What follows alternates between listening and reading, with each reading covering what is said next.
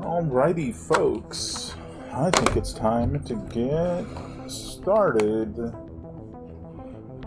What you hear now is the menu music. I really like it, honestly. I wish it, was a bit longer, but it loops after like 4 minutes. But that's fine. Similarly, this game doesn't have a crazy amount of visual character customization. That's fine with the style of the game, but it does mean most of our character customization is going to be seen in figuring out abilities and stuff. But I do really like the music. Let's do everything to... That's fine.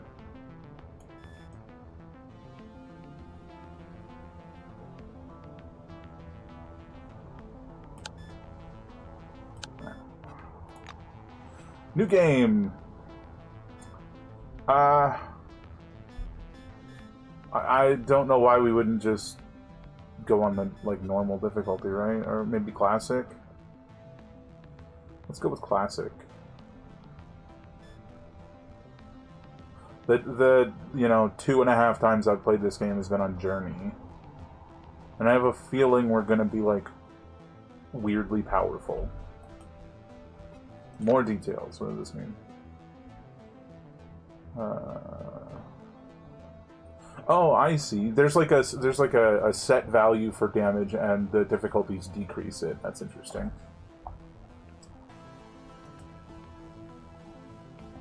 We'll go with it. 1971. We woke up in a different world, where the Cold War ended along with the Vietnam carnage. All because of the Dome. The Dome. A territory full of anomalous artifacts, phenomena, and organisms. We still don't know what it is. An alien city? Some kind of a testing ground or storage? Whatever it is, no living thing trapped under the Dome can escape it. Yet even this did not stop the research. The major powers created the Cronus Megacorporation to develop and explore the Dome. Its secrets became a lucrative business. The Spires station was built on top of the Dome to export the artifacts and import supplies and personnel. The city of Crystal Sands grew at the foot of the Dome, eventually becoming a major transportation hub. All this required thousands of employees, and there was no shortage of candidates. Romantics, pragmatists, and adventurers of all trades swarmed recruiting centers around the globe, seeking jobs at Cronus. You were one of those people. Gotta see what's in the Dome. In 1976, your application was approved, and you went under the Dome towards the future. Whether a good one or a bad one, only time will tell. Okay, so I'm excited. I love this game. I think it's very cool. Let's Our name is going to be Ham Hammer. I think Ham Hammer is 28.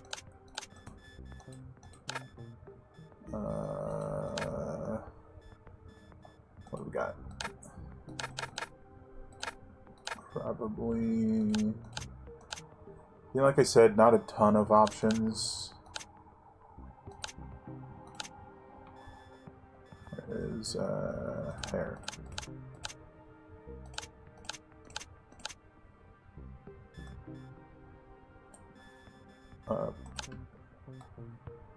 Don't think that's it.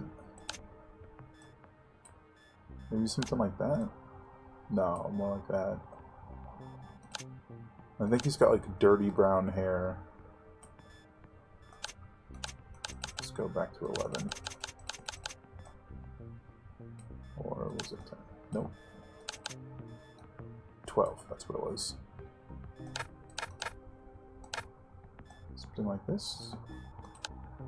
Let's see.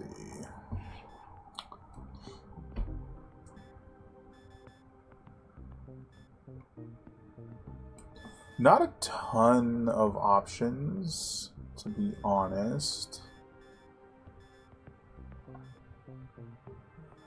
But we knew that. I don't think his hair is dark enough.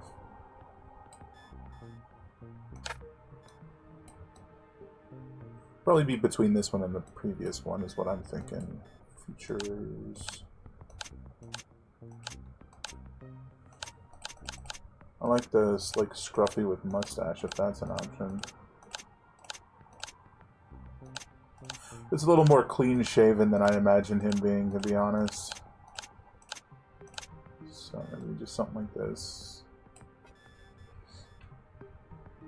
Feature color. Are the colors the same numbering? Sure. That's fine. And we are going to be Blue Wing, I believe. Yeah. The dome lay dormant for centuries and came to life only with the arrival of people. Today, this region is gigantic, 30,000 square kilometers. Construction site with thousands of cars, snow-white cities, and a network of motorways spanning the inhospitable desert.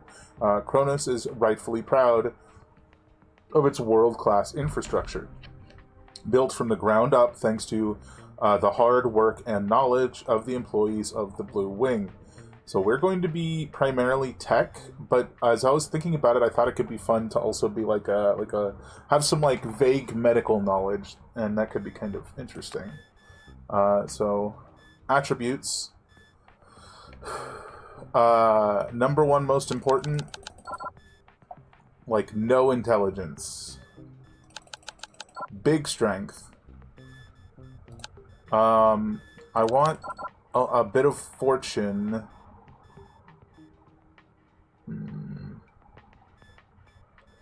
I don't think we need charisma or brains. What does deafness do? Dexterity and reaction time affects starting action points, movement speed, initiative, evasion, light weapons, hand-to-hand, criminal, and contraption. Let's take this down to 6. And I need 6 psych for something that I want to have later. 3 out of 5. This way we have some action points and a little bit of invasion, but we're primarily like a tanky melee guy. That's the goal for Ham Hammer here. I think that's probably fine. I wouldn't hate if charisma was a bit higher. I like the idea of a charming idiot, so we might have to look at our one of these two, which can potentially give us more points in this, depending on what we want to pick. But might as well skim over what each of these do. Muscle. Physical strength affects hit points, encumbrance, close quarters damage, heavy weapons, hand-to-hand, melee weapons, and tech skills. Perception. Awareness, intuition, environmental sensitivity affects initiative, learnability, precision, evasion, light weapons, heavy weapons, high-tech weapons, and piloting skills. In addition, high perception gives a chance to notice something hidden and evaluate the characteristics of people just by looking at them. So I want to be an easily teachable idiot. So I want more learnability. And I'm like 85% sure this is the only way to get it without brains. We'll see. Guts. Constitution, stamina, and overall health. Affects hit points, regeneration, encumbrance, defense class, fortitude, melee weapons, and melee weapons skill and survival skill. Charisma, physical attractiveness, charm, and the ability to present yourself. Affects inspiration, authority, influence, and medicine skills. Gotta have that bedside manner. Brains, which we have none of, and that's going to stay that way. Mental acuity, intellect, affects action points maximum, saved action points. Saved action points is a fun system. Skill points per level. High-tech weapons, medicine, tech, and science skills. Deftness. Just reread it. Dexterity and reaction time affects starting action points, movement speed, initiative, evasion, light weapons, hand-to-hand, criminal, and contraptions skills. Fortune. The favor of the famously fickle Lady Luck. Affects action points, critical hit chance, contraptions, and piloting skill, as well as criminal skill. Psych. Psi abilities and resistance towards psionic attacks. Affects initiative, resilience, learnability, psi, damage, psionics, and science skills. So learnability comes from psych and perception, not perception and brains, it seems.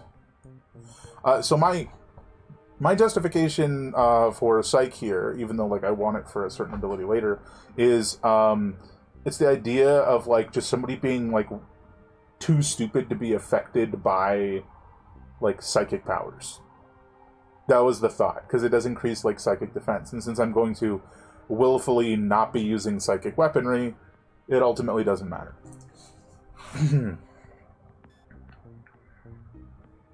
Next up, abilities. So we can have 3 in total, it seems. I want melee weapons. I want to smack things with big weapon, which unlocks, and I will read other stuff as we go, but I don't want to, read ahead too much right now. Mercy Strike. Bladed weapon ability. Damage 40% plus 5% times fortune. Critical hit chance bonus plus 50% if the target's health is below 25%. Cool. Butt Stroke. No, thank you. I refuse. Light, heavy, and high-tech weapons ability. Damage 50% plus 5% times muscle. Chance 50% plus 5% times muscle. Push the target back by 2 meters. I think it's the percent chance it'll be pushing the target back. Desperate Attack. Blunt weapon ability. Damage 30% plus 5 times guts. Critical hit rate bonus plus 15% if your health is above 15%. Oh, interesting. 35%, not 15. Okay. Wear Down. Blunt weapon ability doesn't deal damage. Increases the target's fatigue by 200, by 400 in case of back attack. Cool. Just like a couple special abilities that we now have. And then Applied, we definitely want Tech. Although I'm a little confused why Tech isn't higher. Oh, because it's a flat plus, not a multiplier. That makes sense. That's why Medicine is so low. Because it's brains and charisma, and we have like no charisma. So Tech, which gives us gunsmithing, the skill of manufacturing and repairing weapons. Repair, create and repair mechanical equipment. Throw a wrench, damage 0%. Chance 80% plus 5% times muscle versus fortitude. Throw a wrench and stun the target for 2 rounds. It breaks your weapon. I wonder if it just breaks whatever you throw, or if it breaks specifically what's in your hand, because that's interesting. If I can just throw like a random thing in my inventory and it doesn't have to be the weapon that I'm currently wielding, that's probably for the best. Yeah. Okay. So I can't 100% remember how a lot of this stuff works. So I can't use these because they require 30% in tech. If I get 30% without having it starred, I can still get these abilities. That's my understanding. Not 30%, but level 30. 30, 60, 90, 120, 150. Because part of me really wants medicine for something later. But this is going to take my medicine all the way up to 32, which just gives me the first aid ability. But, like, skill point wise, we can put stuff in as we level up. That's not a problem. So even if I don't take the medicine skill, it wouldn't necessarily be an issue. But I think I'm gonna do it, and I might change it after I look at traits, because there's a couple of interesting ones. Oh, what the heck do we got here? I can still pick a trait, but I get 2 free traits based on something. As a bag of hammers, the namesake. Nature has not gifted you with a brilliant mind, or even an average one. On the other hand, you practice such non-trivial ways of interacting with others and reality itself that an intelligent person would never have thought of. So we can get some goofy outcomes out of that. And what is this? Gun fanatic. You adore guns of all calibers and types. You owned a solid collection of arms and spent a lot of time at the shooting range. But in real combat, you are instantly overwhelmed by the desire to shoot everything at once, and you have to waste precious seconds to focus. Plus 40 to light weapons, heavy weapons, and high-tech weapons, but minus 5 initiative. Probably not. I wonder what the requirement for that was, because when I was messing with this earlier, that was not an option. I wonder... Is it the 1 charisma? I don't know if this is going to work, but if I do this, is there a 1 psych trait as well? Maybe not. That's fine. I didn't want to do that anyway. But these are... Like, you're not choosing to take these. These are automatic, so I don't know where Gun Fanatic comes from. I might have to look that up. Hold on. Not that there's a crazy amount of info about this game. It's a little too niche. Just didn't garner enough popularity.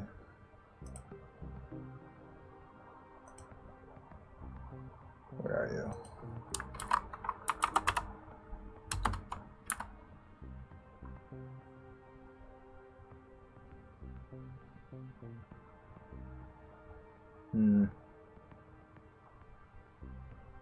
Doesn't really answer the question.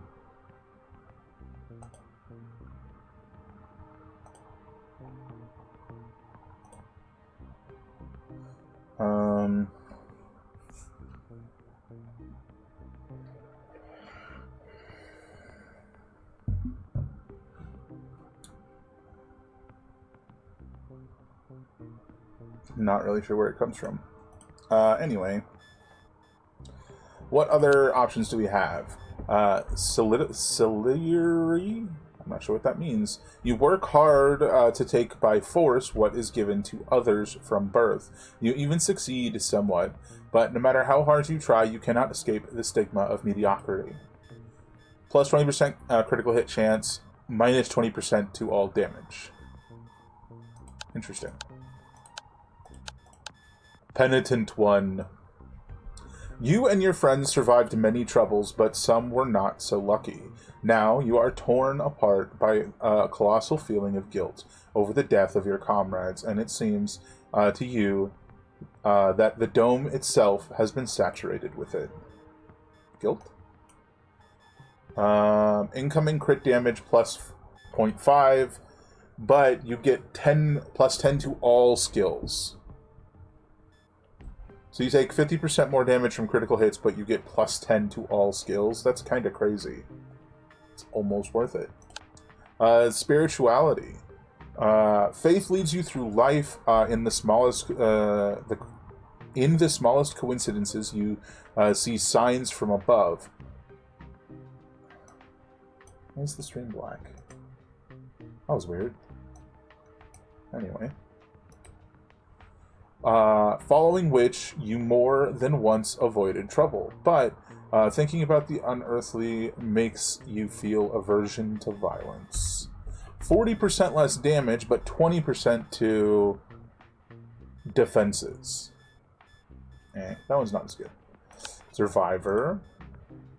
You were the only survivor of a terrible disaster, which made you an object of interest for journalists. Though it brought you fame and self-confidence, old injuries constantly remind you of that day.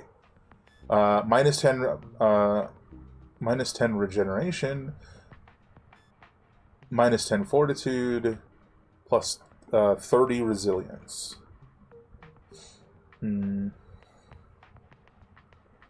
I mean, this one could be fun. I don't know how many we can take, to be honest. Oh, it auto-selected Gun Fanatic. I was so confused as to why I had that. I don't know. Did I select it? I didn't mean to. This is the one on consideration. Vampire. Fatigue minus 400 when killing an enemy. Stunned for the next round. You were struck by a poorly researched mental disorder that occurs only under the dome. Named psychoporphyria. When you kill someone, you experience an unusual surge of vigor, but you also fall into a delirium for a few seconds and pay no attention to what is happening around you. That definitely sounds akin to being a total idiot. Probably not, though. Redneck. You grew up on a farm, and years of daily physical labor made you tougher. But digging through the dung day by day, you rarely found time to develop as a person. So this would give me 4 guts, but make it so I get perks every 4 levels instead of every 3 levels. Doesn't sound good, but it's not crazy bad either. Neanderthal. Close quarters combat plus 13. You cannot wear pants and jackets.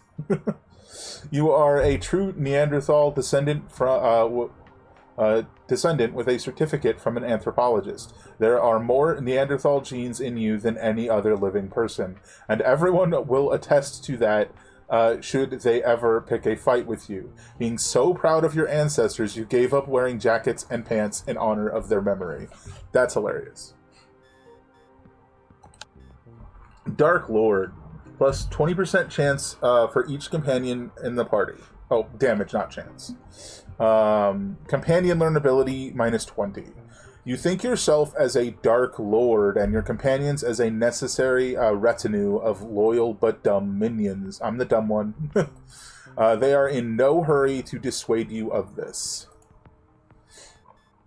Nah. Thrill Seeker. Experience plus 50% with health less than or equal to 35%.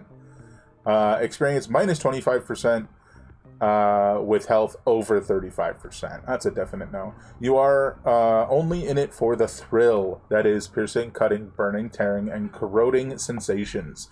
Perhaps you are prone to self-destruction, but you only feel alive with might and main when standing in the very edge of the cliff. On, not in. Bossy.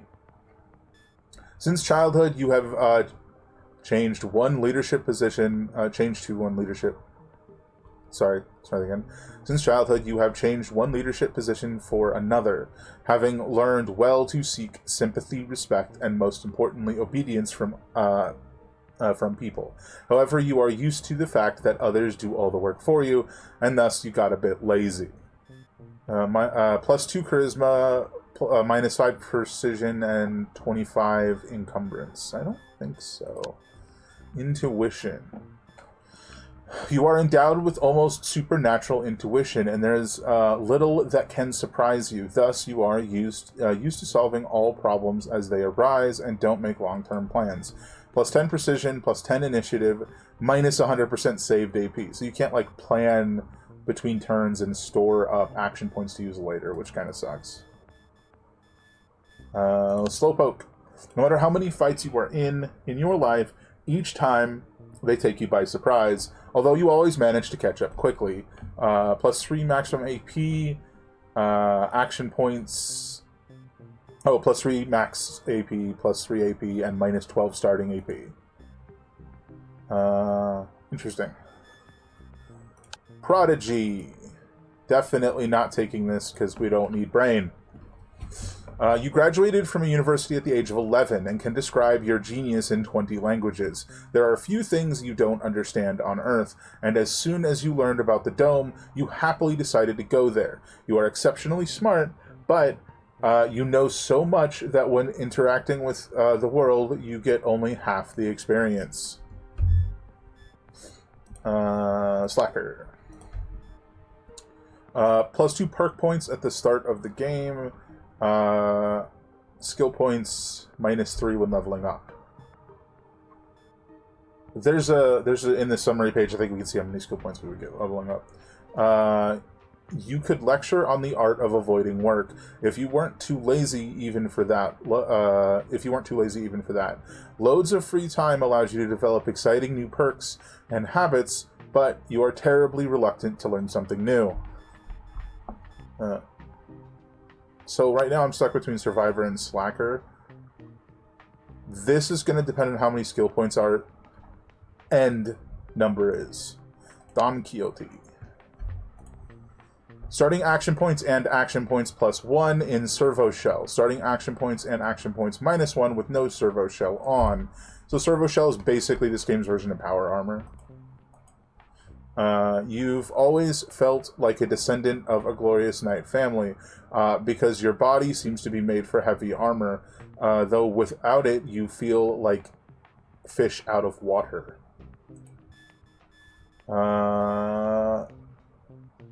Let's see what our totals are before we go back and pick that one.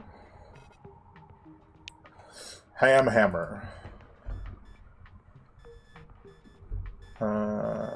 Where is it? Secondary stats.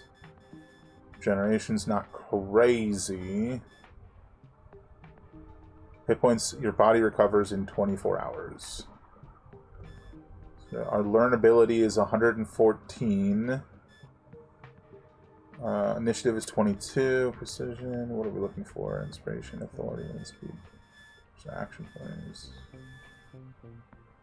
Skill points per level. 11.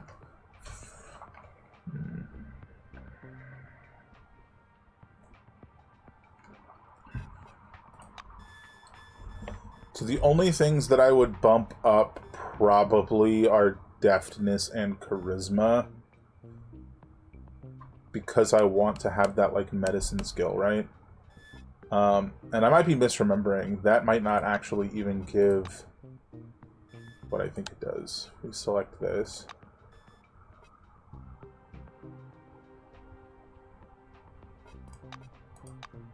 Though I think what this means is when we start the game, we're going to have 2 perks to pick from. And while I don't necessarily view this character as a slacker per se, I might argue that he comes off that way. Let's see if I can... Let's see the facial hair again. Wish there was a scruff option. Damn. Damn.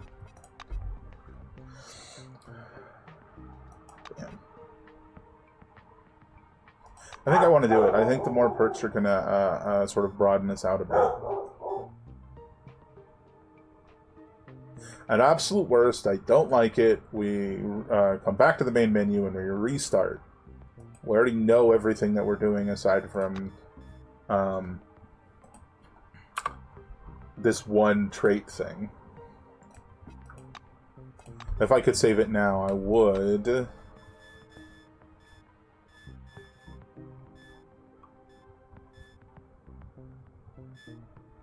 Sucks. I really wanted more charisma.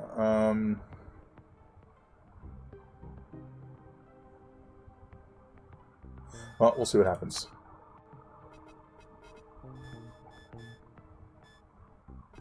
Let's do...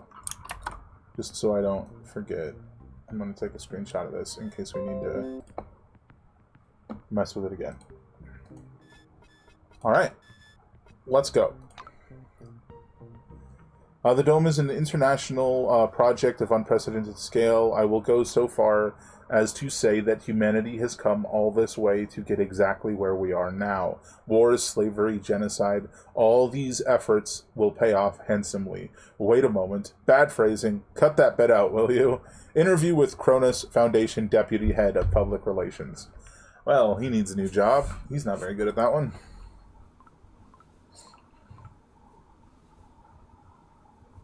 This is general world stuff. And, what's the other word? Tutorial stuff. Magic hands? What the heck is magic hands? Give me 40 bucks. What the heck is magic hands? So, we're on our way down in this, like, giant elevator that reaches all the way to the top of the dome. So something that I don't think has been explained yet, but will be at some point, is the dome allows inorganic matter to pass through from the inside out and the outside in. But organic matter can only go through it to the inside, not through it to the outside. So once you're in, you're stuck. What the heck was that? Data? Character. I don't remember how to. Was it here? Perks. Okay, we have 2 perks that we can choose, but what the hell was magic hands? Oh my god. This is for companions. We're not going to read through all these because there's quite a number, although only some that we can. What is magic hands? You completed basic training and entered in the Blue Wing. Oh, this is the Blue Wing perk. Okay. You were trained in the basics of work safety, and now you understand the intricacies of technical devices and equipment specific to Kronos. In addition, you have completed a short course about self-defense through improvised means. You never know what awaits you in the depths of technical rooms and tunnels. Alright, we got adrenaline, +2 deafness, and close quarters damage +4 when less than half health remains. The Art of War, 7 initiative, 7 resilience. Sunchild, definitely not. Sturdy, +3 max hit points when leveling up, and, you know, for each level you already have. We're not taking that. Psychonaut, psychic. +2 under the influence of psychoactive substances. Healing factor, restore 10 HP per round while health is below 50%, works in combat only. Your supernatural regeneration saves your life on the battlefield and baffles doctors. Sorry, it saves your life and baffles doctors. Observant, +3 skill points per level. So if we take this counteracts the downside of the other thing we just took. Way of Potatoes. Requires less than 3 brains. Random attribute +3 when eating a potato. The potato is not as simple as it seems. You are bound to it by a mystical pact, and after consuming a tuber, you gain its miraculous power. I don't know how long this effect lasts, but that's a fun idea. Creature of the Night, that's opposite of the day one. Hypochondriac, I don't think so. Leg Up. Instantly gain a level. Heavy Sleeper, no. Roaring Good Health, +50 HP. Just imagine taking this at level 1. I want like 107 HP or something.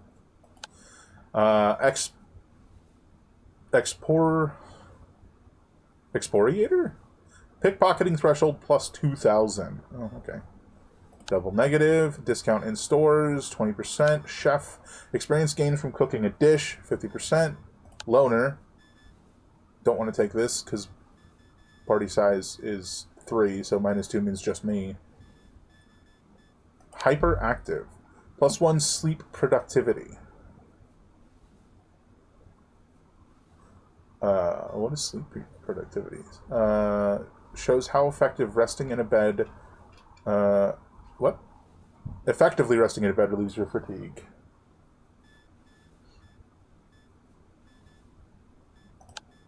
This is a perk that explicitly requires less than 3 intelligence, so I think I want to take it, guys. And if I eat a potato, I get a random buff. That's just really funny.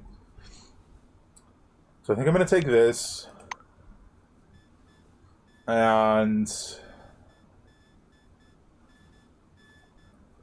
if I take Observance, I wish this boosted learnability. It was like 1 skill point and 20 learnability or something. Do I want Observance or Healing Factor?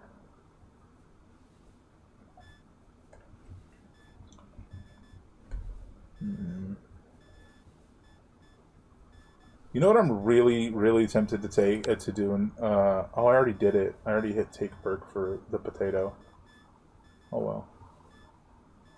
I think we will, in fact, do that. Anything else we wanted, we can get later. Where is it? Observant. Take that now before we get any levels, so that we don't lose anything. Way of potatoes.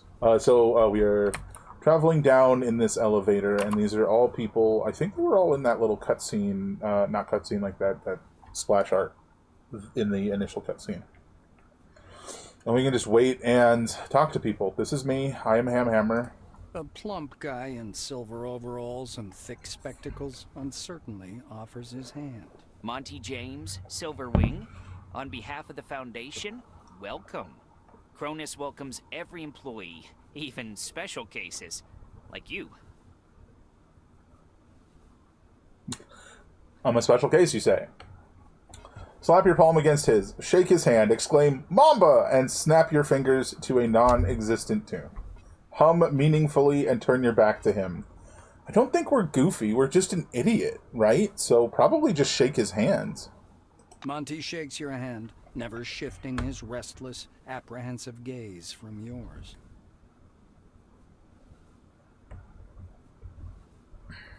Hop away. Pull a mocking face at the silver and leave. Let's hop away. The orange is dressed in a new jumpsuit. The shiny badge on his chest reads Quentin Bisley, laborer. He looks at your dumb, happy face and snorts. Fantastic. The orange pokes you in the shoulder and turns away, chuckling. Just leave. The tall so woman orange in black are overalls stands with her prisoners that are arms sent here to work. crossed. Her badge reads Elsa Olafson, Security Service. We leave. A man with a mustache and a blue jumpsuit is standing at the window, studying the construction site below through an occasional break in the clouds. His badge reads Igor Potanin, Planner. This is definitely because of the bag of hammers. This is not what you normally. This is not the normal option at all. Blue Wing, point from your blue uniform to his and thump your chest. Give him a serious look. Approach him on all fours. That's absurd. Stroke your upper lip as if you were sporting a luxurious mustache. Exclaim biscuits and step away. This one. The engineer nods eagerly. Oh, okay. No further words? Alright. How about you? You're the last person. The thin, pale young woman is staring through the green glass of the porthole. She turns to you. The badge on her chest reads Tomoko Kimura, physiologist. Physiologist.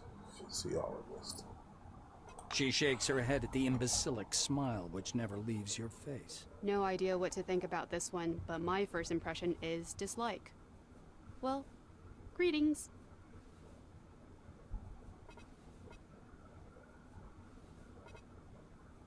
Mumble something, bow to her in the Japanese style. Smile and give her a friendly... Ugh. Okay.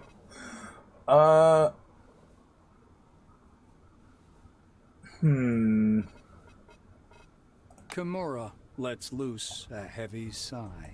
Oh dear. She's talked to us the most out of any of them. She turns back to the window. Leave while muttering incoherently like a mad person, shout boo into her ear and laugh. Lay down on the floor and curl into a ball and roll away. Oh my god, that's ridiculous. None of these are the greatest options.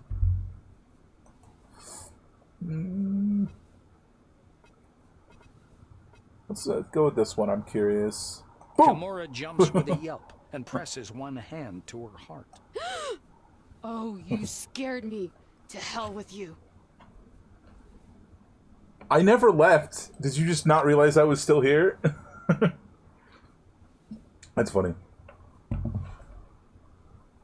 I think if we just click, we go, right? Stopping in front of the porthole, you watch the ground slowly approaching and sing a joyful song curious about what this would be. candy astronauts. Of course, no one has ever heard such a song before. You just made it up. I didn't expect there to be, like, so much distinct narrator-related dialogue. Yell out a song in full voice. What the hell? The female black winger whispers. What did you expect? Cronus is a public company, so many of their decisions are influenced by There's so much more than I politicians thought and there'd other be. public figures. They think that if the dome is public domain, it should be anyone's domain. Meaning absolutely anyone. I'll try to find our special colleagues file. Just a moment. The silver begins clicking his kairos. Kairos, your portable personal computer, it sends and receives electronic mail and keeps you updated on quests given by Cronus employees. It also has a flashlight, alarm clock, scanner, and a database of scanned objects. He sighs in disappointment. Odd, there's nothing in it. The profile is almost blank. The idiots under the dome are more mysterious even than the forefathers' relics. The white wing woman who had been watching the earth below turns to Monty. You think it's funny, Mr. James? This so-called mission is the joke. And by the way, stop using the word special as an insult. That's inappropriate. I know very well what you're implying, and it doesn't apply to this person. They're simply unintelligent. Very unintelligent. That's accurate. As you're about to move away from the window, you spot a funnel cloud beginning to form above the ochre plain. The gathering storm drifts unhurriedly above the desert, a crown of green lightning flashing at its core. Clearly no ordinary weather phenomenon. It must be one of those anomalies. You freeze at the window, reluctant to divert your gaze. I don't know about all that.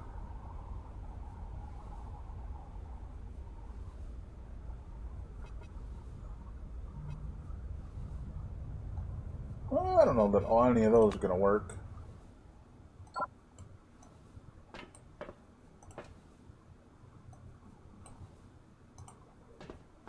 Cronus Foundation presents gleaming, futuristic, state-of-the-art cities. I watch TV now. Bisley winks at you and does a Science fiction, well-paid, I didn't catch safe what that was. I was employment, trying to- career advancement opportunities, and a world-class social safety net. Noble and intellectually stimulating work in state-of-the-art laboratories. We're thrilled to welcome you to the Dome. Okay. Please hold on to the handrail and prepare for landing. Does it start again? Foundation It just starts again. Bisley winks at you and does a silly trick with his finger. Give him an amused look and The applaud orange loudly. giggles and bows jokingly. Opportunities and a world-class social safety net. Noble and intellectually stimulating work in state-of-the-art laboratories. We're thrilled Kimura turns to regard you with a disapproving sigh. and prepare for James adjusts his glasses with a touch of his finger. When we're landing, hold on to the handrails. And don't chew your sleeve, please. It's inedible. Also, it's company property. Well, yeah, but it feels great. The blue pats your head sympathetically. Pat him back and leave. Well, she's the one that yelled at me, so. The tall woman in black overalls stands with her arms tightly crossed. You return to the window. A whirlwind is spinning slowly in the distance, dragging the reluctant clouds into its colossal funnel. The pale... I think it's just a time-related thing, right? I can't honestly remember. Hello?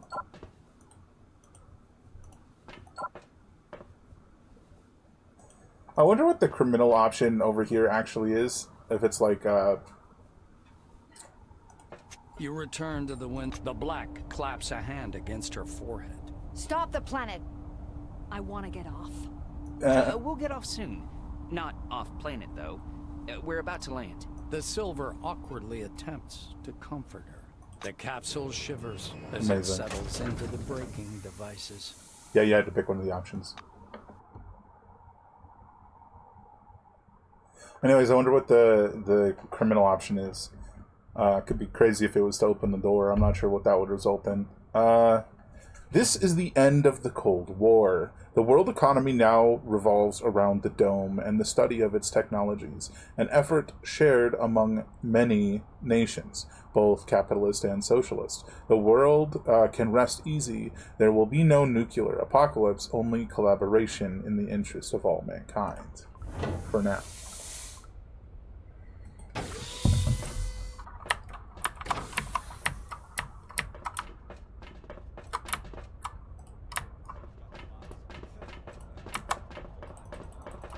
I don't even know how to walk slowly. I just run everywhere. Come here. Come on, hurry up, or you'll miss everything. A cheerful man wearing a white lab coat grabs your sleeve. A badge reading Ludovico Nuzzi, Scientific Analyst, Export Department, dangles loosely on his clean uniform, which still smells pungently of washing powder. Look over there. He points upward with a sharp, wide gesture and hands you his field binoculars.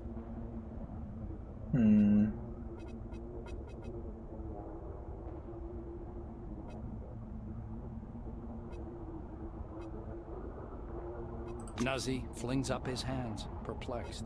Oh dear. How did you end up under the dome? You know what? I'm good at a lot of things. Talking isn't one of them. Go, or you may fall behind the group. Get lost. And please don't look at the storm. It's frightening. Well, it can be. Say plop plop sadly. Walk away. Head down. It's just not my strong suit. It's fine.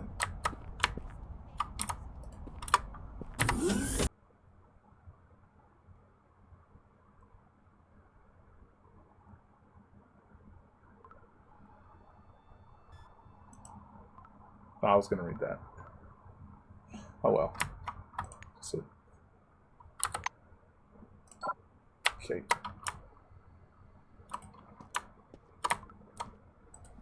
Hello, hello. I believe I'm here to check in. Mr. Rayhead, would you bring me a cup of coffee, please? Colleague? Well, never mind. Vending machine. Hello, come up to the desk, please. I'll register. Can I flip the rotation of the camera in here? Where is it?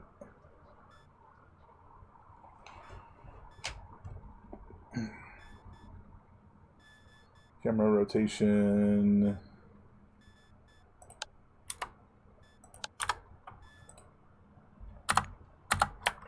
There we go. Feels much better. A tall, bored, and haughty-faced administrator is watching you from behind the counter. He impatiently waves you over.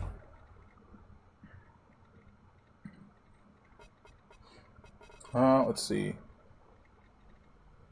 I'm here! Suppose that'll work. The face of the administrator behind the counter turns pale, then pouts. What?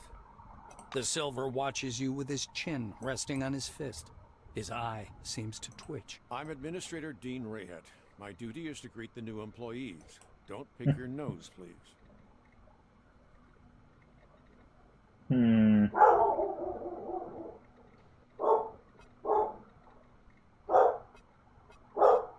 Shaking his head disapprovingly, the Silver reaches under the counter. Oh dear, another Buddy Paul mark. They must have all gone nuts in HR. Dean emerges from under the counter and puts a tape recorder in front of you. Now we'll have a regulation pre-registration greeting. I'll turn on some music. Don't be frightened. The tape reels begin spinning slowly. The sound of a metronome is followed by solemn music.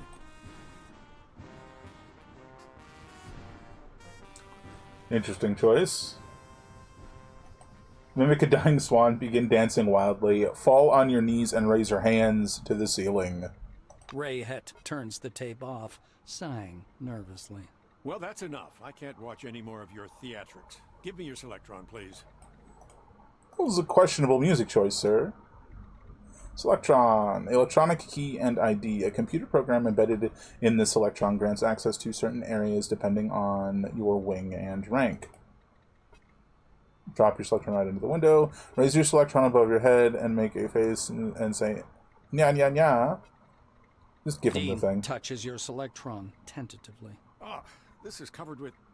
what? Oh, disgusting. Look, man, I gotta chew on something, and they said I can't chew on my sleeves. What do you want from me? The administrator connects your Selectron to his mainframe and upgrades it. Grimacing with disgust, Dean hands it back to you. Yes, right. It has changed color. Good key. Quite pretty, isn't it? Idiots keep coming, goddammit.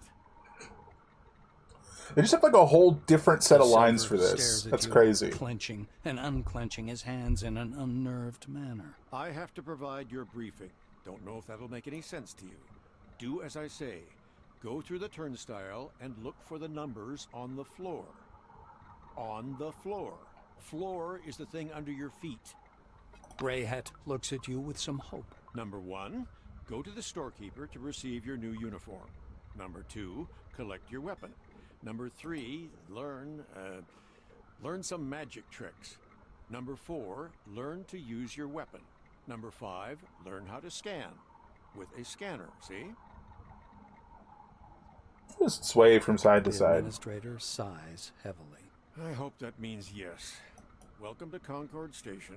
Get going already. Go bug somebody else. Off I go.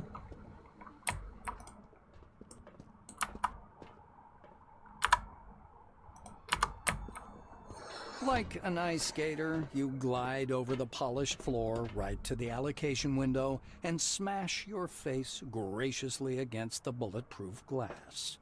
Yeah, it's The a bit slippy, red-headed don't you guy think? behind the counter, wearing a silvery jacket, raises his astonished gaze at you. He puts on his glasses. Good day, employee. I'm Sidney Maynard, storekeeper. I issue uniforms to the employees and also sell necessary equipment.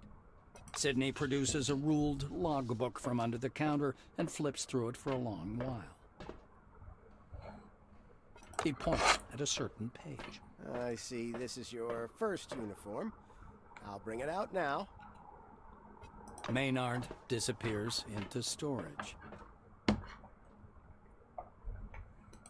And soon returns with a small pile of clothes. He puts the clothes on the counter. Before you can have this, I've got to give you a short briefing. The Cool. Silver puts on a serious expression.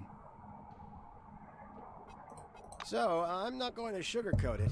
Life under the door. I feel like I'm going to be picking the more normal options 90% of the time. Spill acid onto yourself, get electrocuted, or suffer the effects of a dangerous anomaly.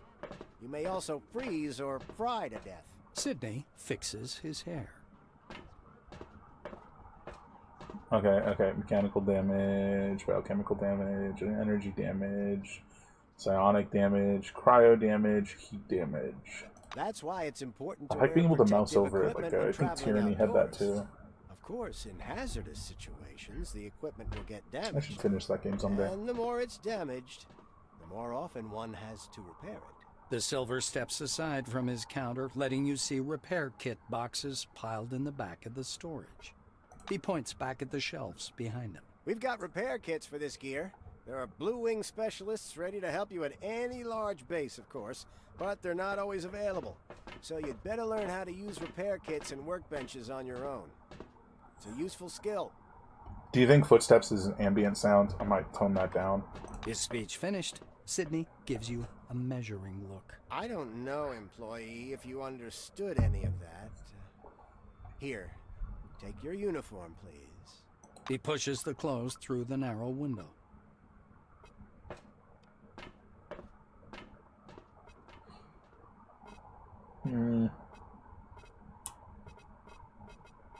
Sydney watches you fiddling with the baggy Blue Wing trousers. This uniform is for technicians.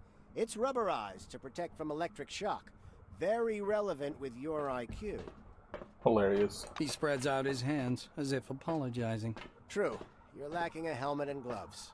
Alas, this was an order from above. But you can buy the missing equipment from me. Do you want to? Well, what do we got? Super color gamma teleglasses. I'm supposed to buy a helmet, right? Like the engineer's cap. And gloves.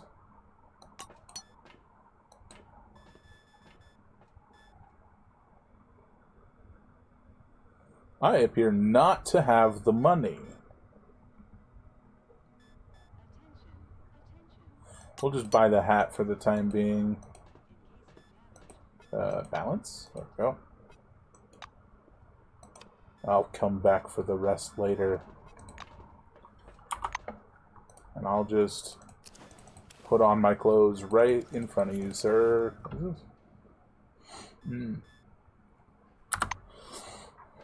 Oh, what's in here? What are you? Personal teleporter? And you're just leaving this on the ground for anybody to take?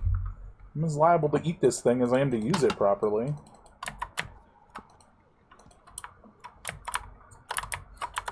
Oh, that's a 1. I thought it was a pipe. Anything urgent, Mr. Kratchkov? Katarzyna, did you mark it as Class 1 again, instead of 2? Look, here's the scanner data. It says the relic I'm is a eavesdropping. scientific device. Wait, but it's still Class 1.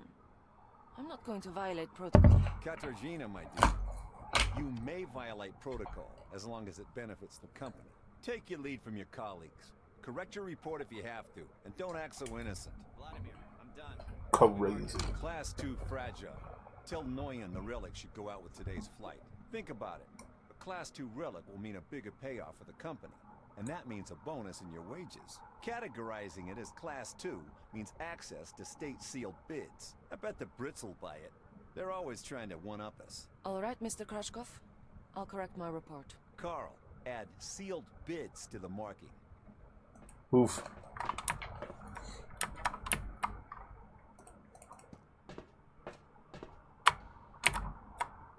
We got 2, that's for weapons, and we got this fellow over here fixing this door. Hey, A hi. plump, middle-aged, red-headed woman is standing behind a makeshift counter, mouthing her pipe. You see the number 2 drawn thickly on the floor. This must be the armory. There's a small metal flip calendar on the table in front of the woman. Next to it is a small nameplate, Margarita Tkachenko. Tkachenko adjusts her hair and looks at you. To what do I owe the pleasure?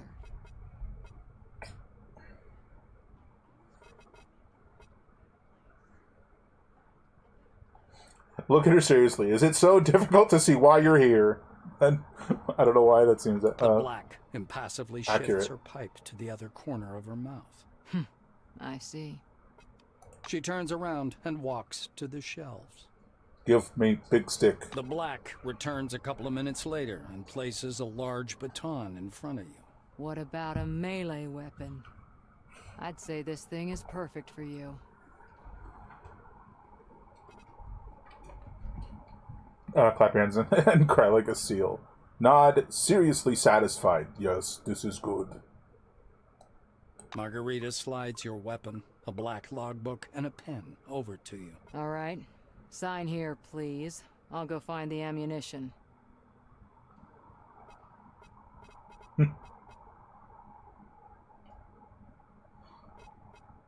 You silently draw a thick cross opposite your name.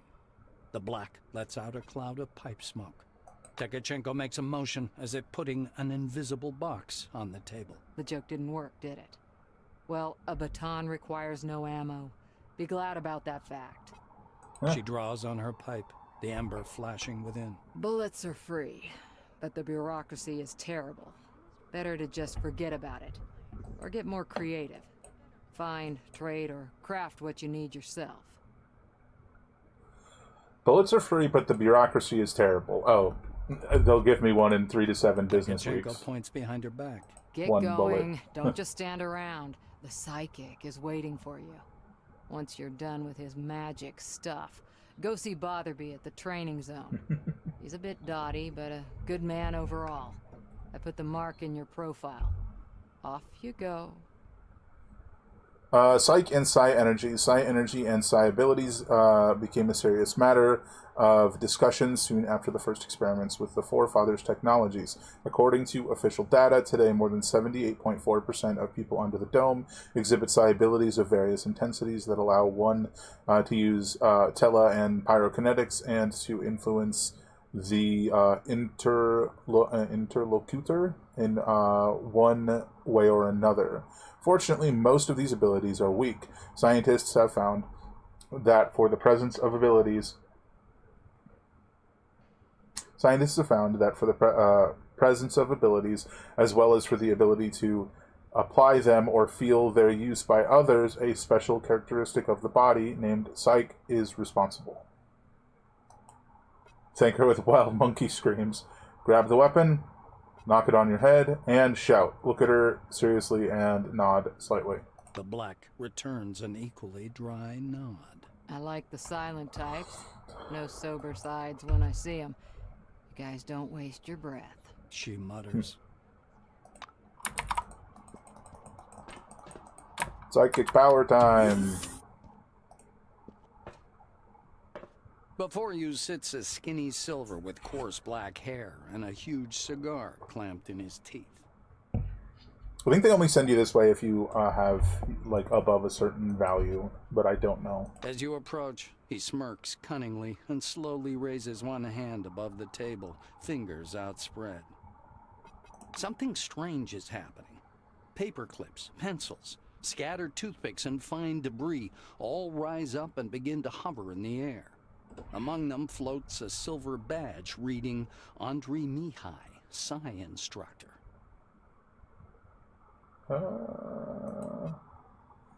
Shout, Gamkins, and eat an eraser out of the air as it zips past.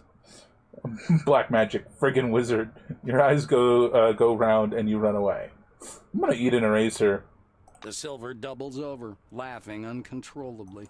You're welcome. The cigar drops from his mouth to the table, leaving a yellowish stain on the shiny finish. When he's done laughing, he picks up and relights his cigar and looks at you with a sly smile. You're a bright one, I can tell. Here for a briefing, huh? I'll explain it all in no time. Very meaningfully say, you know, and try to articulate a question. Say, and after a sneaky pause, quietly add glug, glug, glug. Grab the pencil holder off the table and smack yourself in the head with it while screaming wildly, expressing your readiness. Take advantage of this person's confusion by yelling spoon and leave in a hurry. The element of surprise is your element. Hold up a piece of paper from the table and hide yourself and make a stealthy exit. All right, Bright Eye, stop with the ruckus. First the briefing, and then the questions, huh? The silver wags an admonishing finger at you. Uh-huh. The silver props his elbows on the table. Anyway, here's the deal. It's more profitable for people with a high psyche to study psionics. Give me your hand. Not waiting for an answer, he grabs your hand with his strong, dark fingers. Andrei squishes your hand and his face, too, with concentration. It's a safe bet there's something in there. You'll be a goddamn wizard, you hear me, Bright Eyes? The idiot wizard is a Dark Souls 2 idea. We'll have to do that someday, too. The silver takes a thin glove, covered in talc, from his desk, and passes it to you. Look, a glove, right? But it isn't just a glove. This is an ooh mama hold me tight glove. It takes energy from your noggin, your psyche, and pew! Concentrates it. He counts off the steps on his fingers. Learn psionics, put on a glove, make the energy the right shape. That's the whole briefing. Simple? The silver roars with laughter. You are one oddball. Come on, get your brains together for a sec. What do you want? Andre claps his hands and pokes you with his dark-skinned finger. Ah, got it. Want to see a trick? Sure. He waves his hand and the toothpicks rise, spinning into the air, gradually forming into a suggestive figure. Mihai cackles gleefully at his joke. Let's see. Psionics. Silver snickers into his fist. Nope. Psionics. Psionics, huh? It's a special ability. Everyone gets it under the dome. Some more, some less. That's how it goes. Bloom. The instructor takes the glove away and slaps you lightly in the face. Stop giving me that, Bright Eyes. Starting to lose heart here because of your jokes. This is a high-tech device with a special coating, and you're trying to put it in your mouth. You knucklehead. Well, it's not giving me the option to actually use it. And returns it to you.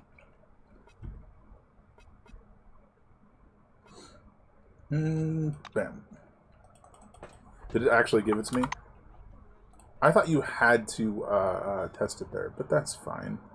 I got a Judge Bat nightstick.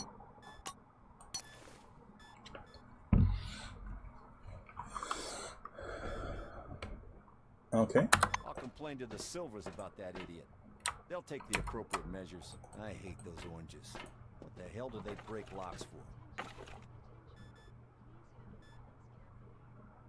If I sell your disinfectant, I can go buy my gloves. I'll be right back. Look, if it doesn't say it's stealing, it's not stealing. That's the rule. Sydney adjusts his glasses. Ah, Let's it's see. you again. Okay. Well, I need my gloves. And you can take that man's disinfectant and this pile of cloth and some soap.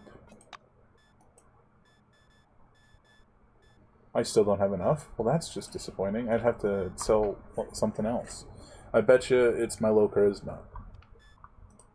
What does a shovel even do? Just lets you dig, I think. I'll be back.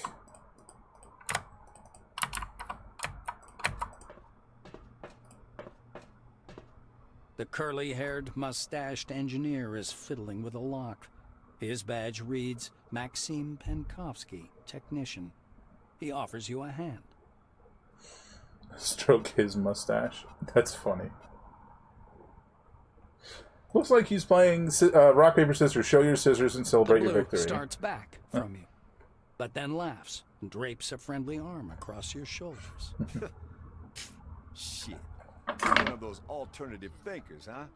Hubba hubba. That's what they I'm call not a me. Silver, of course. But I don't think they should have brought you under the dome. Hey, don't touch the lock. It's broken. Wag a finger. This lock bad. I mean accurate. Freeze on the spot and look around to the lock. What lock? This lock bad. Maxime produces a thin metal instrument from behind his ear. You seem like a fine fellow. Want me to teach you how to pick locks? Nothing illegal, just a useful skill.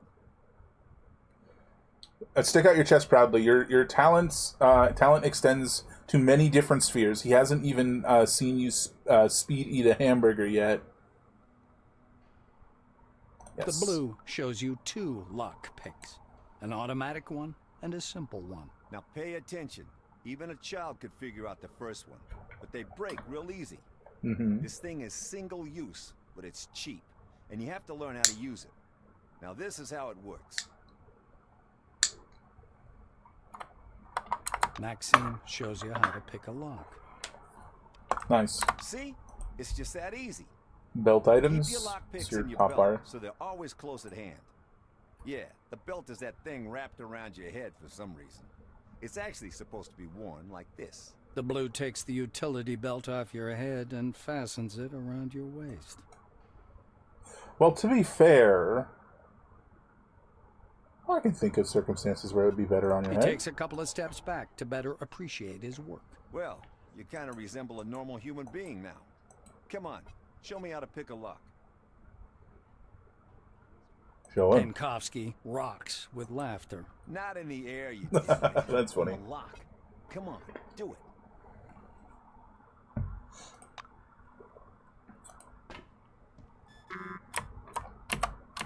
I repeat, get a lockpick and attach it to your utility belt. And then, apply it to the door. Yes, apply is the proper word.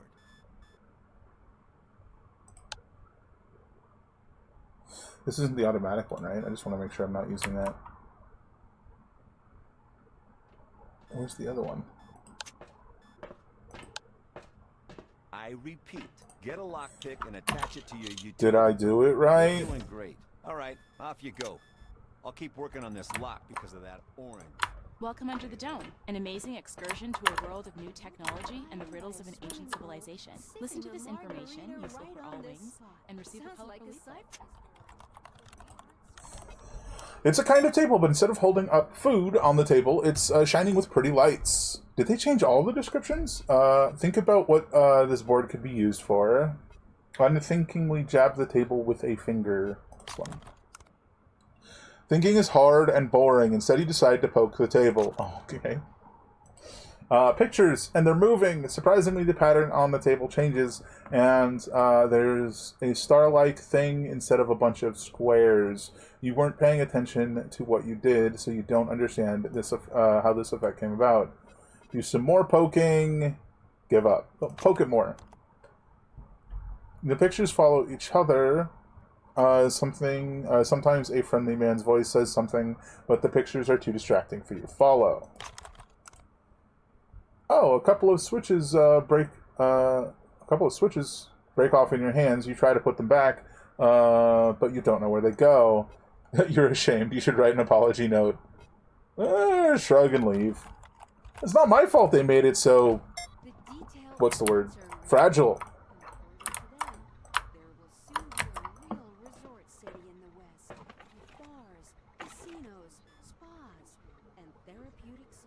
Why does this mop do, like, wildly more damage than what I'm using? Also, I forgot weapons have descriptions. Some blacks affectionately call this weapon Baby, and you'd best stay away from that lot. This baton is covered in hard rubber and has a solid rod inside with a sliding weight that makes it strike harder. So I can do 11 to 12, or I can do 8 to 22. I don't know, man. This just feels like what he would use. If you found a mop and was like, I can hit people with this, I feel like he'd pick it up. A middle-aged black is sitting behind the counter with his hands in his lap. The buttons and zippers on his uniform are polished to a shine, and even his badge, Winston Botherby, Instructor, has been buffed so much it hurts your eyes to look at it. Botherby is a hell of a name. Okay. Let's do this. Winston watches your performance without blinking.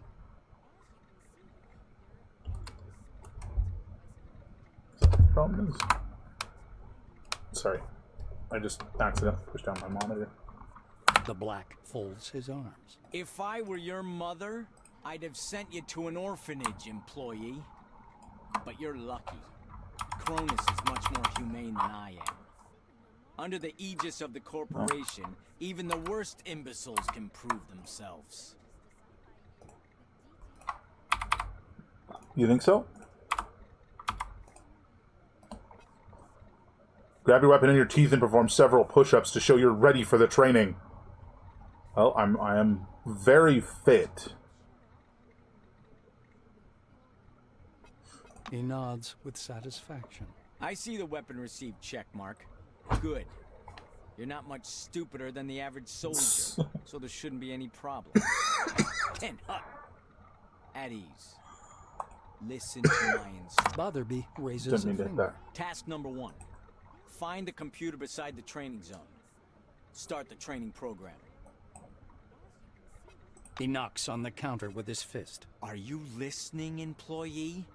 Task number 2. Go down to the training zone and shoot at everything that looks human. Is everything clear?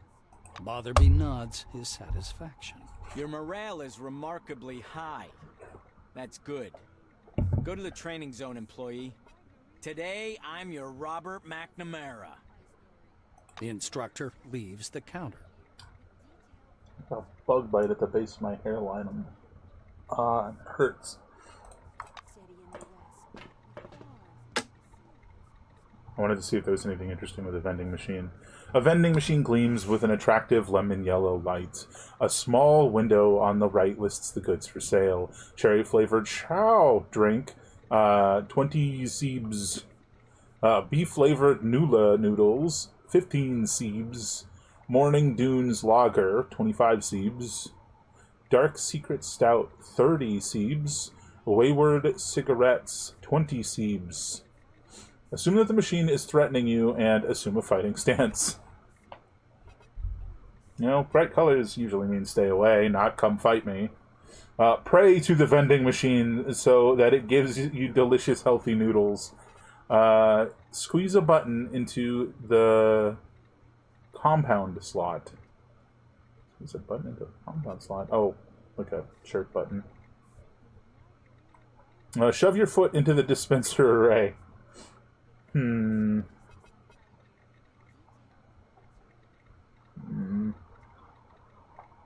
Why do I want to fight the vending machine? The vending machine remains perfectly still, as if it's confident enough to not even prepare for a fight. Knock its lights out with a punch, smite it with a kick, smash it with a headbutt. Flee, it's too strong! This is a battle you cannot win! Bam. Oddly, your opponent doesn't respond to the attack. This must be a tactical ploy. These vending machines sure are some goddamn tricksters. Smite it with a kick! The machine is stronger than you thought. You've only given it a small dent. The vending machine is obviously an experienced fighter. Smash it with a headbutt.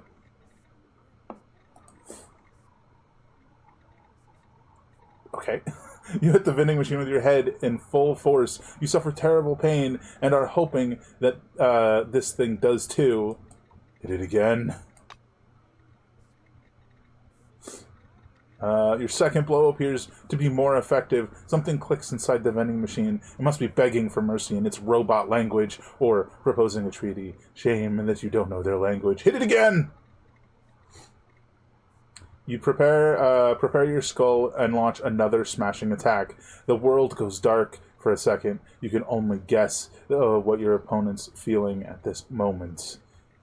Hit it again! We're locked in.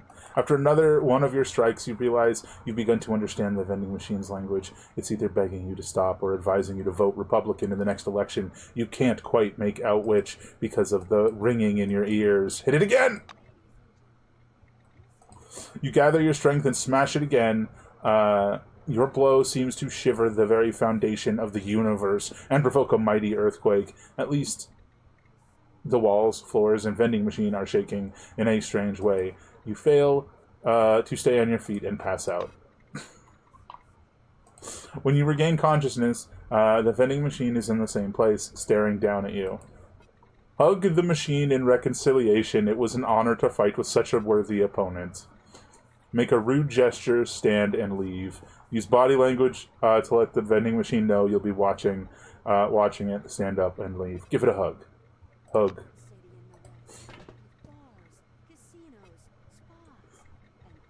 Yeah, I took 5 damage bashing my head into the vending machine, guys.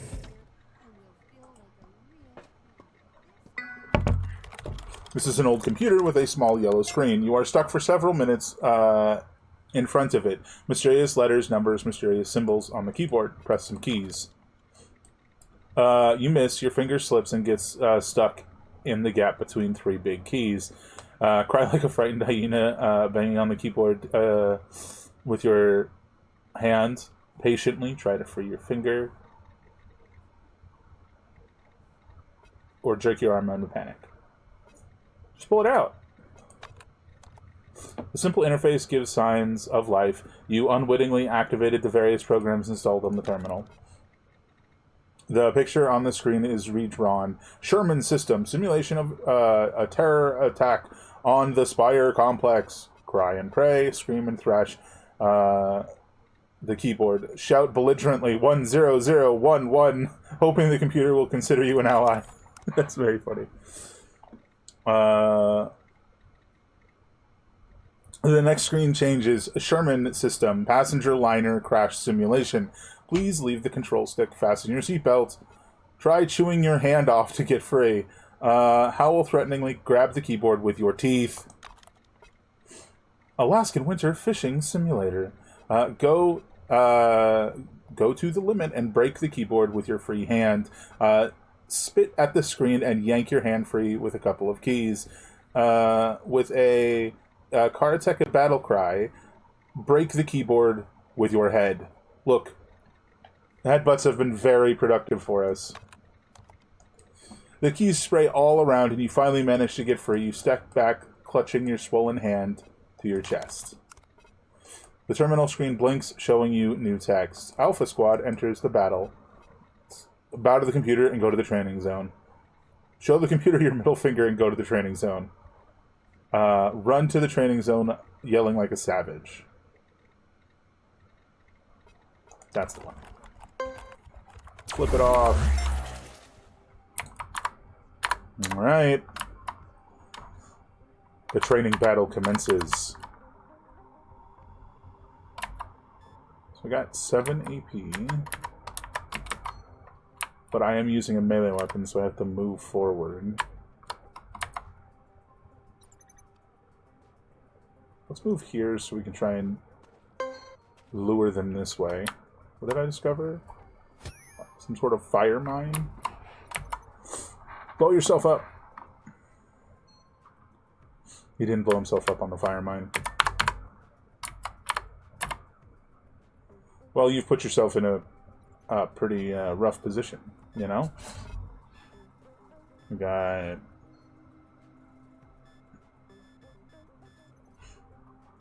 Is that 5 AP? Mm-hmm.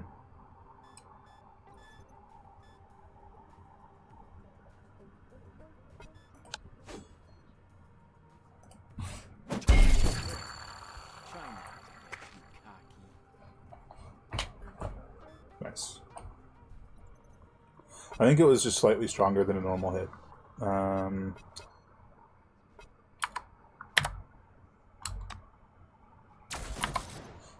Well, he triggered the mine over there. Sucks to be him.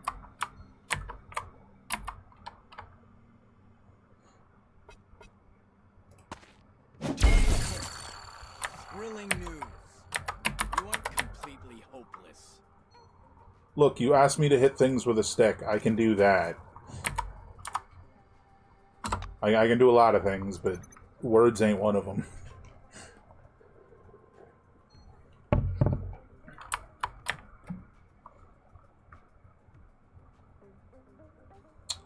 What if we just wait?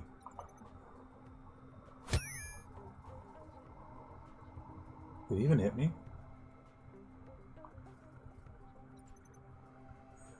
I can go over here and smack him. Bonk. Target hit. I can't help but say I'm stoked. Apparently he's stronger than the other two. Oh no, it's the standard attack, which is 8 to 22, versus the blow attack, which is 14 to 30. Finish him! Thrilling news. You aren't completely hopeless. We are not going to tell him we broke the computer. Speak quickly.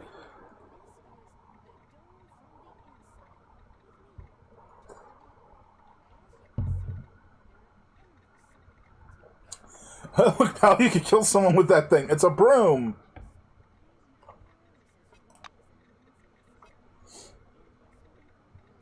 Botherby nods grandly. You made it through training without making a total fool of yourself. Congratulations. Are you sure? I'll send a report up the chain about your completely unanticipated success. Go look at the computer. I'm You're not sure you're going to dismissed. feel that way in a moment. According to them, there will soon be a real We got Employee of the Month over here. Oh, Employee of the Year, actually. casinos. Another one. Pray to the vending machine. We haven't tried this one yet. And technically it beat us in a fight. Well, the other one did. So, pray to the vending machine. You pray furiously, muttering the children's song about a shark under your breath, but nothing happens. Maybe the vending machine's practices some other religion. Squeeze a button into the compound slot. Combond slot, excuse me. You squeeze a button into the combond slot, then another, just in case. Surprisingly, nothing happens. Alright. We'll do this. You shove your foot into the delivery tray. You take your foot out of the delivery tray. How engaging. Nothing in the trash can. In a year, you'll be lying by a swimming pool, sipping a margarita right on this spot. Sounds like a sci-fi story. But we aren't strangers wanted to to turn it sci-fi off. here. An amazing excursion to the world of new technology and the riddles of an ancient civilization. Listen to this information, useful for all wings, and receive a salutations. Young woman, the young woman's polished badge reads, Letiza Rivars? She's carrying a stack of glossy leaflets under her arm. You see another stack of leaflets on a nearby armchair. She pounces on you. Welcome to the Dome. I have useful information to all technical employees, technical department employees. Give her the most loony stare you can imagine. Take the leaflet from Let's and begin to chewing on it. Eat it. Rivera's confused, takes a couple steps back. She composes herself and smiles at you stiffly. Oh, I see. You're a special person. There's nothing wrong with that. Cronus is a big family. We'll welcome everyone. Take a leaflet, please. My wages depend on it. Who happily, of course you will take a leaflet. Push out your lower lip and shake your head. No, you won't take any. We'll take one. Here you go. Thank you. Read it. Is there... Sorry. My vision just went all blurry for a second. What the hell? Here you go. Thank you. Read it. There are beautiful pictures inside. Maybe you'd like another one.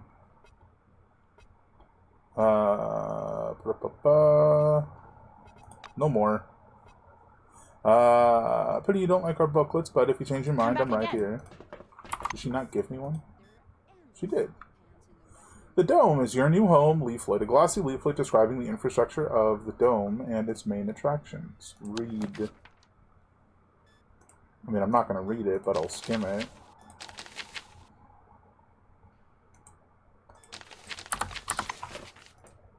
Hey, I got XP for reading it. We should read more often. You see a tall scientist in a white lab coat. It looks as though he's hovering beside the counter in the dull fluorescent light. Open your arms wide and bark, "Science!" Greet him with a firm and serious handshake and say meaningfully, "Science!" Approach him on your tiptoes and ask in a small voice, "Science?" Let's go this way. The scientist looks at you with a mixture of horror and annoyance. Ugh, what a neglected case. Thought he said a different word there. Come on, fan. Work with me. Shout science and shake your whole body. Contradict him. Science! And wag your finger at him. The white sighs. What do these people want under the Dome? He points to his badge. I doubt you can read, but I'm Sebastian Van Olden. I'll give you your instructions now. I'll try to come down to your level and explain how to use a scanner. Tap dance and jabber. Science, science, science. Bare your teeth and growl. Science. Spread your hands and say patronizingly, "Science." Science, science, science. Rolls his eyes. Yes, okay, science. That's indeed what we're doing. Let's begin. He produces a stopwatch and clicks a button. Your scanner is connected to the Minerva Knowledge System database. Each scan will bring you Kronos or Forefather knowledge points. The instructor shakes his head disdainfully. Scan everything that might be of scientific interest. First of all, anomalies. They could be dangerous. Make sure to have your medication with you. Here, take some Arad 3. It improves your resistance against radiation. No, don't lick it. It's not candy. Well, damn. He rummages in his pockets, then puts a canvas pouch in your hand. Here, take this too. This pouch is full of bolts. You can temporarily discharge an anomaly by throwing a bolt into it. Primitive, but reliable. Hey, no, please, they're not for eating. Stop that. It's fine. Van Alden pushes a button on his stopwatch. So, my oral briefing fell within the allotted span of time. I'm ready for your questions, though. What questions am I talking about in this case?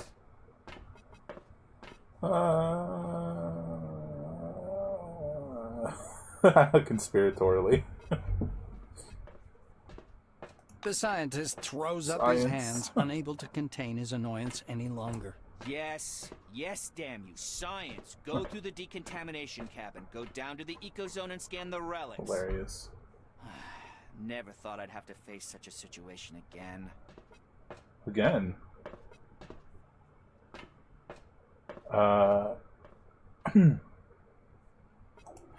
Gotta... Steve. Ooh, excuse me. Say, science! Decisively clutching your Kairos to your chest and leave.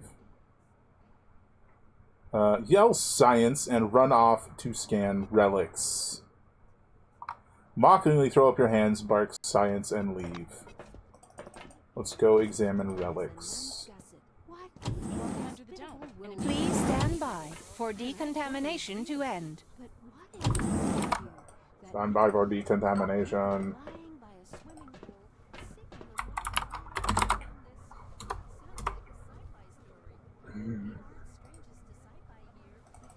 Oh, look at that.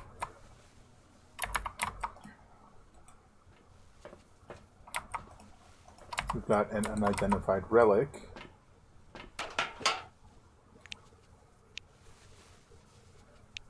It's gone. Be careful around the anomalies. Touch one of them and you'll be injured. Talk journal entry. A successful scanning attempt. You're doing all right so far. Go ahead. I'll keep an eye on you and make sure you don't screw it up. It's fine. I'm doing fine. You don't have to worry about me. Journal entry. 2 objects scanned. And again, watch out for anomalies. Injured. Toss a bolt at the anomaly to discharge it. I'm going to go all the way around. I don't think we even have to use a bolt. Well, maybe we do for this one. Secret discovered. I want to dig up a secret. Is this because I have decent perception? I want to dig with my hands. Rude. Oh, didn't have to discharge it at all. Purely for the sake of having discharged one. Bzz.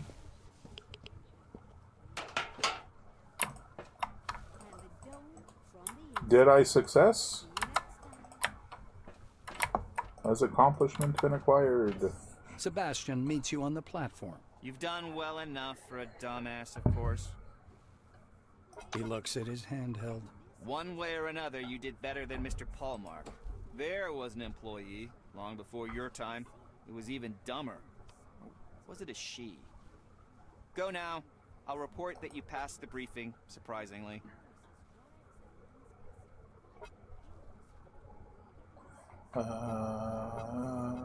Let's see.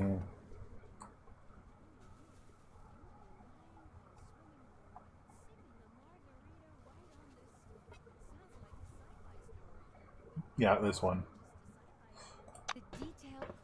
We have enthusiasm for science. Please stand by for decontamination. contamination to end. Thanks for getting rid of my radiation. Welcome Enter the Dome, an amazing excursion to a world. I don't know about you. I really want to go see if I can... Well, I'm not using the psychic thing, so I should just sell it. Because now I want a shovel, too. Sydney adjusts his glasses. Ah, it's you again. Want to purchase? I want shovel, I want my glove. Not you. And we can sell this.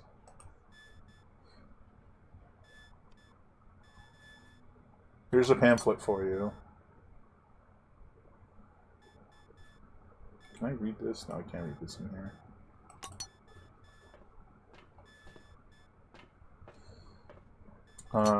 Disinfectant.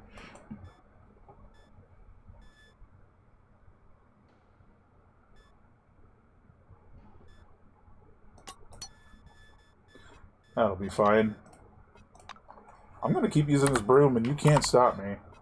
Until I find something else that's like a big shtick, we're gonna use the broom. Interesting. There's another box here I didn't even notice. Duct tape.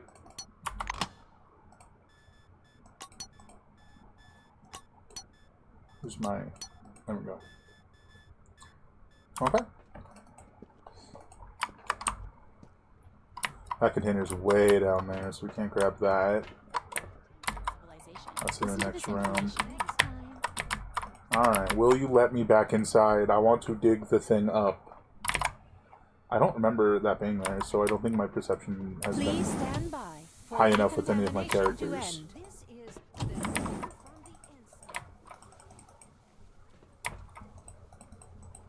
Ooh.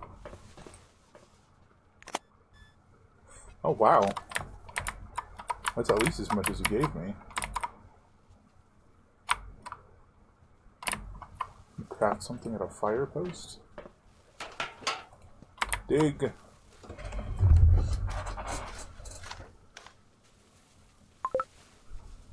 What is that? Relic dust.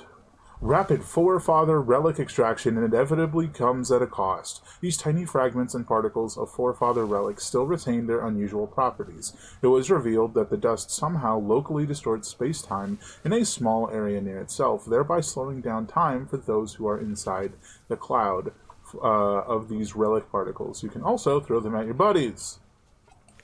Okay, but like, what does that do? I leveled. What the heck? Well, what the heck?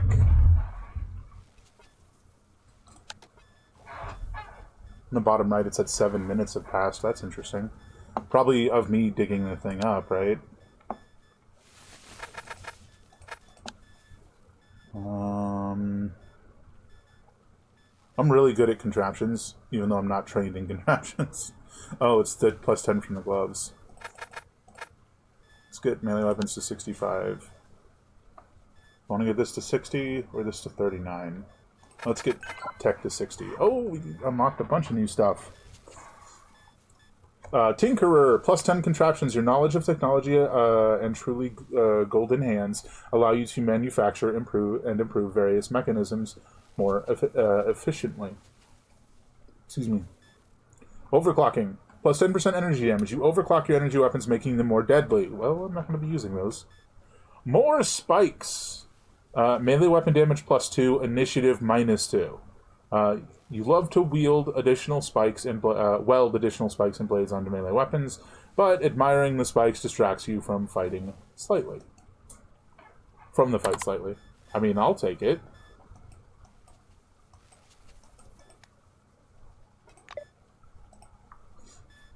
I'll take more damage. I got a spiky broom now, is what that means.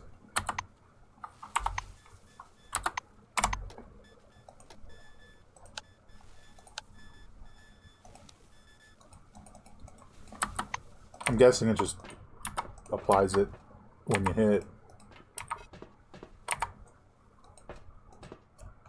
I feel like you can only craft limited things at these. Yeah, just the air gun stuff, because you're refilling them with the fire extinguisher air or whatever, I guess.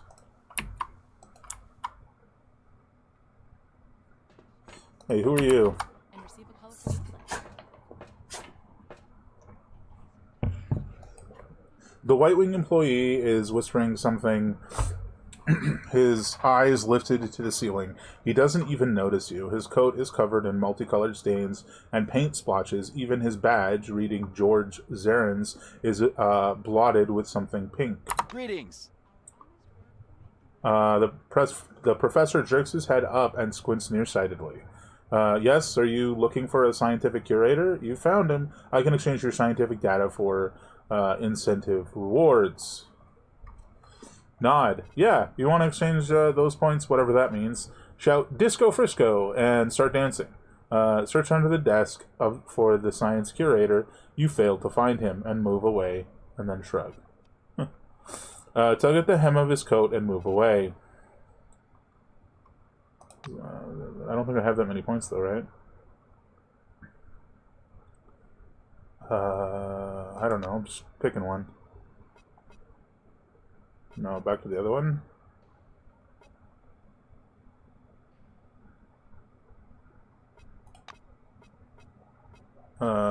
Yes. So this one. I think it only gave you the one. The 1 point for doing that. I hope to see you again soon. Bye. Oh, it's a medcom thing. Heal me. It's a very complicated thing that must be a machine. It is shiny, clean, and smells of pure alcohol. As soon as you approach it, an unnaturally monotonous voice comes out of it. Hey there, buddy. Yeah, monotonous. Hey there, buddy. Greet it. The program has identified you as a mentally challenged employee and is now in the corresponding mode. Please confirm your status. Mimic the cry of a distress seal. Hold out your arms and menacingly say, oopsie daisy. Wrinkle your head and ask, huh? Distress seal. Status confirmed. Thanks, buddy. Now, this is Mr. Nipper. Greet him, please. A long metal arm stretches towards you. Greet Mr. Nipper. Mr. Nipper and his friends will help you. Don't be scared if they need to touch you for a moment. It's for your own good. Now tell me, where does it hurt? Treat addictions, restore health. I'm only mildly injured, but sure. You're in luck, buddy. For you, this procedure is absolutely free. The arm leaves a tiny dot on your forehead. Just then, you turn to look. Just when you turn to look, you feel a tiny prick in your arm, but the pain passes quickly. You watch curiously as the apparatus injects something into your arm. The machine's tray opens. Something's lying there. Here, take a candy. Interesting. I got candy. Please stand by for decontamination to end. Crayfish candy. The Soviet candy gained considerable popularity under the dome after it was confirmed not to contain actual crayfish. This is Victoria Legrand. Welcome under the dome, an amazing excursion to a world of new technology and the riddles of an ancient civilization. Let's throw a save up here. Oops, I hit cancel. Hello? There we go. Listen to this information, useful for all wings, and receive a colorful... There's a lot of vending machines here.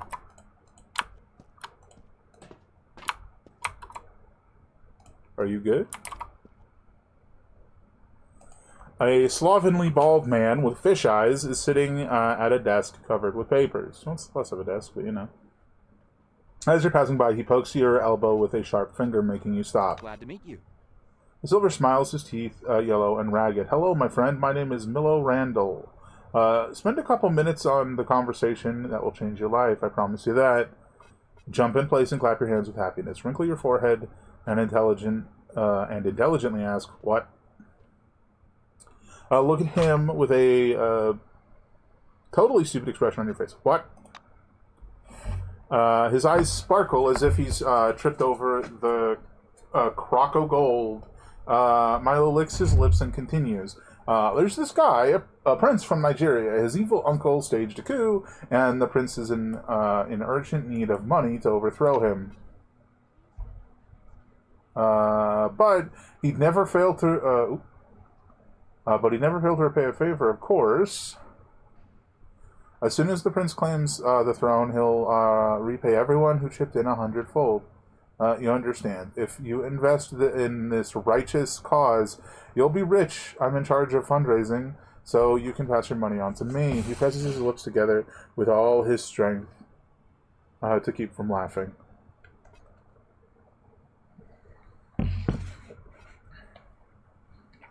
You can donate food and water. That's funny. No, thank you. Nice try, though. Spit it out. I can see that something's bothering you. Well, it's a bit of a private matter, you see. God. Come on already. We can't just hand Miss Norway over to the Silvers, see? She's unique among relics. Ed, we already I'm discussed eavesdropping. this. The relic's effect is well known. It's nothing but semantic imitation. I wrote you about it, remember? I know. Well, there's something else. She's rational. No, really. I've talked with her for hours. Damn it, Ed. The relic doesn't speak. It's some kind of subliminal wave field messing with your head. It's you having both sides of the conversation with Norway. It's all inside your head. You're imagining that it's rational. That's it. We've gone through all that. Doctor, what if it's the other way round? What if she made you believe she's not rational? Eddie! But you can't exclude the possibility, can you? Under the dome, an amazing excursion to a world of new technology. Alright. I don't think he's going to win that conversation.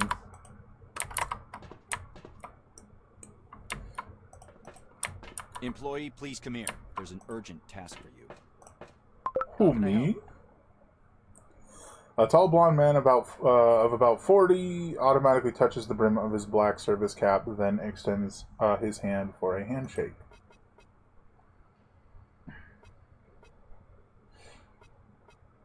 Oh, I'm an engineer. Wipe your hands on your pants and shake his hand. He watches your antics skeptically after barely touching your palm. Oh, was it after, not before? Oops. The black pulls back his hand and wipes his gloves clean with a tissue. I'm the head of the Concord Security Police, Adolf Schmitz. The black knits his... Where'd the narrator go? As if deliberately making his face as harsh as possible. Great, Mr. Schnitzel. My name is Schmitz. Schmitz, remember that. The black raps out words rough with clenched teeth. 3 clenched teeth. They were going to send you to Magellan, but circumstances have changed. We received an urgent order. Your help is needed at the nearest facility. Mr. Kingsley is already waiting to speak to you via video conference. He'll tell you everything himself. The black nods at the door behind him. Clap him on the shoulder. Salute him. Let's clap him on the shoulder.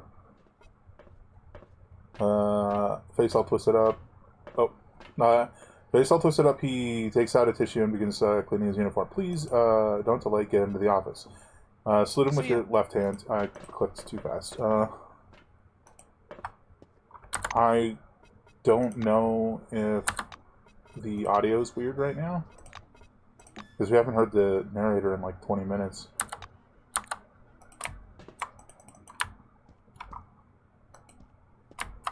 So we'll see what happens when I hit this. The giant display There he is. glows welcomingly when you approach. A red light flashes once under the screen's steel hood. The camera has switched on.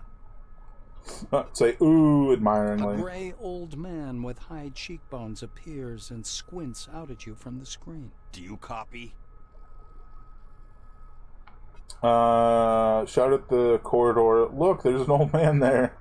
Produce staticky sounds with your lips.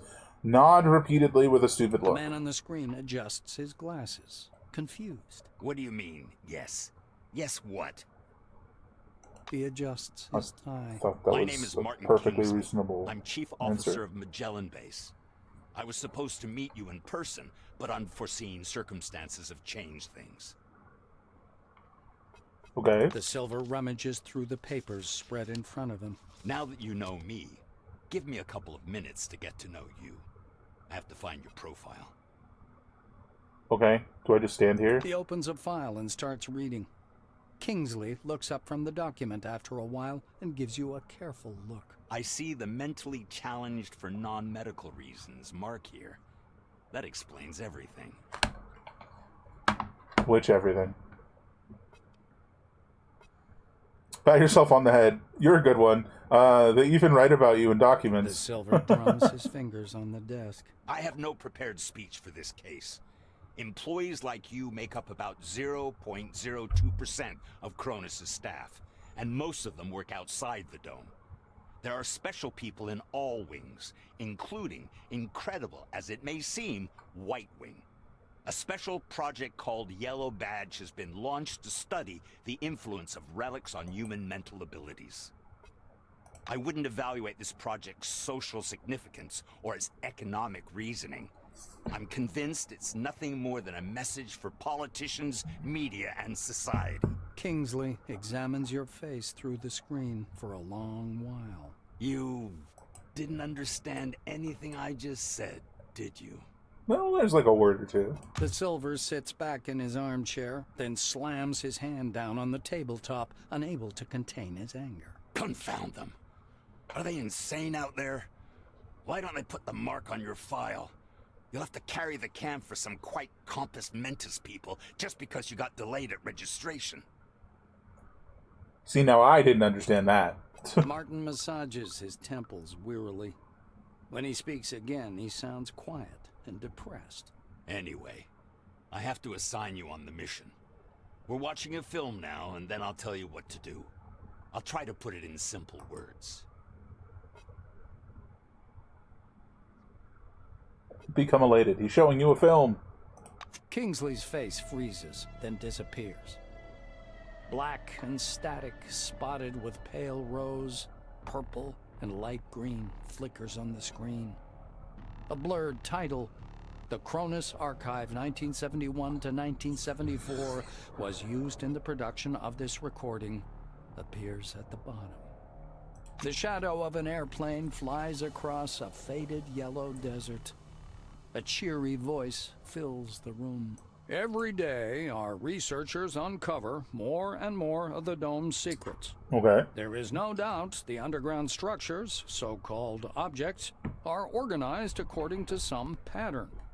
Though early on, the importance of the relics to scientific research was considered insignificant. The desert dims into the blackness of a chalkboard. White lines drawn by an invisible hand begin to form a schematic of the dome. The narrator continues. By 1972, however, many important discoveries had come to light in a period of only a few months, and the construction of stationary research bases adjacent to the more promising objects began. Personnel moved into Ankara in May of 1972, and within half a year, Boston and Dessau were also brought into service, though the biggest discovery was yet to come. The picture changes to a chasm, suffused with electric light. People bustling about everywhere. The speaker's voice seems to come from a distance. In November of 1973, a massive network of underground caves and a structure of hitherto unseen complexity was discovered in Sector C-12. Soon afterwards, the construction of C-12 Nashville began. The camera glides through dim caverns as the silhouettes of bizarre mechanisms loom up from the dark, and arrives at a massive dig site crowded with earth-moving machines and tired miners in orange jumpsuits. The speaker continues. C-12 Nashville is an innovative research complex located atop the primary relic mining location. The complexity of this object is unique. Communications. The film abruptly cuts out, and Kingsley's face reappears. Now I'll try to explain. We've lost contact with C-12 Nashville for some unknown reason. He trails off and sighs. Oh, no. There's a big shelter. We were calling there and saying hello, and they were replying. Something happened, and now they say nothing. We've sent people there to knock on that shelter and learn why nobody answers. But now those people got lost, and you have to find them, and learn why contact with the shelter was lost. Think of it like a postman's job. Do you like postmen? Shout pirates because you like pirates better than postmen. A pirate postman would be the perfect option. Snap your fingers confidently and sing Pam Pam Pam. Imitate Kingsley pretending to thumb through through something and shake your head and sigh. Look, at least this one is like explaining the line of thinking, even if it's a bit off, right? The silver closes your file. I hope you understood your task, as far as you can understand anything at all. The car is already waiting for you.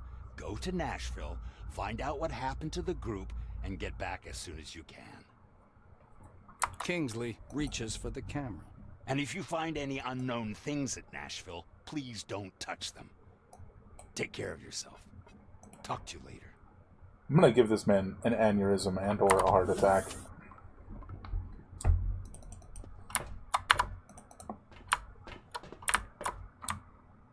But we get to go into a car. Having a bad day? Squabble with the wife? Scratched up the paint on your car? Oh, why do you hate me so much? What did I ever do to you? Let's save the drama. Where's the cargo manifest? I know what it is. I know it came from Campbell, but I can't get the cargo without the manifest.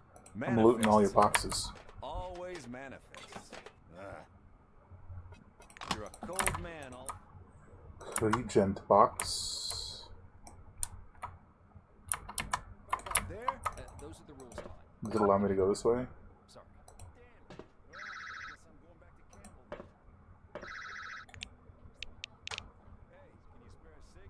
Can I just can I just bust through this? I don't know what's gonna happen.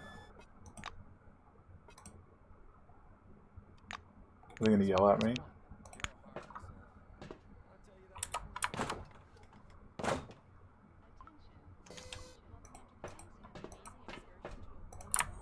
Oh, the door control panel's on the other side. What's in here? Wait, I can't. Hold on. Adjust my elevation. Now I've lost me.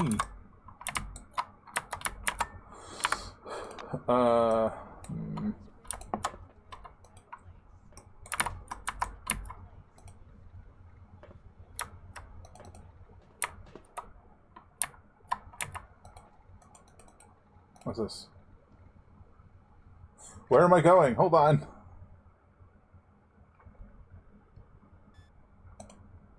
Again, should have probably read that. Concord Station Landing Zone. Little car here. One of the dashboard lights are on. Looks like the car doesn't have a battery. Honk horn. Just like a little car. Can I loot stuff? Give me loot. Ooh. Polymetallic ore, electrical equipment, fiber optic cable. I got 99 experience? Was that for the looting or what? Man, it's shaky out here. Duct tape.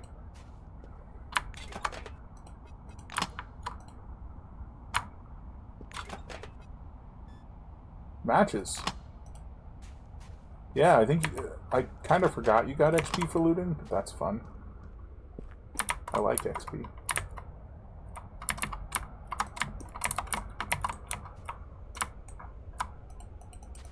Oh, this is the approaching storm, right? That we saw when we were up in the elevator.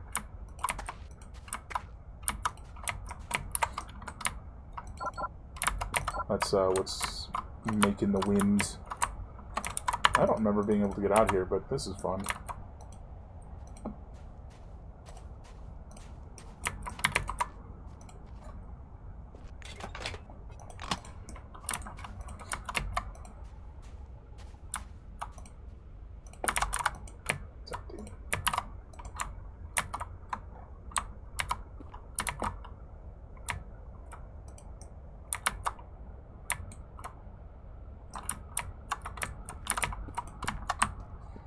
What's inside?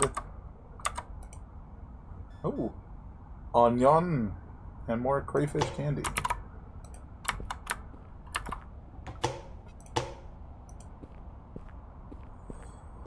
I think the way it works is you get more XP for a brand new item. Potato!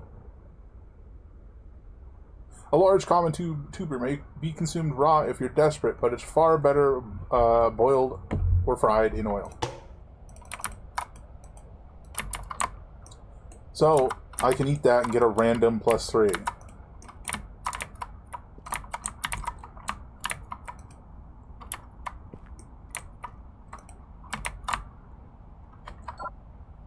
Oh, we gotta go through the one we came out through, right? The rest are all gonna be sealed. That makes sense. I don't know why there's just a random potato out here, but I'll take it.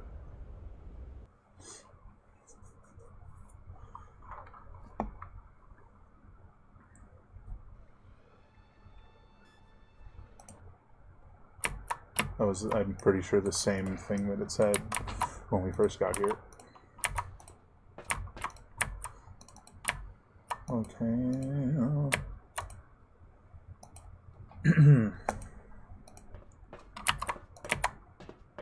This is fun.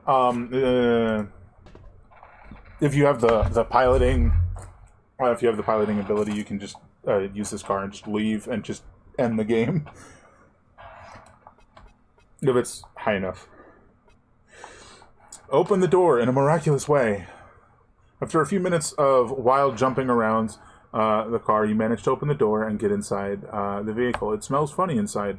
The key is sticking out of the ignition lock, begging to be turned. Yell, "All systems go," and start the car. You turn the key and the car is filled with the quiet, rhythmic rumble of the engine. Out of the corner of your eye, you notice that other people in the repair bay have stopped working to observe you. Wrap yourself in a seatbelt, buckle up, just in case. Pull the gear lever in a random way. Pull the gear level at random and step on the pedal like the cool action movie hero. Roll out of the car and run away. I'm nearly positive if you do this without the piloting skill, you die. And I did not save it coming back in. Gonna save it now. This is gonna let me. Okay. Just in case. Pull the gear lever at random and step on the pedal like the cool action movie hero. You floor the pedal and the car takes off.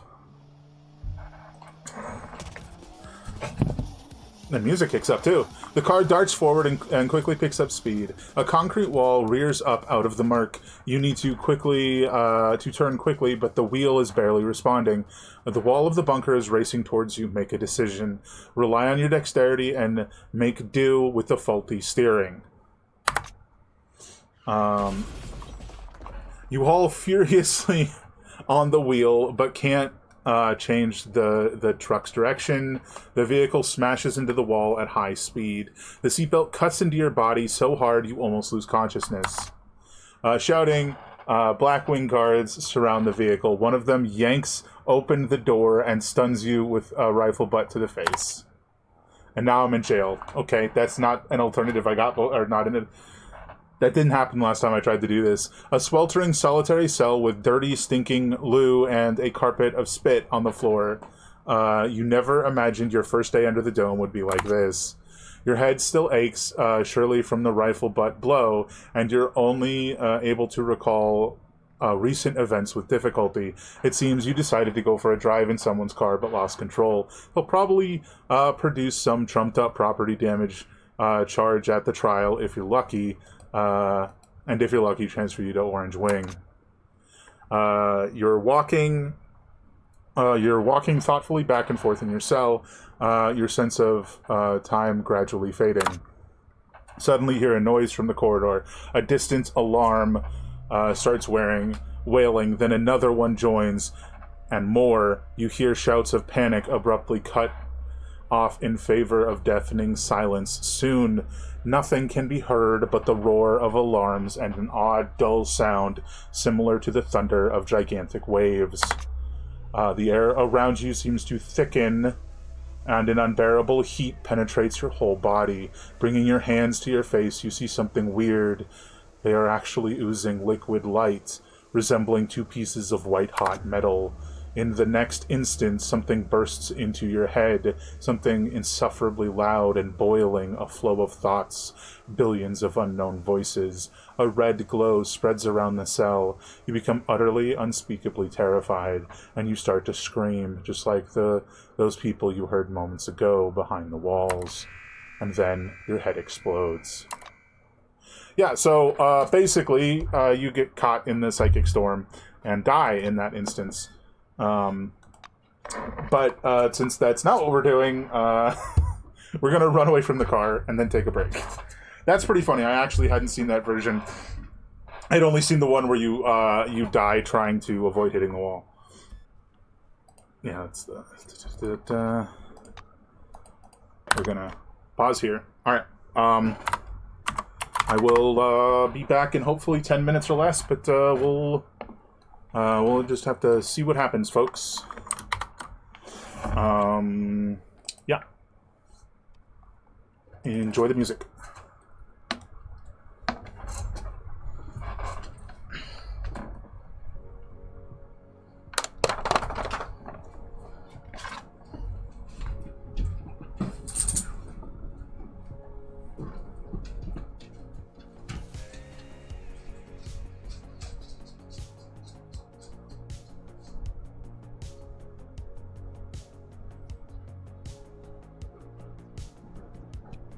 When you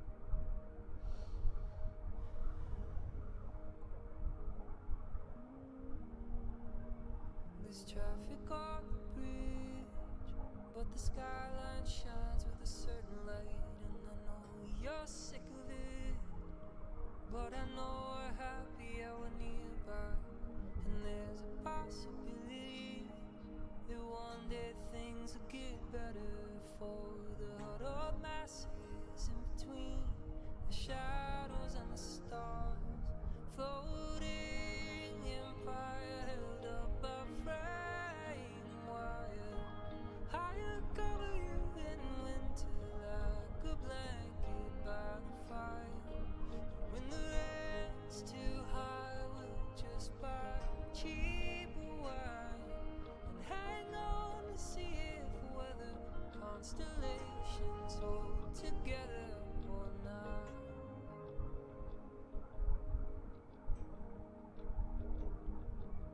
4 years in Brooklyn, and happy birthday, darling, when we feel young again.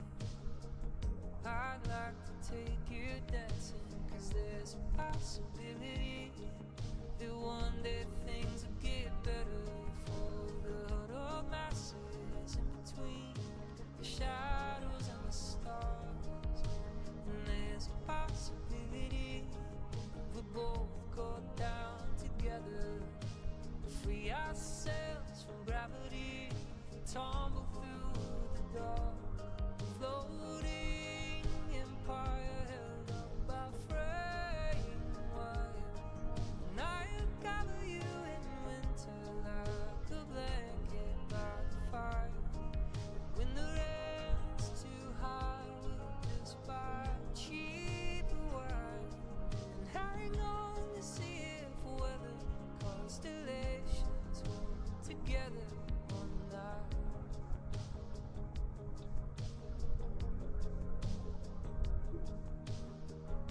I never placed too much faith in the stars. I never placed too much faith in my heart.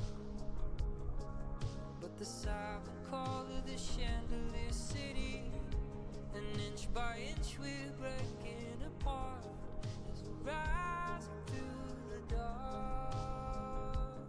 From the sky I bet the lights look pretty.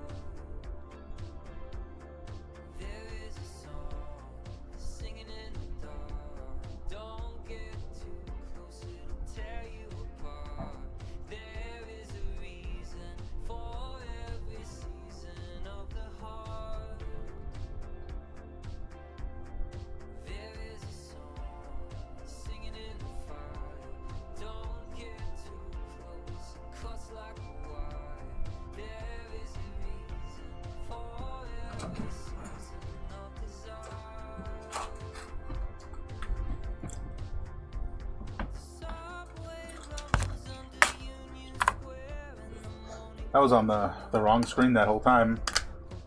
Sorry about that.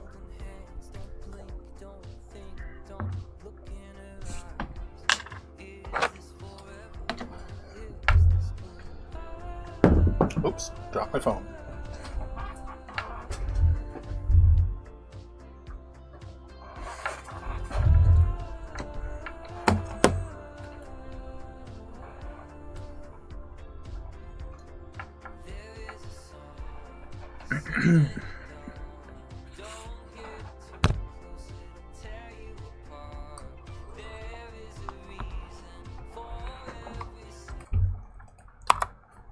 All right, back onto the task at hand. We got some boxes we can search. Halo 5, contraptions, throwing weapons, hologram for 3 seconds. Sick. And then junk, electrical equipment.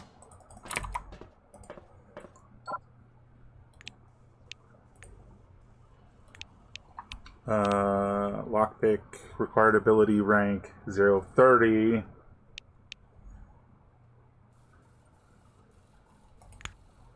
Smash it open. Show me what's inside. Lock has been destroyed. And I found nothing. Maybe I broke it. Maybe it was an empty. It wasn't an empty container, but I broke it. Can I just run back through here? Because I saw a trash can, and sometimes those have good stuff in them. But I didn't see where it was. Oh well.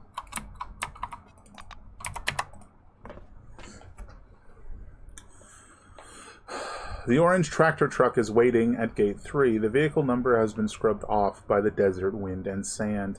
This must be the transport Kingsley spoke of. The door is half open. A young woman is sitting at the driver's seat, hanging her legs out the side. Glad to meet you. She offers you a hand. Hello, I'm Clara Morgan. Are you going to Nashville? I'm... the blue stops mid-word and stares thoughtfully at your cheerful, doltish expression. Stare back at her, clap your hands on her knees, smile broadly and say, just stare back at her. Yes, hello, don't touch me, please. Well, I didn't. Your seat is on the other side. Nod obediently and climb glumly into the truck. Jump up and run away, screaming. Nah, get in the truck. The blue sighs heavily. You don't have to crawl over my lap with your dirty boots. I didn't know I was doing that. I thought I was just getting in the truck. It said climb. I thought it meant like climb into the truck, not climb over her to get into the truck. Oh, okay, it's done now. It turns out to be rather cozy inside the car. The cabin smells slightly of tobacco. The radio is murmuring quietly. A wooden rosary hangs from the rear view mirror. I'm munching on some rice. It's still hot. Oh, Poor choice.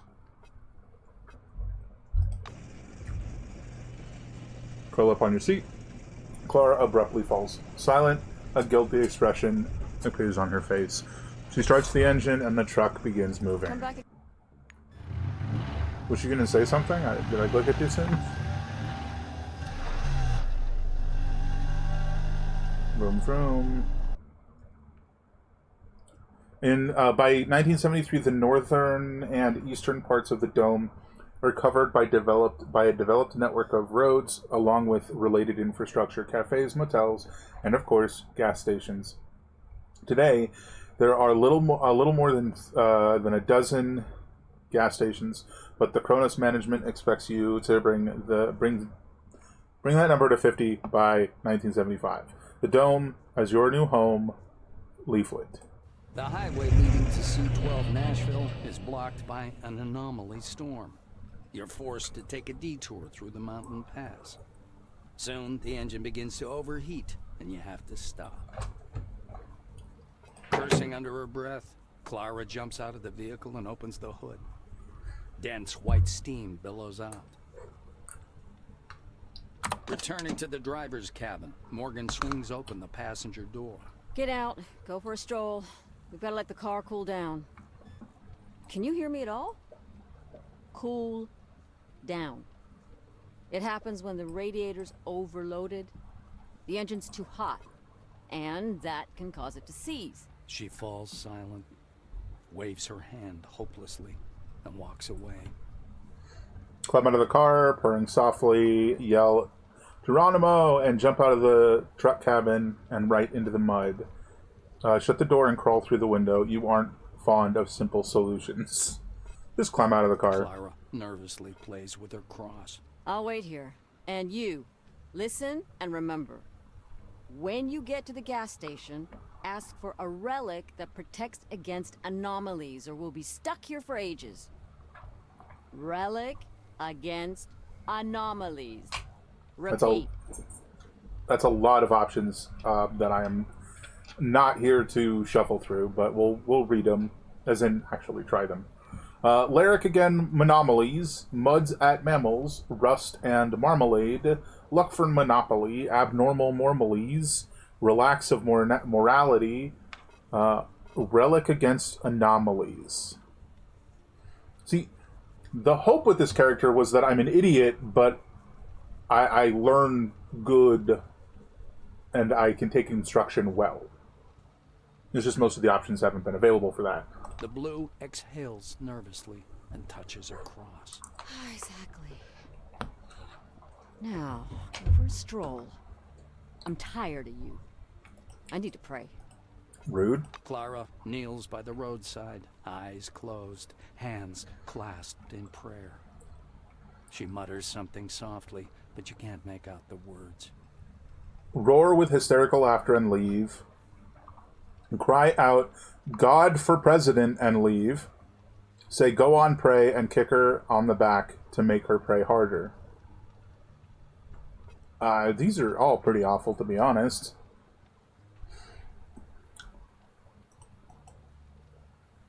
I want to be supportive, and this is the only one I feel like is even remotely supportive. Whereas all the rest are pretty not great. Morgan gives you a sparking, angry look, but says nothing. It was better than my other options, sorry. Okay. I can't read, but she said to go down the road, and I'm good at taking direction.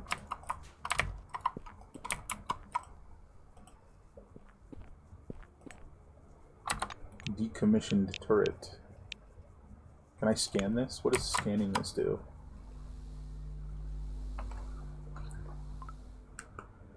Right, it's the Chronos rather than the Forefather stuff. Got it.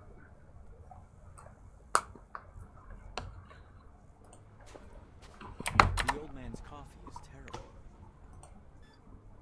You would be surprised what useful things you can find in a trash can.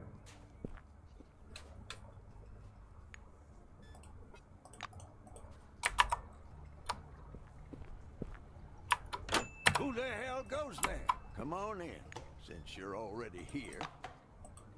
Who's putting dirt in trash cans? That doesn't seem great. You get tangled in the doors on your way in and almost hit your head on the counter. The gray old man sitting on the other side moves back, just in case. Holy mother of Jesus! Is that some kind of newfangled dance or a seizure? Anyway, this isn't a ballet hall. Did you see the sign? Can you read? Checkmate, the computer on the counter says in a husky voice.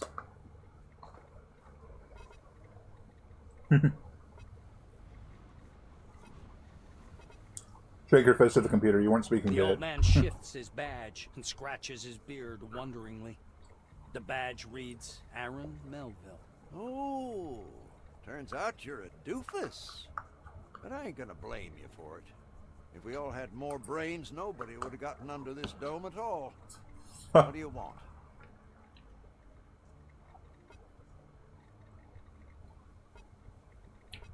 Jump furiously in imitation of a boiling radiator. Melville stares at your shenanigans, perplexed. You gotta take a piss or something? Fine, just don't forget to lift the seat, Mowgli.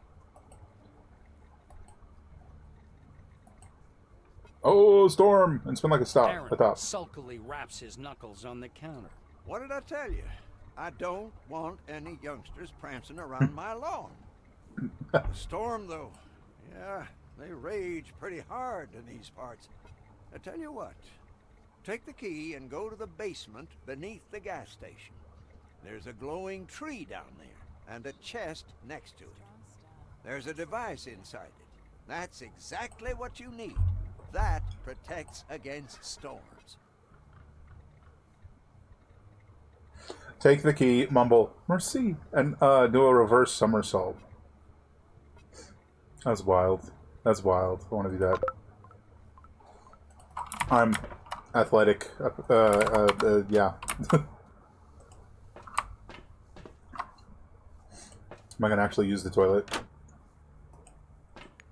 I'm searching the toilet. That's not what I expected. Alright.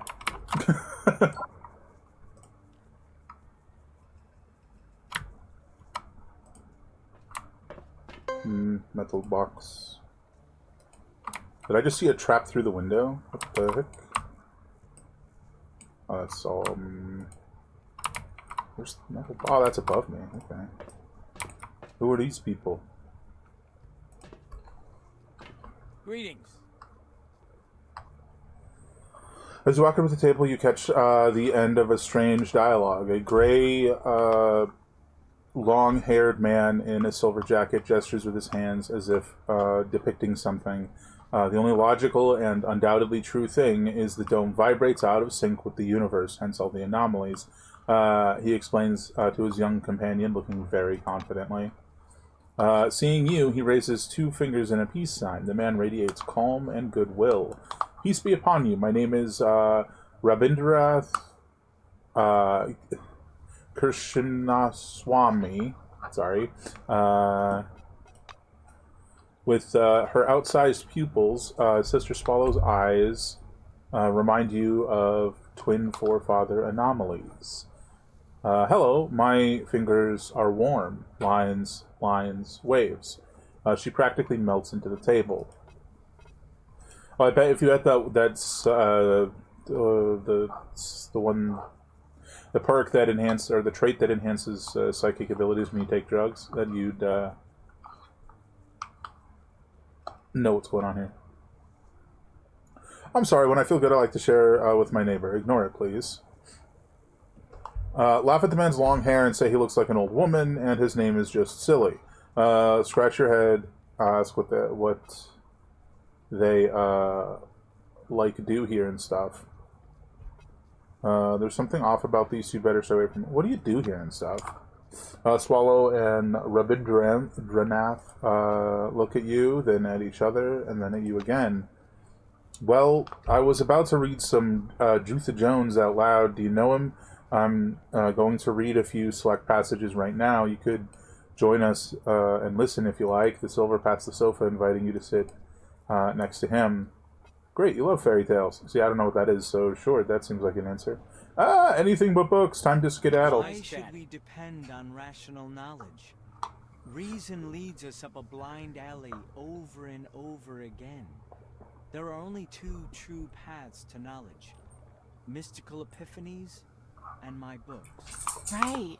Isn't that... What has reason ever given us anyway? As you well know, 2 + 2 = 4. The earth goes around the sun, and you should wash your hands before you eat. That is true.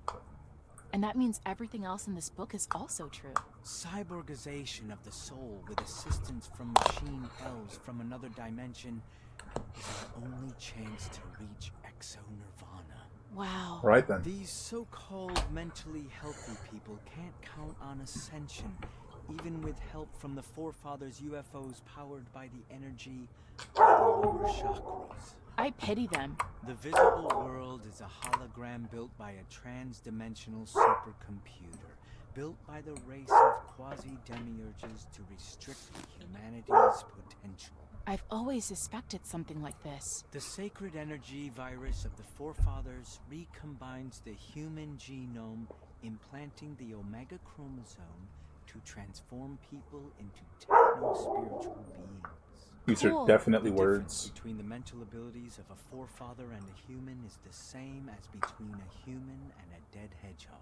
Poor hedgehog. Pseudocrystalline demonoids transmit the perverse idea of biophilia into the human subconscious. Hence, our obsession with material values. It all fits together. The soul is nothing more than an information field, a psychokinetic mechanism that presents as a torus vibrating at superlight frequency. Holy cow. Karmic immanence results from the deep-rooted Zionism of Earth elites. I understand so much now. Rarely do I feel stupider after hearing an excerpt from a book. That's a yikes.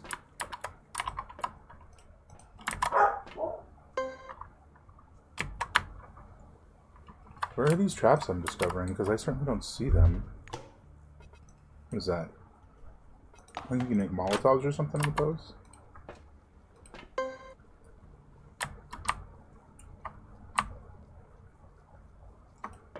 I don't know where these traps are. Oh, if I mouse over it says trap discovered. Damn. I don't have anywhere near the ability to even try to disarm those traps right now. I thought I saw a ladder. There it is. Well, we gotta go find some golden apples or some such. Last week, I'm thinking about that. Move that. Glass beads. It's a shame I didn't buy it. Do not attach yourself to it. Give me all that. Very cool. But Ravi, you steal food from shops yourself. Of course, that's my way of rising above market law. Or do you think it's right to feed capitalists just so they can start another war? Okay. Can't play with that at all. Bird! I think we're gonna find our first workbench here in a minute. I don't know what I can make, but probably something. Gas can.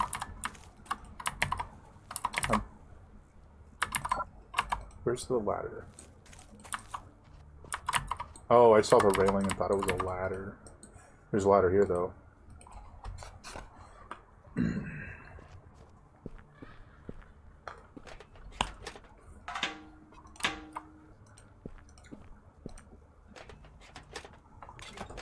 I wonder if there's if the system for gaining XP is related to weight and rarity. Oh, look, a shovel. But as a little loot goblin, getting XP for looting is very satisfying. Here's my hook. Oh, well, I can't do much here, can I?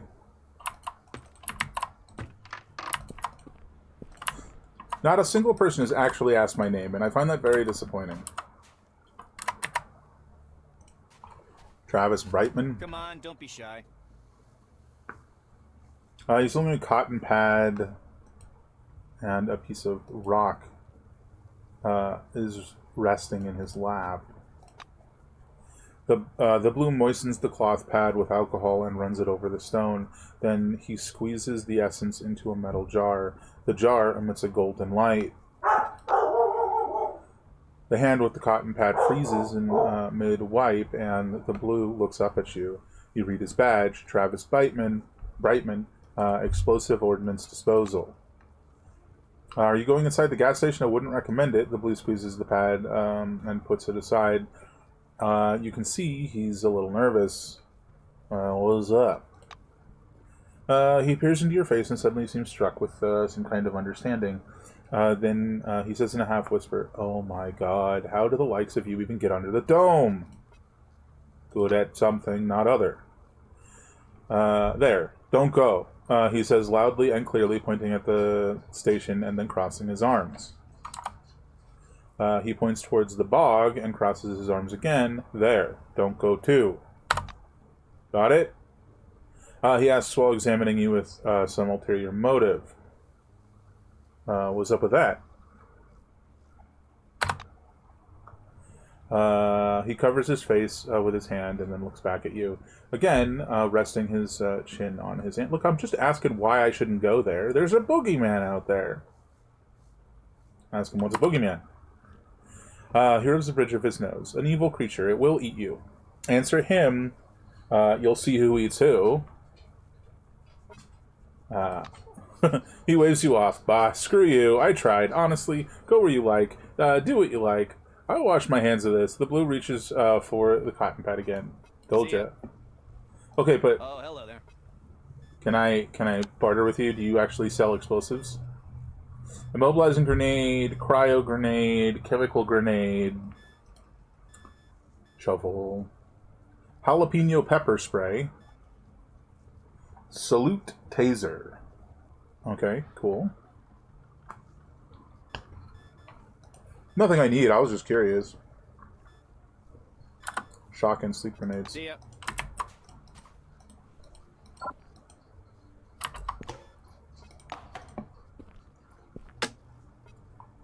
I want to pray to the vending machine again, just because I want it to work eventually.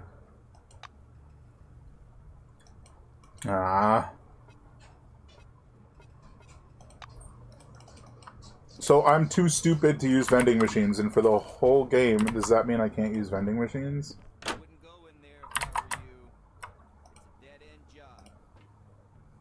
Oh, you shush.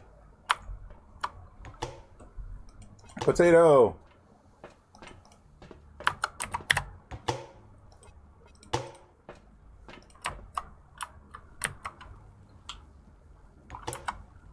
Six potatoes? That's crazy.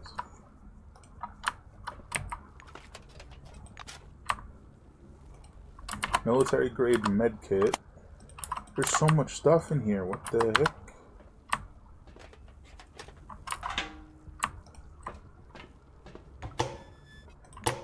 Lots of candy. Another military grade med kit.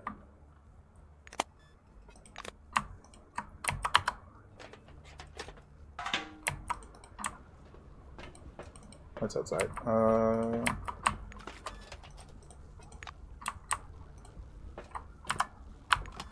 Oh, it's a chemistry workstation here.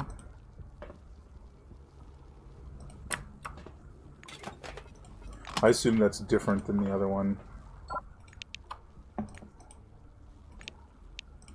Smash it open. Oh, I'll just use your fist.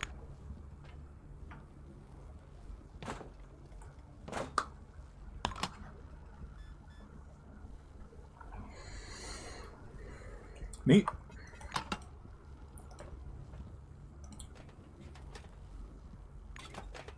Money? Oh, there's a bed to sleep in. I wanted to look at something. Okay. Pretty well towards 3rd level. What can I even craft here?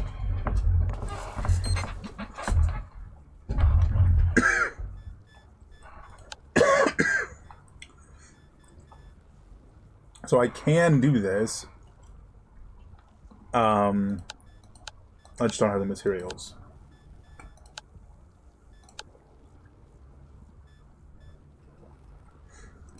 Oh, I sold that piece of cloth I had, so now I can't make a Molotov. Sadness. Ooh, ammunition box. I missed that. Where's that large container? Is that in or out?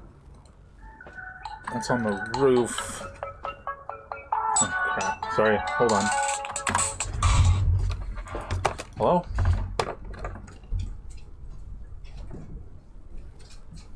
This is David.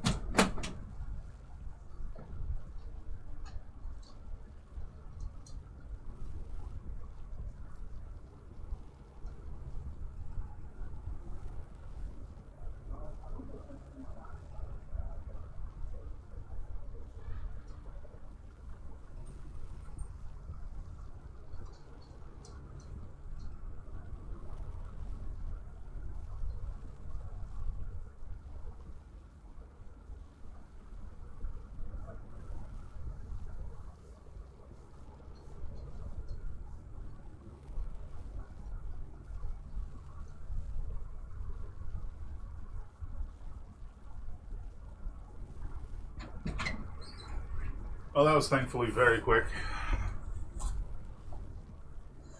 Let me turn on my fan here. It's rather warm in here.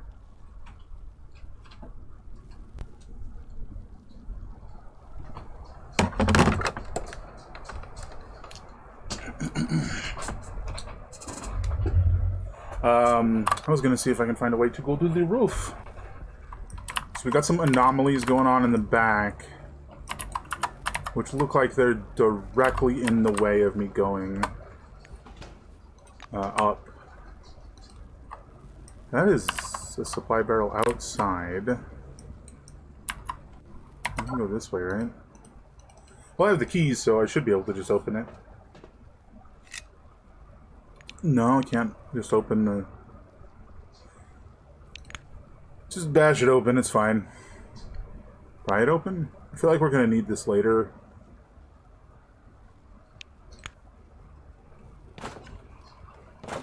You get XP for doing stuff like this, so...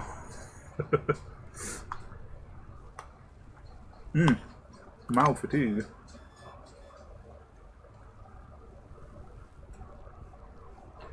We'll have to take a nap before we go under.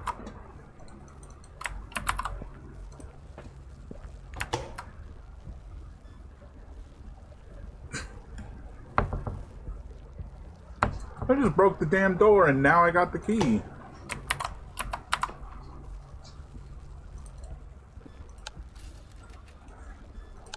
Nope. That's what I want.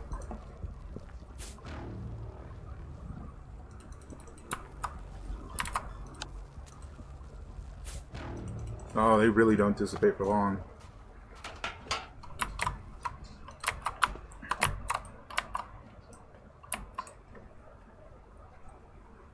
I wonder what this is. This whole, like, mechanism.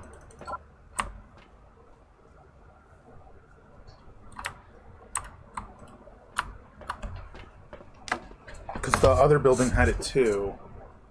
Not that I'm going to use it, but I did just find a gun. The gun's name is Princess. I can't go over there at all, huh?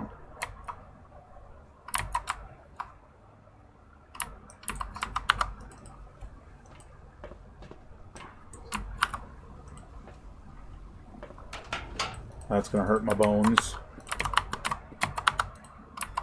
Temporary decrease in resistances, and I'm bleeding. Yeah, because there was one at the base when I came down.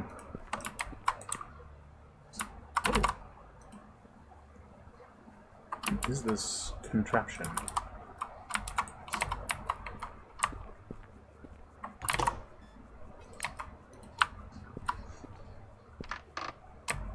This is probably like water storage, maybe? I don't know. Or possibly gas storage, but I don't know how much sense that makes. Toolbox.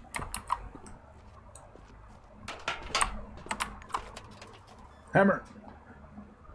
Well, it does better damage than the baton for reasons. Because the baton would only be what? No, the baton's more damage. Never mind. The baton with my +2 damage would be like 13 to 24 or something like that. Or 13 to 20 or something like that. I didn't know if I could drain fuel out of that or something. There's the workbench. I knew there was one somewhere, I just couldn't see.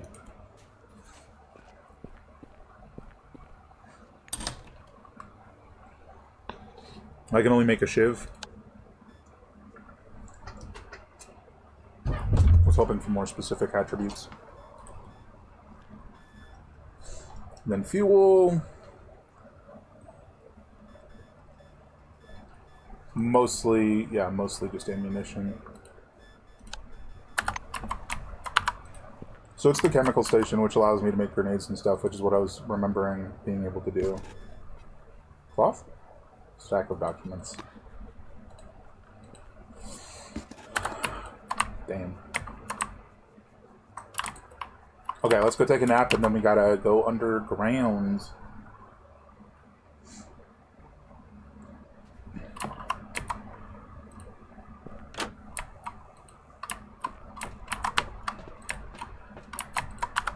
Nap time.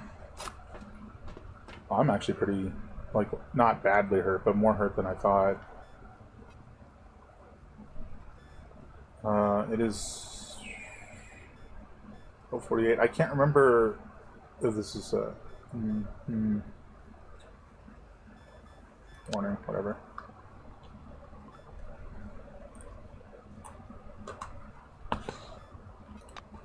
Oh, no, don't do it again. I didn't mean to hit it again. I'm glad it didn't work because I didn't select an option. You do have to eat eventually, but it doesn't feel like you have to eat all that often. I'd like a stove to cook my potatoes. Personal storage box to put stuff in.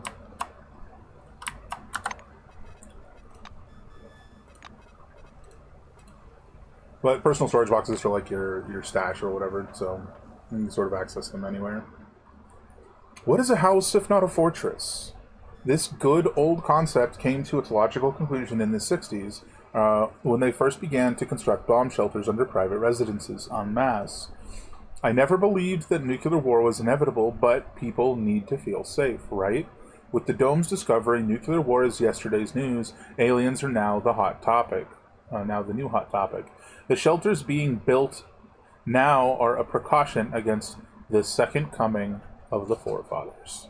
An hour with Mike Wolf radio broadcast. Poison. So I think we basically get information on these when we disrupt them. Oh.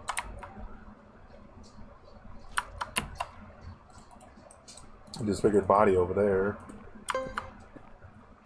Oh, I found a secret. We're killing this thing no matter what, by the way. Just so everyone's aware. Oh, we can now, with these we can make Molotovs. Cool.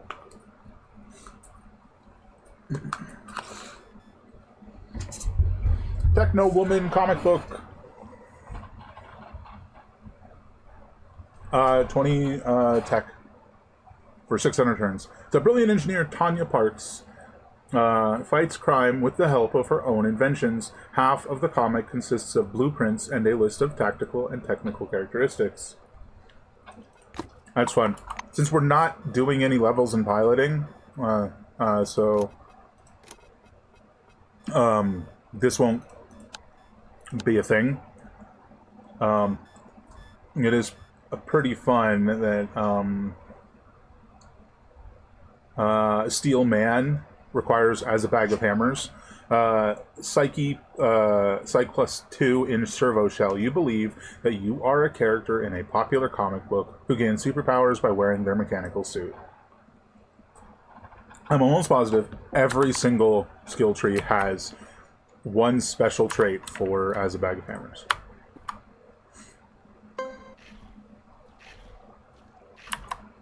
That took me, I'm going to use the mouse to point. So I went through here and went up like this.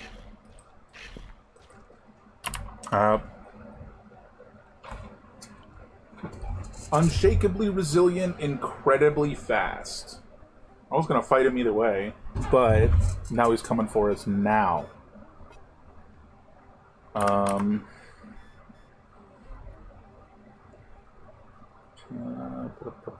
don't want to stun him because he's going to be stunned over there in a place I can't hit him, right?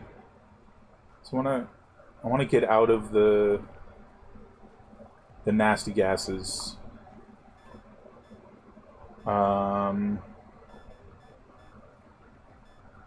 Probably wait. Because I have like no means of ranged attack currently, which is probably a slight oversight. But that's what I wanted Molotovs and stuff for. But at the moment, we don't have that, so we just end our turn.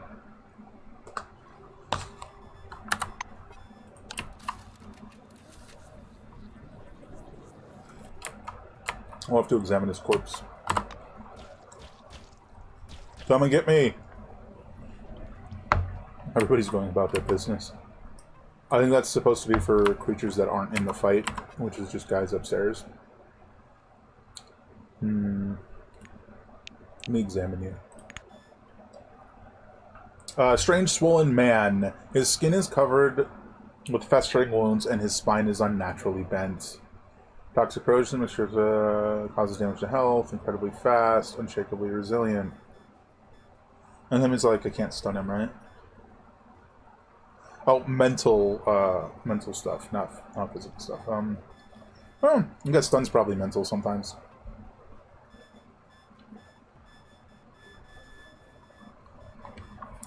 I got more guts than you. Oh, I forgot what I was specifically looking for. Physical status is mechanical resistance 34, and if I did this, that'd be like way lower even. Haha! Suspect something. I think suspect something basically makes it harder for you to go stealth after attacking someone. I'm like 75% sure that's what that means. Look at this wild arm flailing. Get out of here. Now I give you a big old schmack.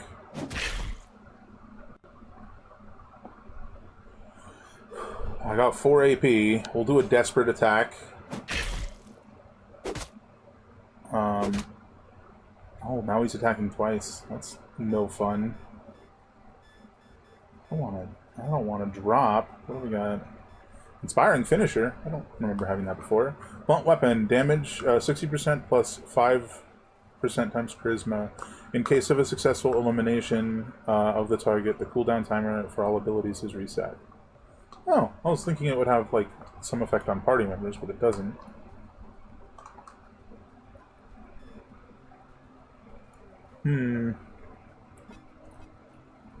When he was only attacking once each turn, we were set. But now that he's attacking twice, this feels like a problem.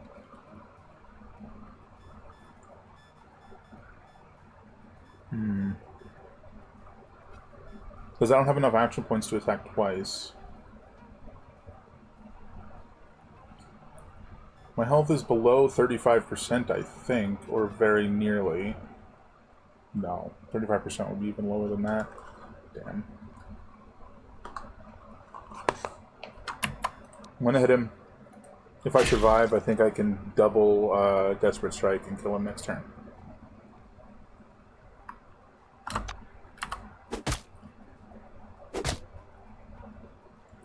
I live! I die.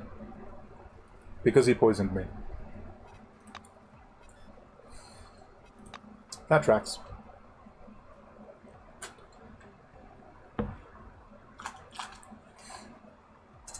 Maybe when he runs up to me, I hit him with the wrench to stun him.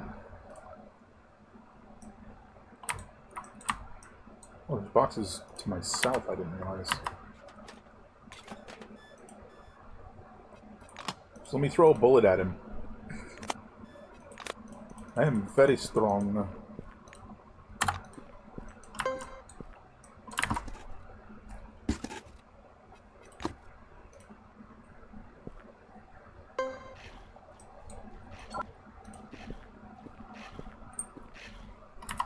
I do this before he gets here. Scan the tree! Nope. So that's exactly what I was thinking, is that he's going to heal from the gas. Can I...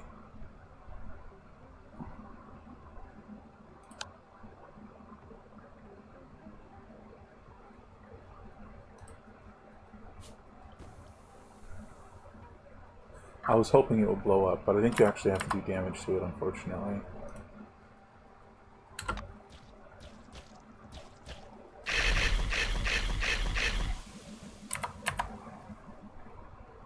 Oh, he just like absorbed that entire cloud.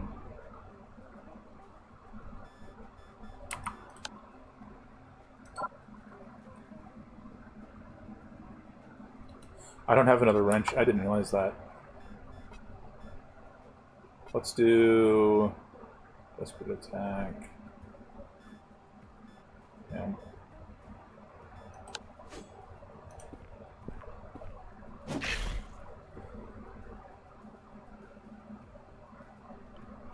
We'll save those points.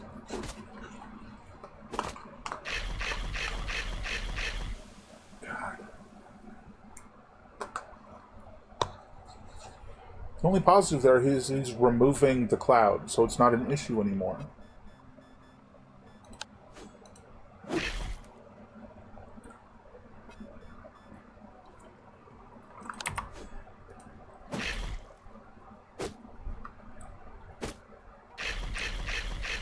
And then the cloud reappears anyways. Shit. I haven't done this in like 3 years. I don't really remember. I don't really remember how this guy works. Damn. Yep, you need a literal wrench. Can't believe I forgot about that. Yeah, he has 2 attacks every other turn, I think. If he doesn't move.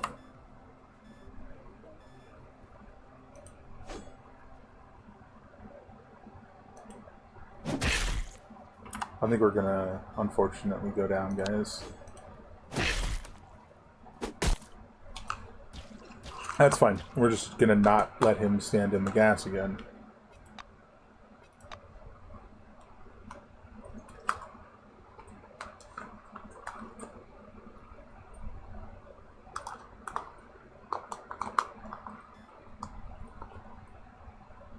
It's an interesting, like, first required fight, right?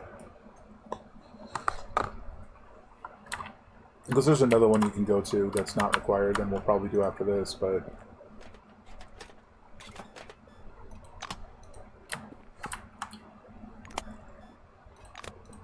definitely a little more puzzly.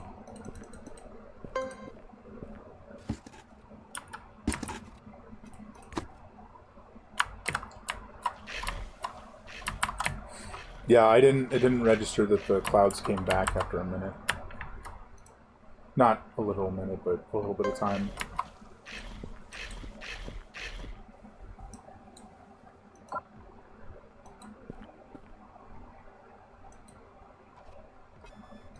I mean, unless I can disrupt them, I don't know. Nope.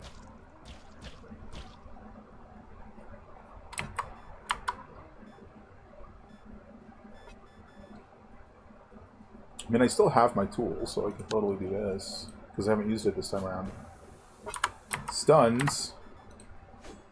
We weaken his defense. And we end turn. I did not stun. I guess he succeeded against the stun. Where is it?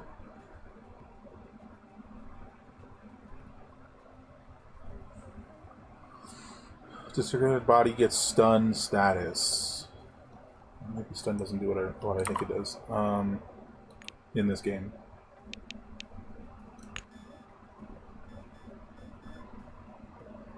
It cannot dodge and cannot move. And has less AP. Okay, interesting.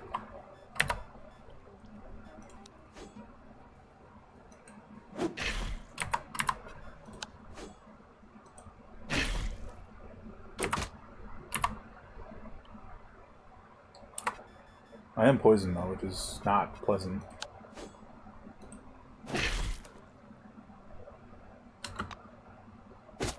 I think we got him this turn. As long as they don't die immediately after the fight from the poison. And I leveled. Good day, sir. I'm gonna scan your remains.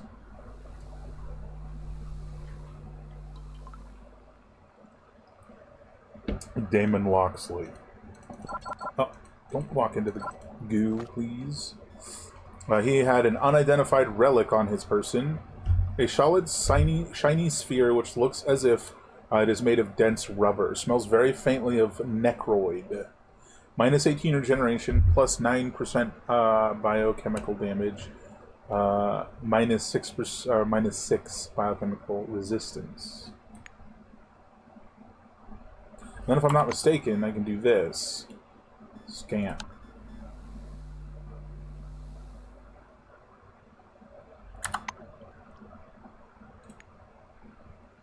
Relic number 15440, Necro Pearl.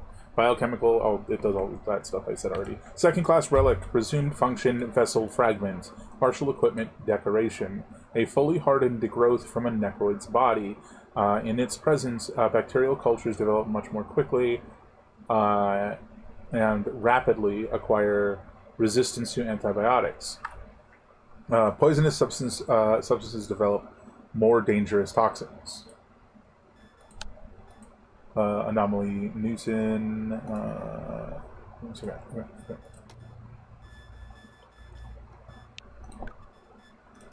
X.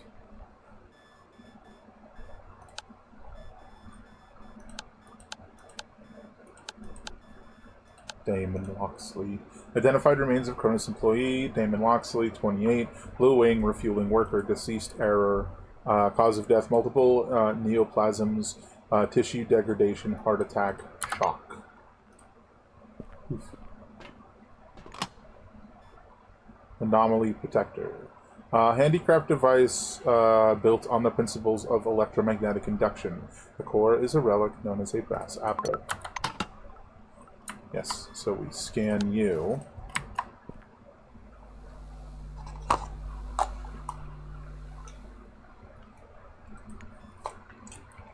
Apple Tree Fractal Crystal. Second class relic, presumed function, intelligent analytical system, defensive system component, biotechnological weapon, auxiliary computer, forefathers observer unit, forefather. Confirmed function, generator of small relics, relic forms, so-called brass apples. It grows in a fractal pattern and emits weak electromagnetic field. Instances of narrowly directed radiation have been observed. And now we get a brass apple from it. And we scan the brass apple.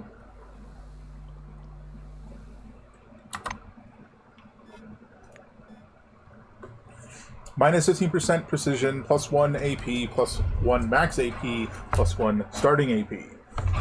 Second class relic, presumed function, energy transformation, sports equipment, ball bearing, toy, cult object, pet? These are all questions, and they don't know what any of this is. Confirmed function, limits abnormal radiation across a wide spectrum. Strong psi radiation detected, forming a semblance of a force field upon contact with the relic. Subjects exhibit increased agility in combat situations, however, trembling hands negatively impact accuracy. Makes your hand shake, but you got more AP. I think that's probably everything for us in here. Except for whatever might be over here. That did not seem to stay gone long, did it?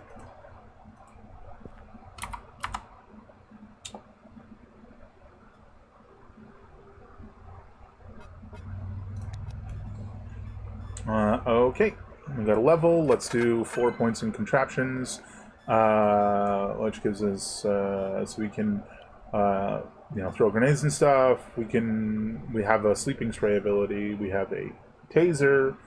Doesn't deal damage, but can stun. Mine clearance, bomb disposal ability allows you to neutralize explosives and other types of traps. That's the one I think we just unlocked.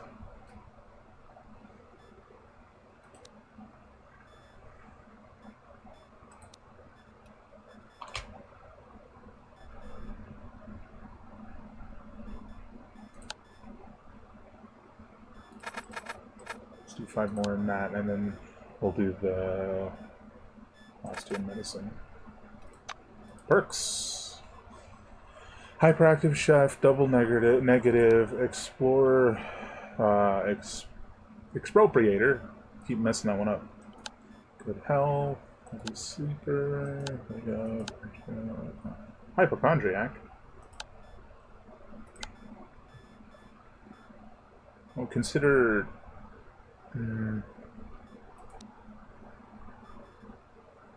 Considering healing factor pretty heavily here, so that if I don't have access to a bed, I don't have to waste items to heal all the time.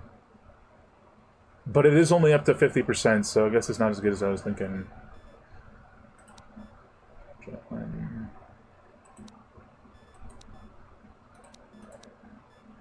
What was the other one I was considering?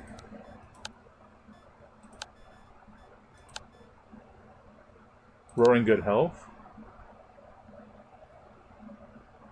That one seems really good to me.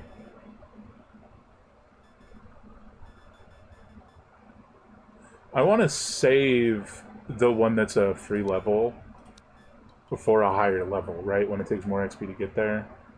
Let's take Roaring Good Health. Especially since I'm going to be a frontline combatant, and I'm not 100% convinced I'm going to have companions yet. It's starting to feel like they're going to be very annoying to talk to.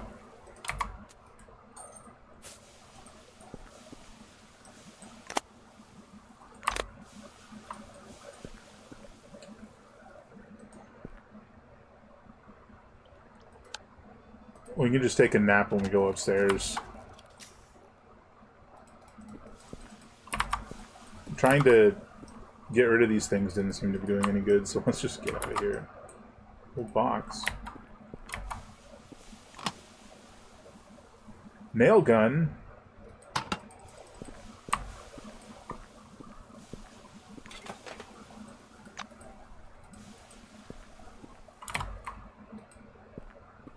Poison's brutal.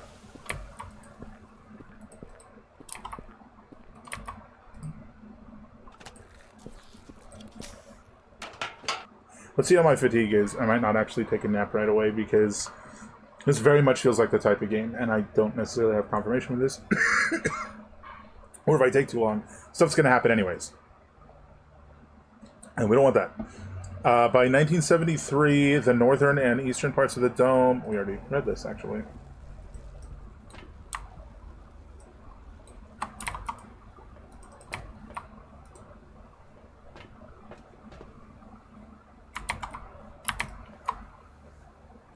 Looks like you could dig it, right? Maybe diggable? What's over here? Box over there, we're gonna wanna go grab. Anything here? Some busted up trees. Whatever this is.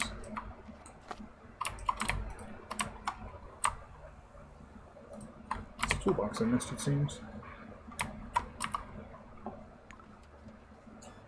Hey, another wrench, cool.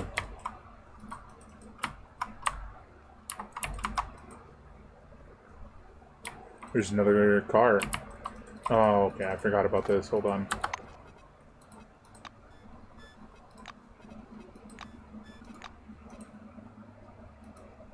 Definitely can't sleep. It's fine, though. We're still a little ways off from fatigue 1, so as long as I don't need to heal myself. The leader of the bandits watches closely as you approach with a belligerent strut, strumming an intimidating battle march on the elastic band of your underpants. He scratches his head thoughtfully. How did you get here, eh? Better go home. There's going to be shooting here now. Bang, bang, understands?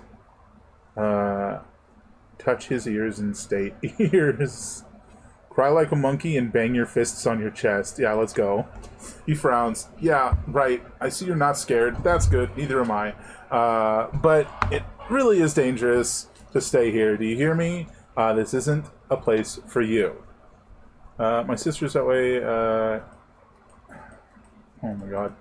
The bandit tweaks you on the cheek. He doesn't look threatening at all. My sister's that way. We like you. A perfect woman. That's awkward. He turns to his fellows. You hear me? My sister is like a heart on two legs, not like you bastards. The bandit looks at you and makes an uncertain gesture with his hands. Now, well, I'm not going to fire my gun while you're here. Go on. Shoo. Shoo. Arch your back and jump around him threateningly. You're not going to leave. Rub against his leg. Look meaningfully at the car. Hunker down. Sideways. And crawl like a crab towards the gas station. Let's go. We're going to the gas station. He looks after you. Well, we're here if, yeah, cool crab.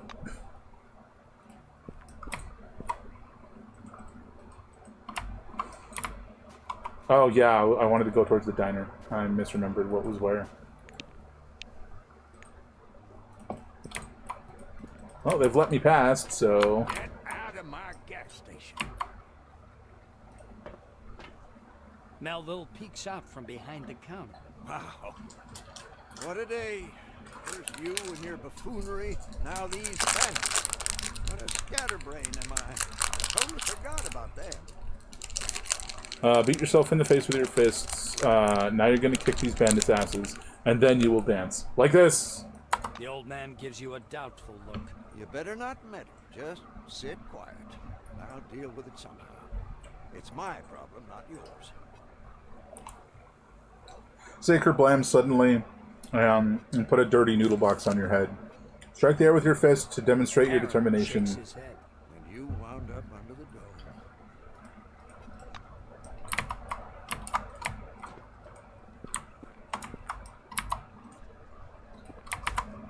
Well,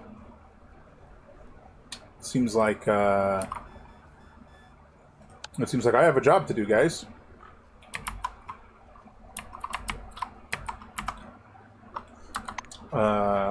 Time to die, bandits.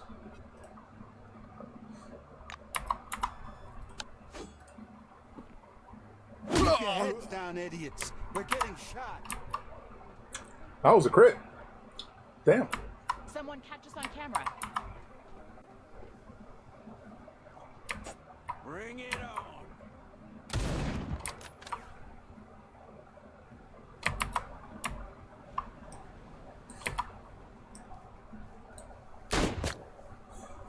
Hey, he shot me.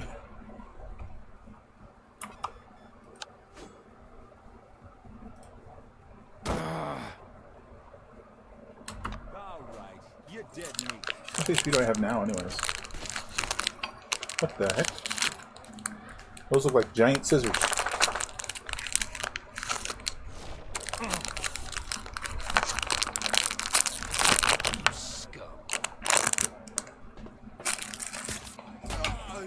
Cleaving dart. Okay.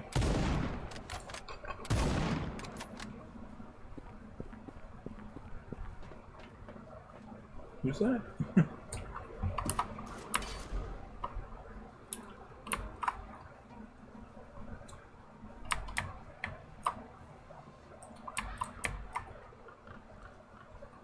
Hey, I'm gonna hammer you. I don't think I'm in range of anyone, unfortunately.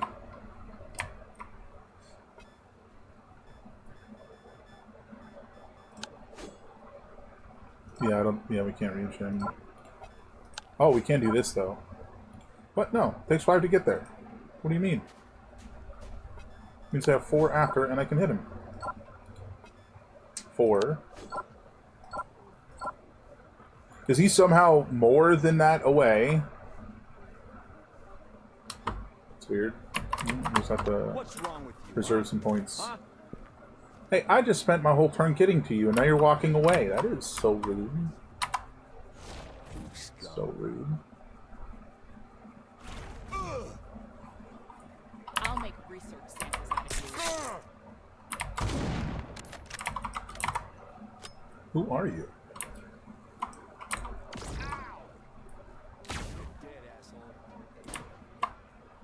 Cover me. That's it.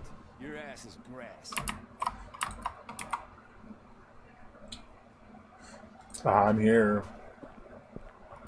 I'm here for you. Eat shit and die. I don't remember this guy at all. Where was he?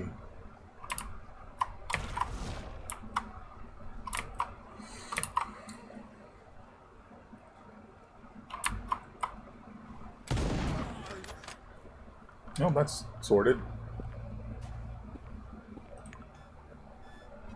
I will take your stuff now.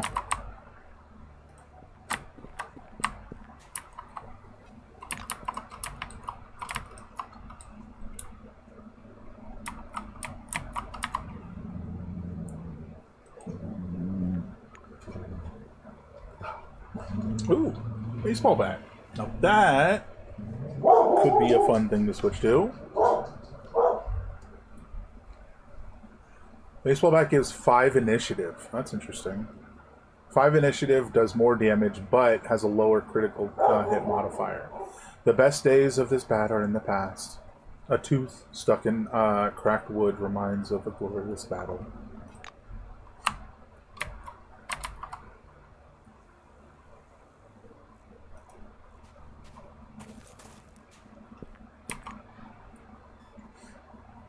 Betamine. This drug was created as a combat stimulator for the Black Wing, increasing strength and endurance, but was not adopted for use after a short-term effect. The patient experiences problems with perception. In addition, the drug causes addiction. Use sparingly, I hear.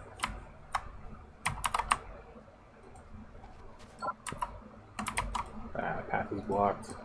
Well, you seem like a better sort than the others. Thanks for the help. It's a bit crazy in here.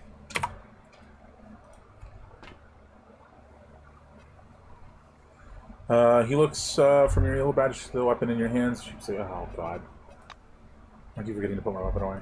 Melville is wiping the counter with a happy expression. You may not have a lot of brains, but you're more useful than a lot of folks I've known.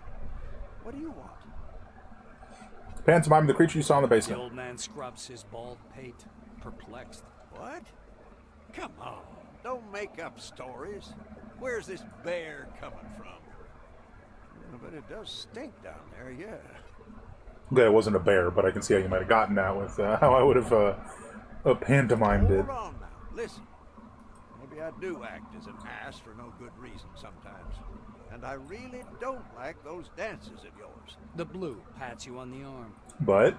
He looks embarrassed. But I want to thank you somehow. Maybe a picnic? You like picnics, don't you? Strong stuff. I'm so proud of Nod joyously and stick your tongue out. Whatever's hidden under the funny word picnic, you like it. Aaron smiles. His expression is both silly and sincere. Look, there's a cliff nearby. Lovely place.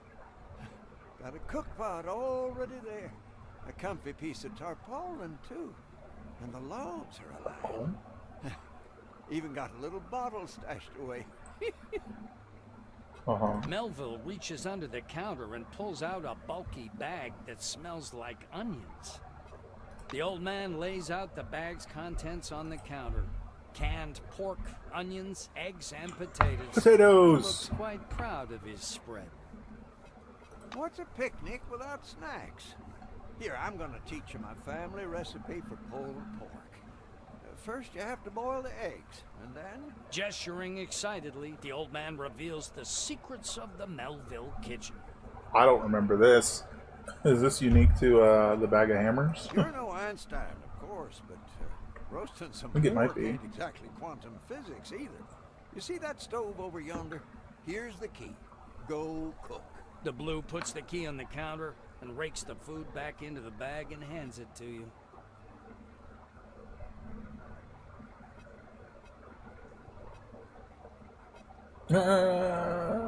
Let's do some boiled egg.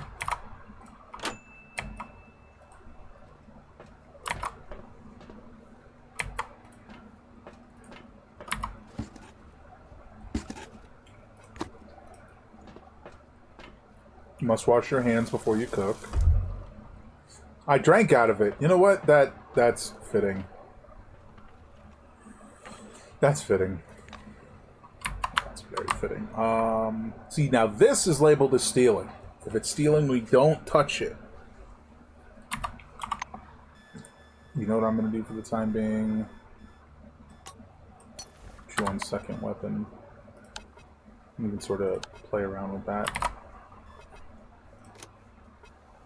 See how we feel about it as time goes on. So there's a stove here, right?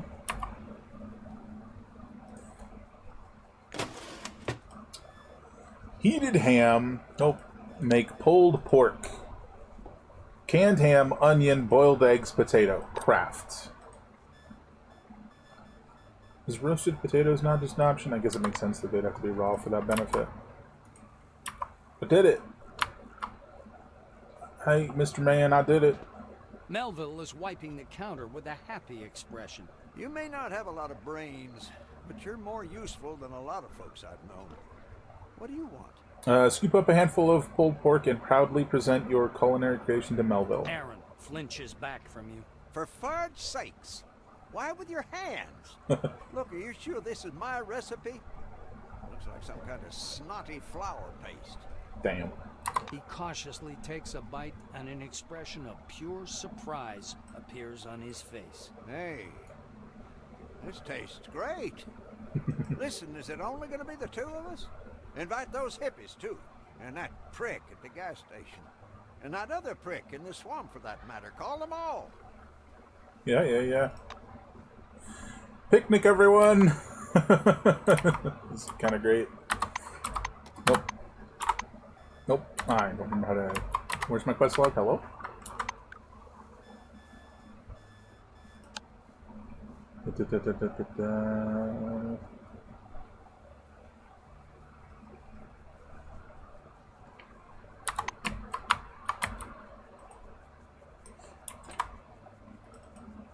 Wait, so can I go to the swamp? I thought you couldn't go there until later. Come on, don't be shy. Large glittering octahedral beads. They radiate a soft opalescent light. Swallow's clouded eyes wander over to your face as she's waiting for your question. Let's see. Ask her how come she looks like a human, but she's called a birdie. That's funny. Tell her you want to be a hippie with a hippie name like her, but you don't know how to go about that. Let's just say her beads are cool, and we'll go back to the guy. Do you like it? I made it from some forefathers thingies. I bought them from a local guy. Well, that guy who sits near the gas station.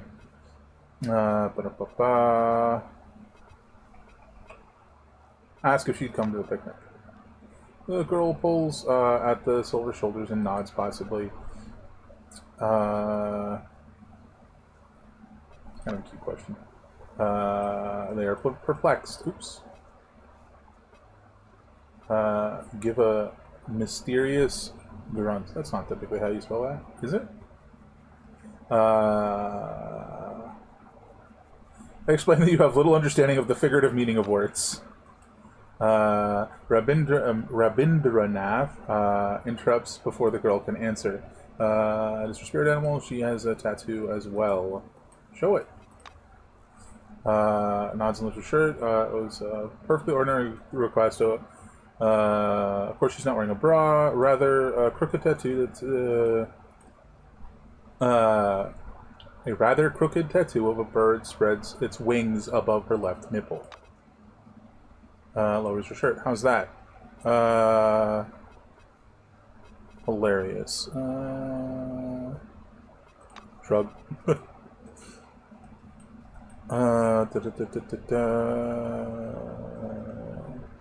This seems to be unbreakable. Interesting. I hope to see you again soon. Oh, she went to the picnic. They both did. Okay.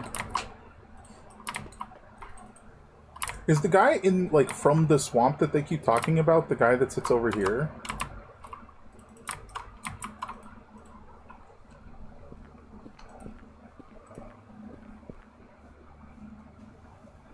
Howdy. Invite him to the picnic. With our grumpy old fart who can't even fry an egg? Okay, why the hell not? Have a good one.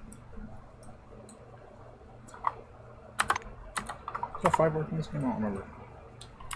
Sure does. Yeah, the path to the swamp is actually blocked right now. So I think it's probably him that he was talking about. I want to invite her, but I don't know if it's going to let me or if it's going to try and force end the whole thing.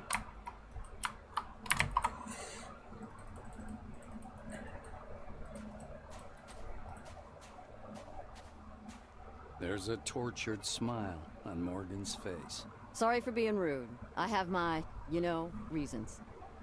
You're not mad at me, are you? The creator didn't give you an intellect, but that's not your fault. Fair. Picnic? Morgan looks from the car to you and back again. What picnic? What is num-num supposed to mean? I thought that was pretty Why self-explanatory. don't you go in the gas station and look for a relic to counter anomalies? Anomaly relic. Okay?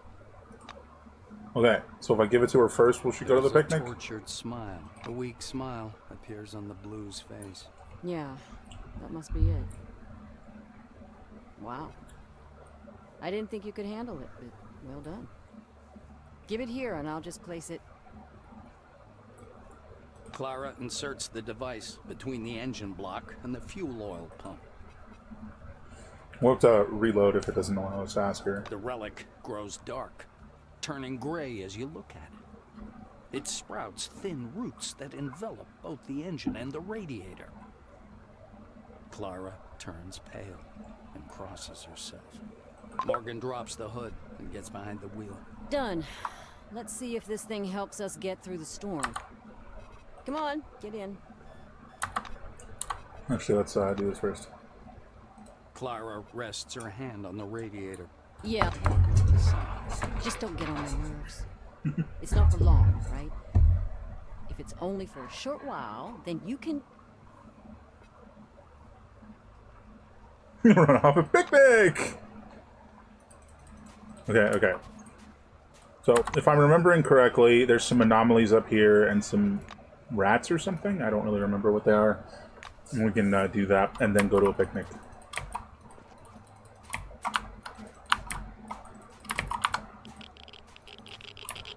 Ah! I think what I'm remembering is over here. But I do have the anti-rad stuff, so let's save it and take some anti-rad stuff.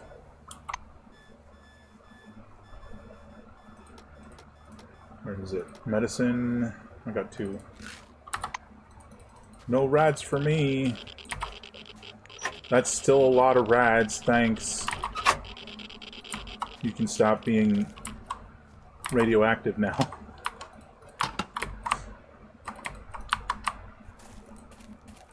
That was probably not necessarily worth it, since it was just a bit right here. Yeah, they're up there. Are they rats? They look like rats. Locked? It's a pile of rocks. Shove it over, man.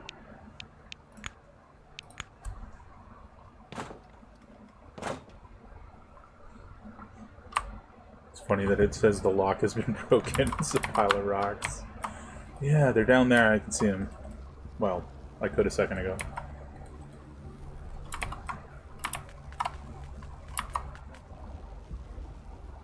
Move here. I forgot to go make grenades. Trap disarming. I'll just wait. You gotta come get me, guys. You're supposed to avoid the anomalies, not walk into them. I think I can only save 2 AV points right now.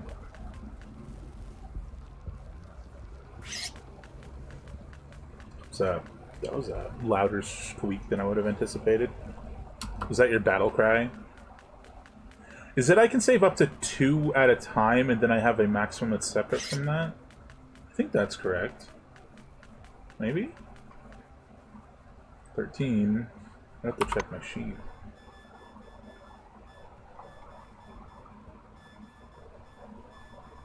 AP maximum is 18 and I can save up to 2 at the end of each turn. And I get 7 at the start of a turn and the start of the fight. So I can save more, so I might as well just let him keep coming for me. And this is 1 or 2 more times, and then I won't be able to save anymore.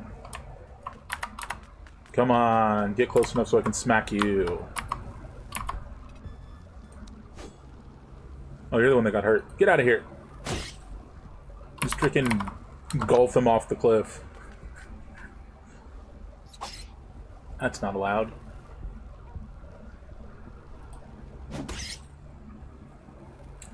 What happened to the others? Oh my god, we got rat eyes. No, thank you. I thought there were more. Hello, rats. Some more, like a radiation drum.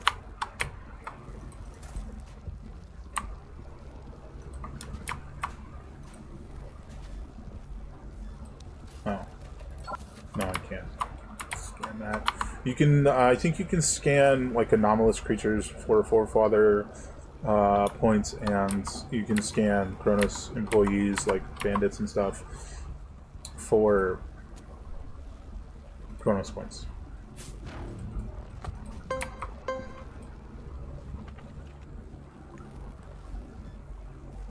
Weapon power cell.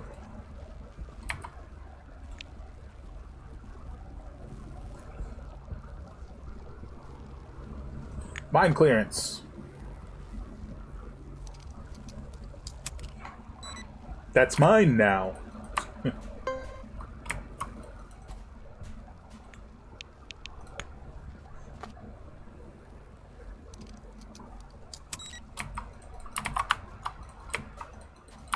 I think this is all technically the tutorial until you get to the place, and then that's chapter 1. I think.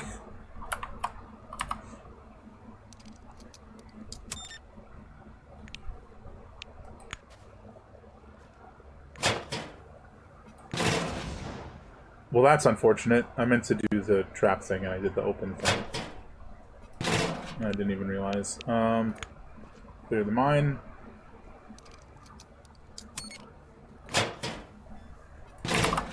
Give me everything.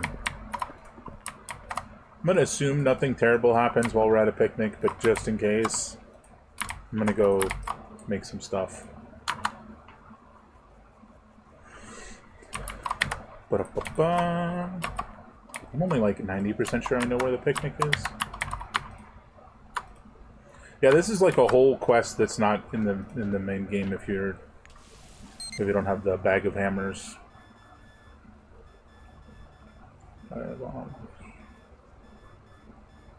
Homemade bomb? Why can't I make Molotov?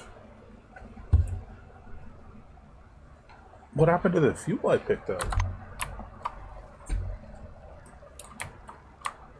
Well, that's disappointing. I'm gonna make other stuff. Give me a homemade grenade. I'll make one of those. Chemical grenade. And a shock grenade. I make multiples. Oh, it's freaking EMP. If I realized that, I wouldn't have made it. Done now.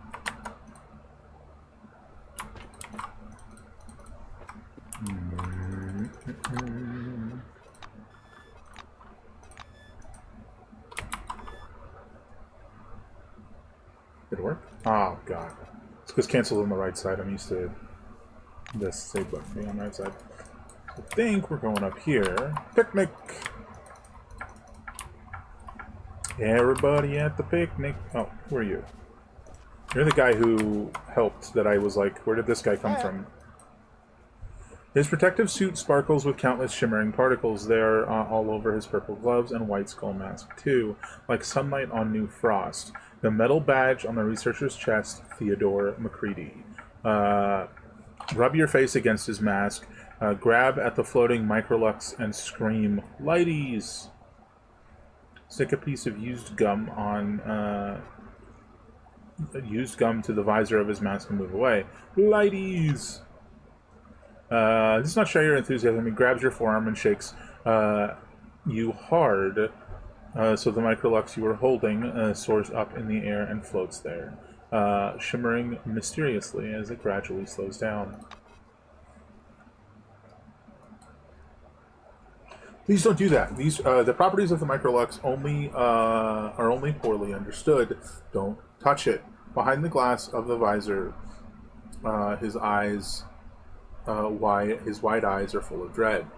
Using a couple of inappropriate gestures, invite him to the picnic. Poke at the floating particles. Blurg. No one dares command you. Suck some microlux into your mouth and swallow it in protest. I kind of want to do that. I kind of want to do that really bad.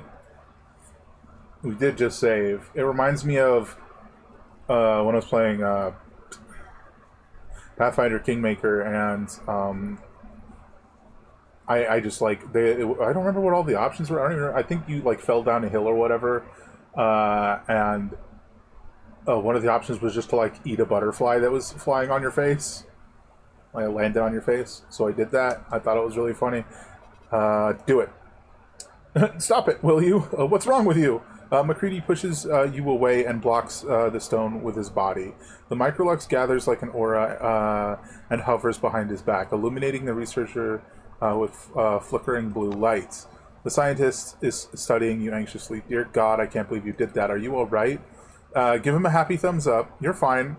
And Microlux tastes like potato chips. Open your mouth and show him the particles stuck in your teeth. No, I'm good. Shaking his head, MacCready takes out his communicator. Amazing lunacy, devoting itself to the service of science. Maybe this was the purpose of the Yellow Badge program. The Yellow Badge. We haven't read this previously, but it's popped up a whole bunch. The White Wing is quite numerous, and it includes not only the luminaries of science. Many scientific programs require the participation of a specific contingent, including outright fools. Cronus scientists, with their characteristic optimism, believe that the Forefathers' artifacts can cure various forms of mental impotence, and they need the appropriate staff to test this hypothesis. Since 1974, the limited contingent of Yellow Badges includes not only White Wingers, but employees of other wings as well. The scientist quickly writes something into his handheld computer. Knock the communicator out of his hand and run away. Chortling glug glug glug. Move away. Move away, chewing on the Microlux. It was nice chatting. Well, nothing really seems to have come of that.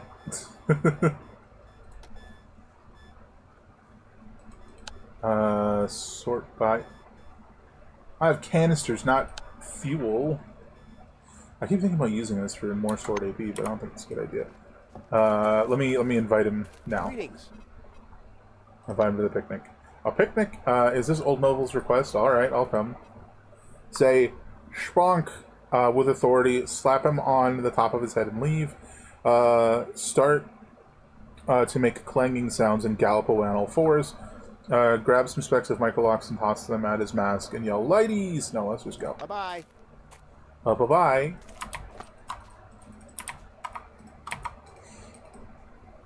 That's everybody.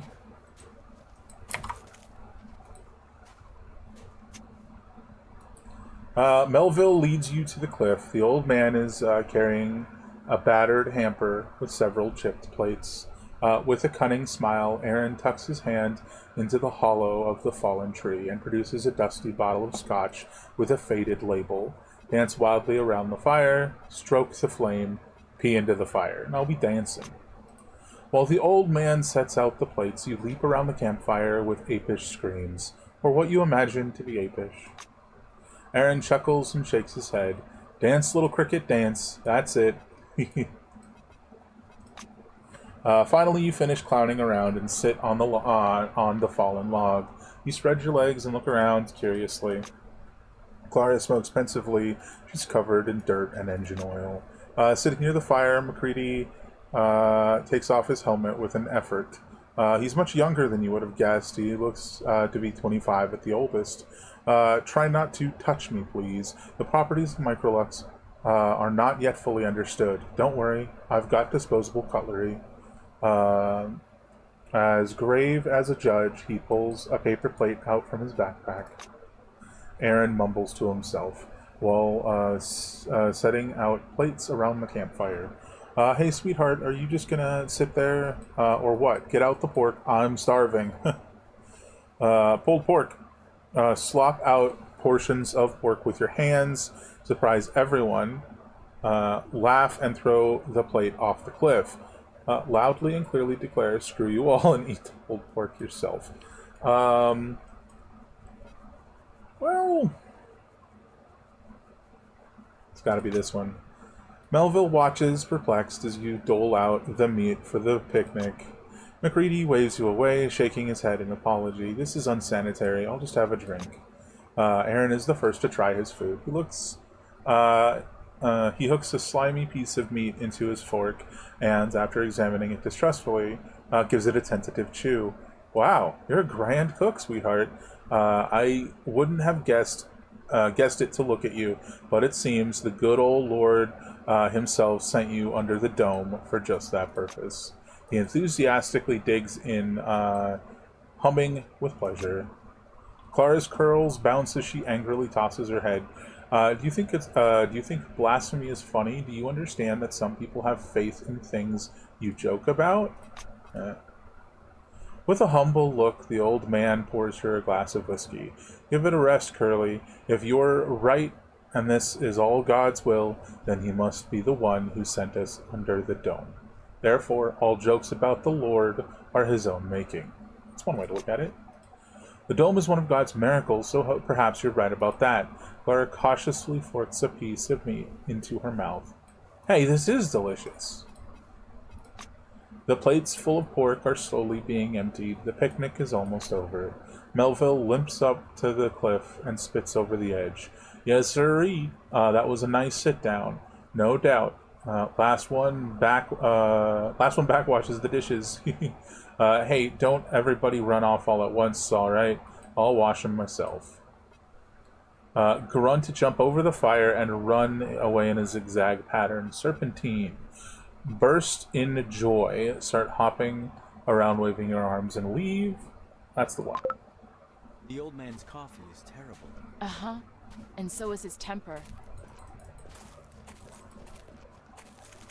Awesome. Very fun. Gypsy. Oh, I suppose I did drink. That does make sense. I think that's everything we can do here. So I think we need to head on out.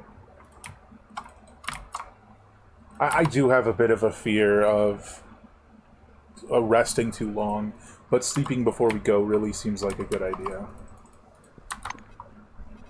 So we'll do a hard save just in case.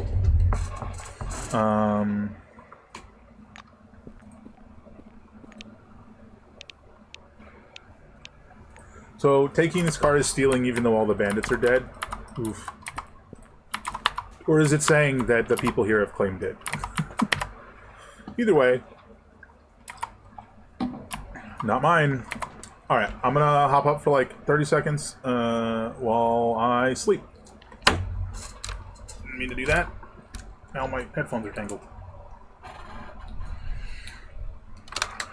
Alright, I'll be right back.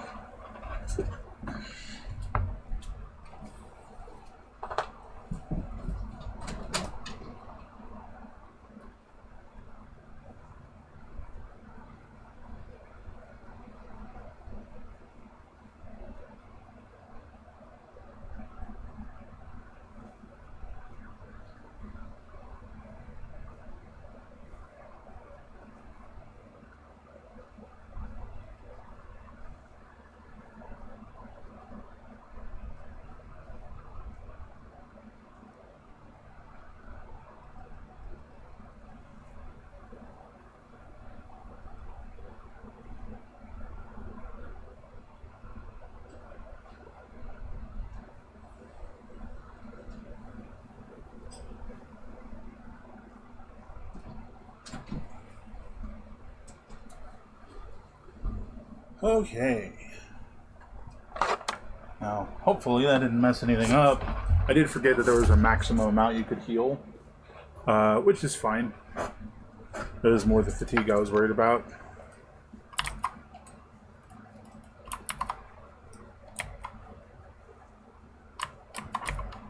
Alright. Off we go.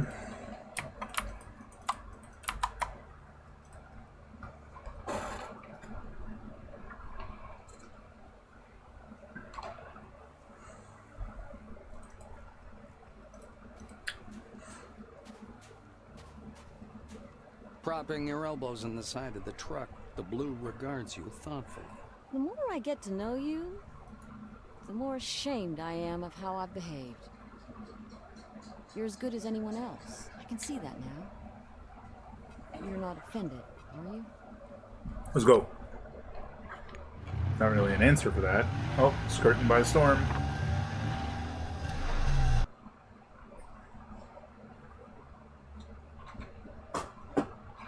I think we're probably gonna be streaming for another 30 to 60 minutes, maybe, kind of depending.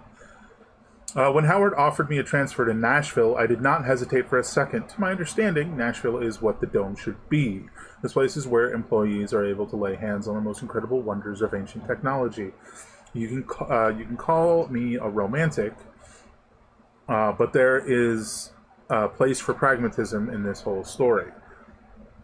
I have no doubt that my career will go up at Nashville. From the Diary of Monty Collingwood, Silverwing. You approach Nashville. I think that's the guy that came in with us. Smoke rises from the Who was on the elevator. Someone must be burning the hamburgers on their barbecue. The local turrets seem very glad to see you. They bleep, sparkle with red lights, and happily rotate their gun barrels towards your truck. Clara looks worried for some reason. No, they're happy to see us. That doesn't mean I'd stop. I just do The nothing. vehicle drives on, and the turrets launch a festive salvo of fireworks in your honor, shattering the windscreen and rearview mirror. Clara screams in terror. My, how boring she is. Actually, I feel like I recognize the narrator's voice from something, but I could not tell you for the life of me. Your truck turns left toward the main entrance. The nearest turret turns its red laser sight in your direction. You give it a friendly wave. Laugh and scream merrily. Wow, what a light show. Steering fitfully. The What a light firecracker show. from the turret's barrel grazes Clara. You see that the turret didn't mean it, but Clara seems to be angry with it. The truck crashes into the turret and stops. Oof. In hiding. Are you good? Clara's face is sputtered with blood. When you bend over, she barely managed to open her eyes. Your antics were annoying me. That's unchristian. I know. Forgive me, please. Yeah, well. Try to cover Clara's wounds with your hands and stop the bleeding. A pathetic, trembling smile appears on Morgan's face. That won't help. Oh, hey, hold on. Hold on. You know what I do have? Moderately decent medicine skill. I think, is he injured and actively losing health? Get up.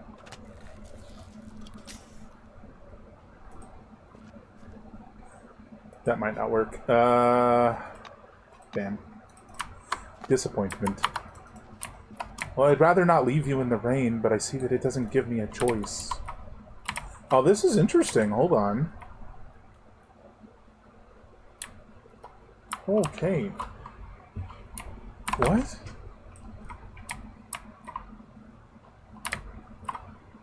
Oh, wow. This is not expected. So, normally, when you're not an idiot, she stops way over here. Or is it here? Like, she stops over here, and you have to come in and go into the sewers and use an alternate path to get through. But this time around, she just fully floored it and crashed. Crazy. Specifically a bandage?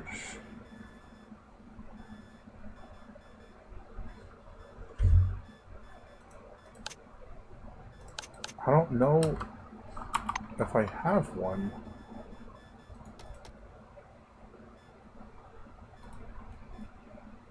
Use on.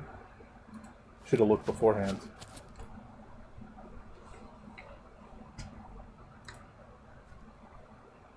Clara gains her senses a while after you bandage her and touches her wounds in amusement.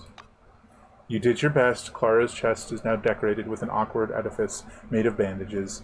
Your shoelaces and twigs you found on the site. Everything is colored with pink and green felt pens and looks quite spiffy.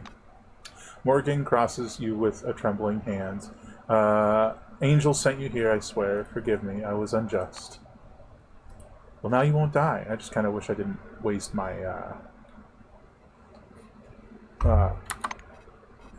fatigue. I could reload, but whatever. Choices are choices. I'm saving because I want to see if I can beat this thing up and get a bunch of XP. Or if this is a very bad idea. It takes 20 AP to get there? What do you figure? Oh, because there's no gap. I thought there was a gap. If I come here and wait, I think my innards just became outards.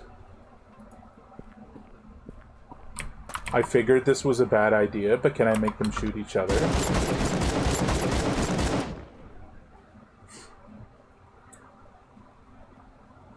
Is it just not going to shoot because the ally's right next to it? I want to go here. Aha! Stop the attack. Like, surely I'm going to die. I was just curious. It is loud, though.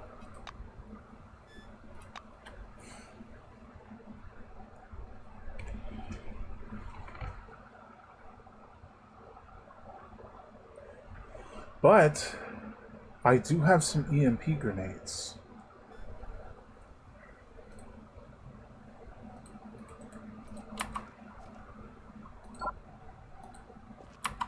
So what if I throw EMP grenades?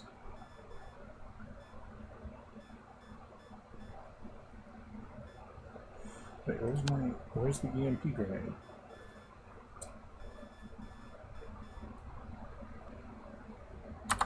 Oh, they're called shock grenades, I forgot.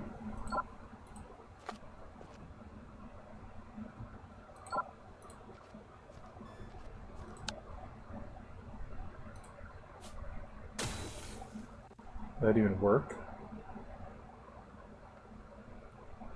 Oh, come on. I'm actually reload that. That's obnoxious.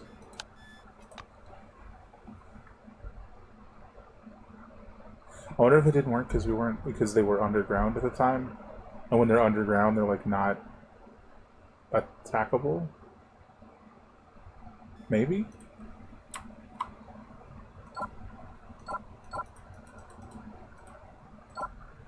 I think it does that because if you look, my mouse pointer's like, oh.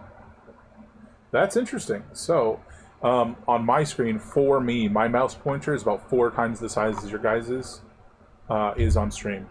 I didn't know it would do that. I can actually see it on OBS. I just didn't realize that. It's because I have a big mouse pointer because I lose the mouse sometimes. That's crazy.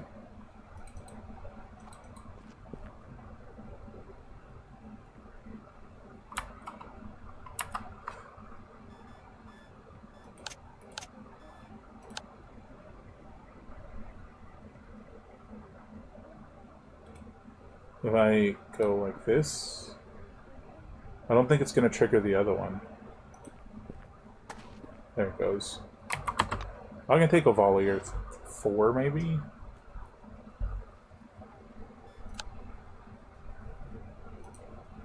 Structural damage located. Stop the attack. Am I going to need these grenades later? Probably. Structural damage. Damn, okay, we really need to lower that volume. That is unpleasantly loud. Sound effects, let's get that to like 50 something. That one's stunned. Give me XP! Largely I'm doing this out of curiosity, but also I wanted to know if you could go through the front door.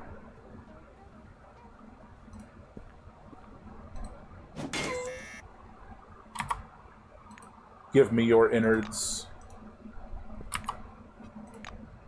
Are these guys scannable?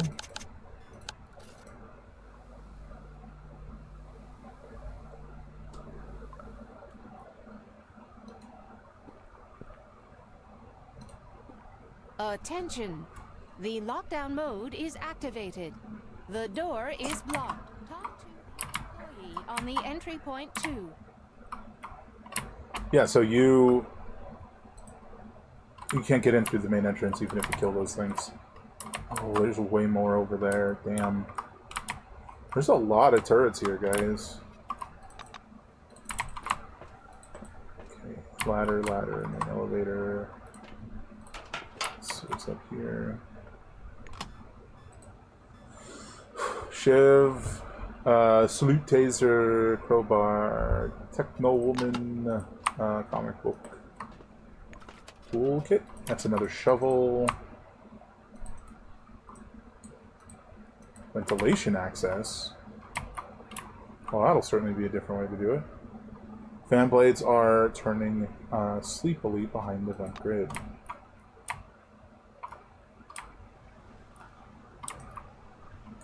Oh man, 1, 2, 3.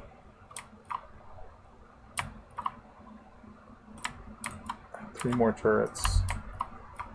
I think 1-to-1 I could take these things on, no problem.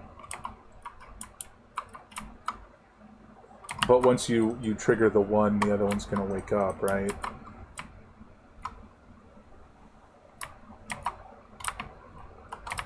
Is there a way to climb up here? No, I need to climb up and over. There's another access point over there. Is that water on the camera? Is that what I just saw? I guess it's kind of flitting in front of it, yeah. Oh. There's like no reason to do it this way. And yet I'm doing it anyway, guys.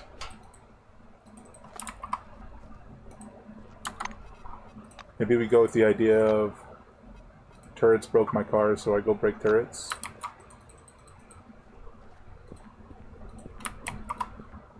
Get 'em.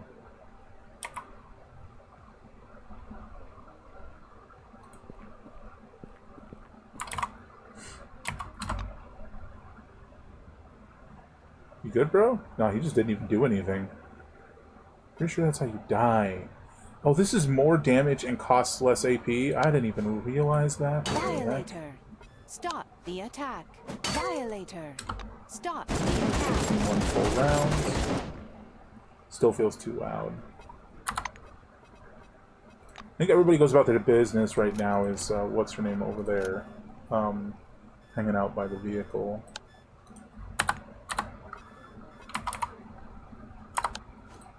Violator. Stop. Give me XP. Believe it or not, the XP isn't the only reason why I'm doing this. So I can loot these bodies. Where the hell are you? Over. Bobby, I really need your help. Over. Who are you? Who is Bobby? Maria's dead. Ron is acting weird. I'm scared. Oh, Looks you're the like lady Kingsley- downstairs, right? You pick up the walkie-talkie. You pick the walkie-talkie up from the ground. It is silent. So you came to save them all. They yell at the receiver. Hello, is this the washing house? Tell a funny story about a leprechaun in a lavatory. Save that for later. Pelican is in the nest. I repeat, Pelican is in the nest. I came here to save you. Silence. Well, now let's tell this story. Now, your funny story finished. You roar with laughter. No replies come from the other end. Hello? Is this thing on? Your own shout rings in your ears, but the walkie-talkie just crackles with grumpy static. You think I'm not pushing the button? Sadness. But yeah, I was also doing it to try and loot some of these bodies if they had anything. which does not seem to really be the case.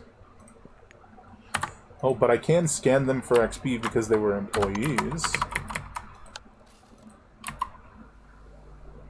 The more information I get, the more likely I am to know what happens. I'm like, I can collect the information, but I'm not the one to analyze it. You know?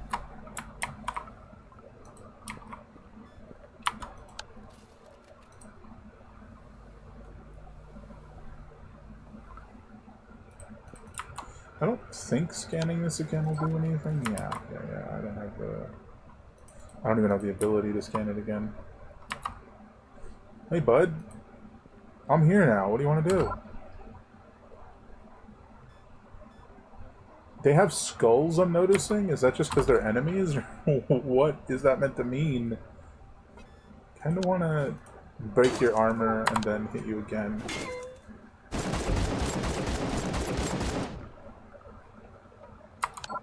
Did you know I was surprisingly resilient? Is it a surprise? Key.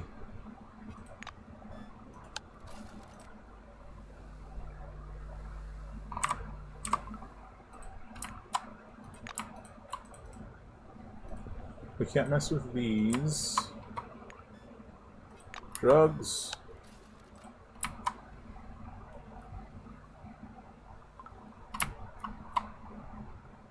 We can't touch the car at all.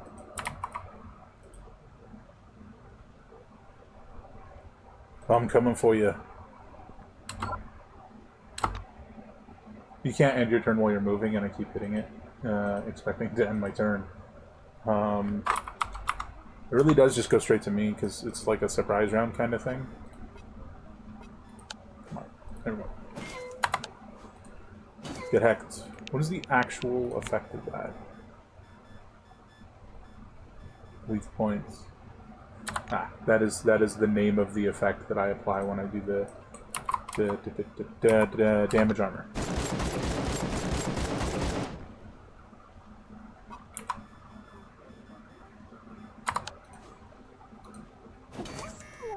Get out of here. Is there anybody else to scan over here? Slatted door. Break it open! Don't use the crowbar, we don't want to miss that if we don't have to. Knowing my luck, I would miss the barred door as I was trying to kick it open. Okay, bits to make ammo. There's a roaring hunk of iron in front of you. It might be related somehow to the turrets, or it might not. After peeing on the machine, bark at it and move away. I'm gonna do that just because I really want to see if it does anything. No. Kick it. Machine stops whirring and looks like it's off now.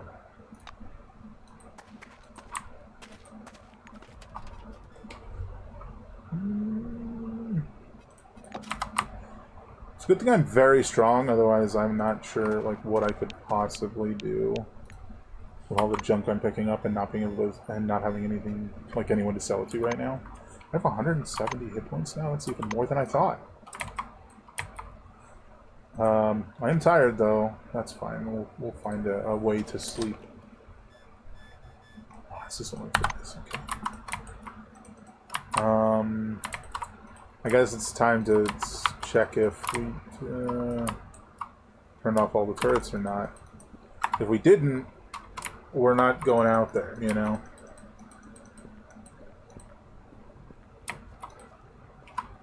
Seems off. There are so many turrets here.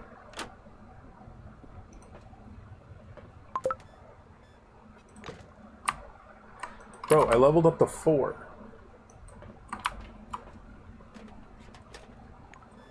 I do feel like we sort of kind of haven't left the tutorial yet.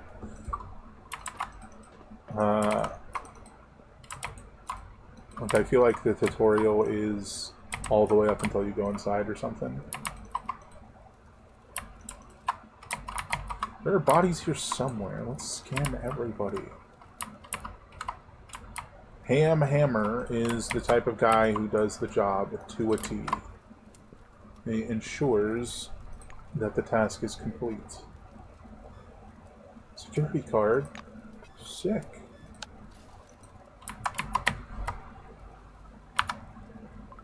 Technically, nobody asked him to do this particular aspect of the job, but he's gonna do it anyway. Key.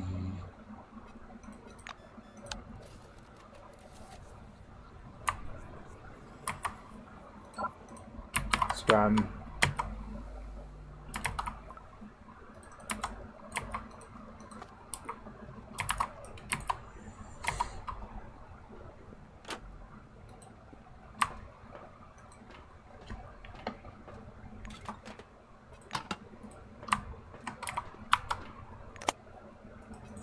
The game seems very microcosm-y, if that makes sense. Like, there's a shit ton to do in a lot of little areas. But overall, there's only, like, 20 little areas. You know? I don't know if that makes sense, especially with as early as we are. In the game, it probably doesn't make any sense. This panel is full of colorful buttons and looks like candles. Make jab, jab, jab, jab, jab vigorously. You hammer the buttons with so much enthusiasm that you break the control panel. The lights blink out, and the panel doesn't respond anymore. Break the panel even more. Now the panel is even more broken than it was before. Even more. Fix it. Yep. We just keep breaking it more every time.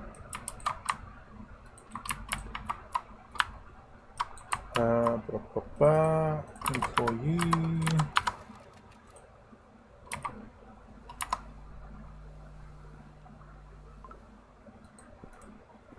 Carl Van Groover. There's somebody up here.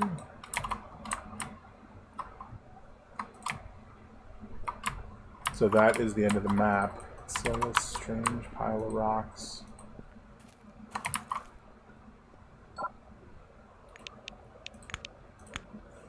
Knock knock. With my foot.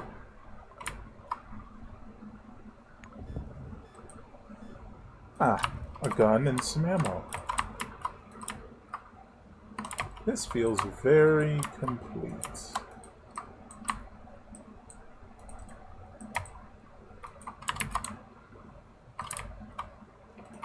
I don't necessarily feel like going to the sewers. We're not here to just get to as high of a level as we possibly can. That's not really the point.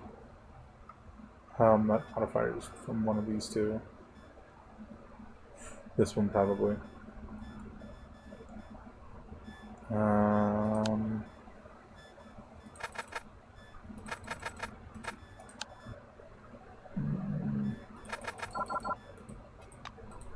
Next level is another perk, I think.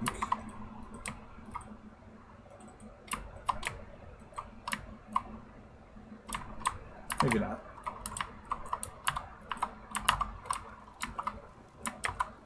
Nobody over there.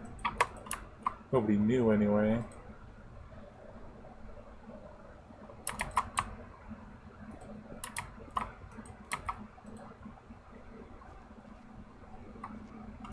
I don't think that us messing with the guard panel switch thingy did anything here. The elevator opens its doors welcomingly, washing you with a It did, it strange worked. smell. There's an unfamiliar woman standing in one corner of the elevator. Or at least you don't recognize her from the back of her head.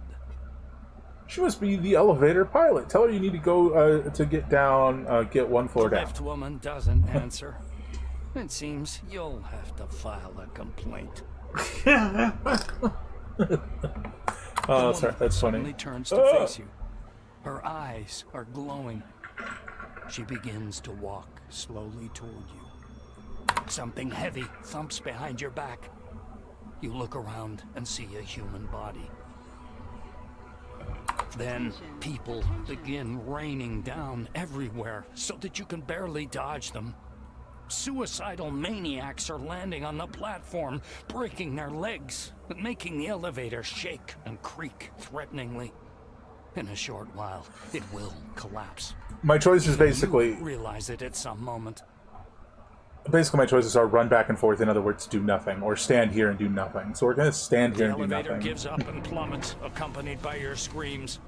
When it crashes to a stop, you realize that you're alive and well. Only your head is swimming a bit. There's blood and torn off limbs everywhere.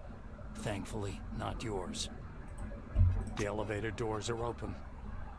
This appears to be your floor. Calmly. If there were as many surveillance cameras in London as in the Nashville facility, crime would disappear entirely. I've never felt so safe. Everything here is based on sound principles of design and organization. Elevators never get stuck. Blackwing is always polite and patient and competent, and the walls are thick enough to withstand an atomic blast. Fortunately, there's no one to go to war with. From... Oh, there's another entry from Monty Collingwood's diary. I wake up now.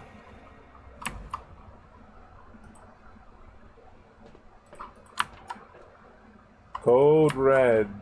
Code Red. General alert.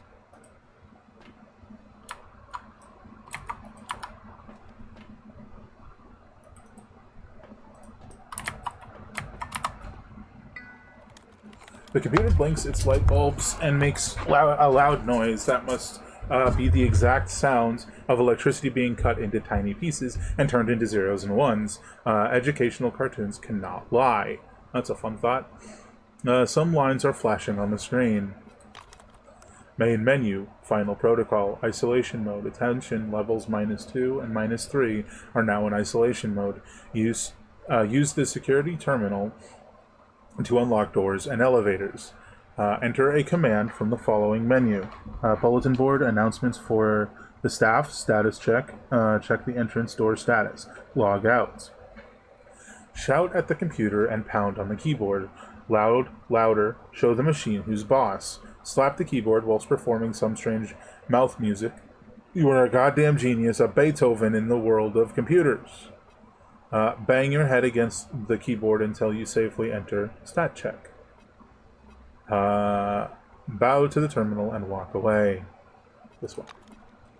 After about 150 knocks, your tenacity is rewarded. A message appears on the screen. System notification. The door is locked. Enter open to unlock. Sticking your tongue out to aid in your concentration. Persistently enter open. System notification. The door has been unlocked. Enter the word menu, the only one you know from the entire list of commands. Entering the word menu, you wait for a while, but no waiter shows up to give you your menu. Tired of waiting, you look at the screen where some new lines have appeared. Main menu, final protocol. It's the same text. Let's see. We can just walk away because it said we opened the door, right? Hello? Is anyone home?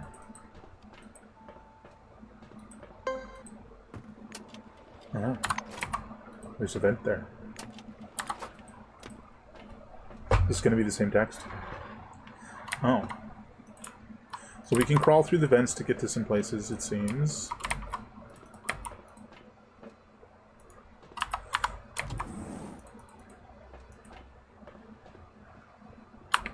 We can take a nap. Briefcase. What could be in here? Nashville security room key.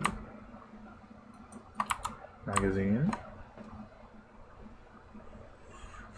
Some magazine with a naked lady on the cover peeps out from under a bed. Take it and flip through. Cover your eyes with one hand and move away. Why do I feel like I never found this before? You look around warily and cover one eye with shame, of course.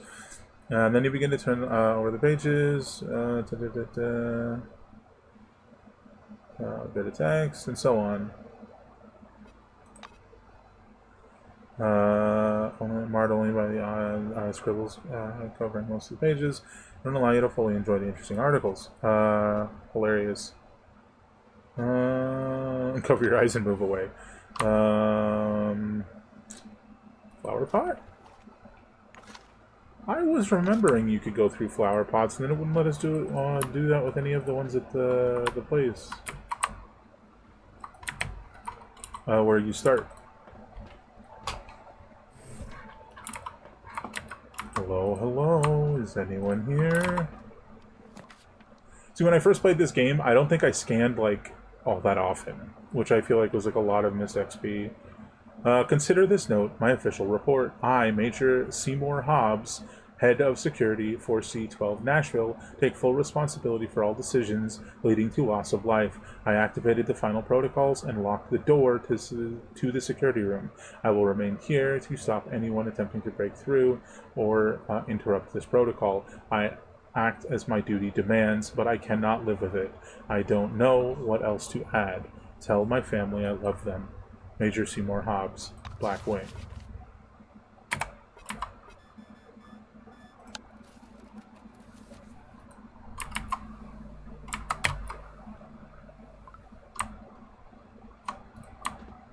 More flower pot searching.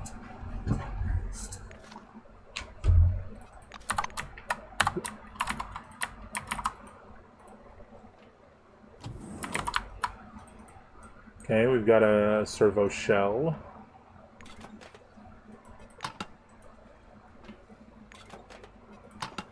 Which I genuinely can't really remember the benefits of wearing a servo shell. I imagine it's basically the same as Fallout's power armor. I mean, I said it's conceptually the same previously, but I mean mechanically it's probably the same thing. Kick it open! Light weapons technical manual. It allows you to upgrade a light weapon. Weapon repair kit. Okay.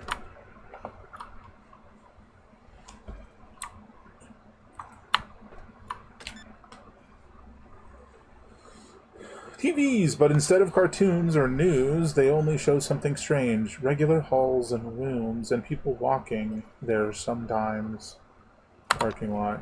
The monitors blink as you switch the cameras on the surface. The monochromatic footage almost makes the picture seem less sinister.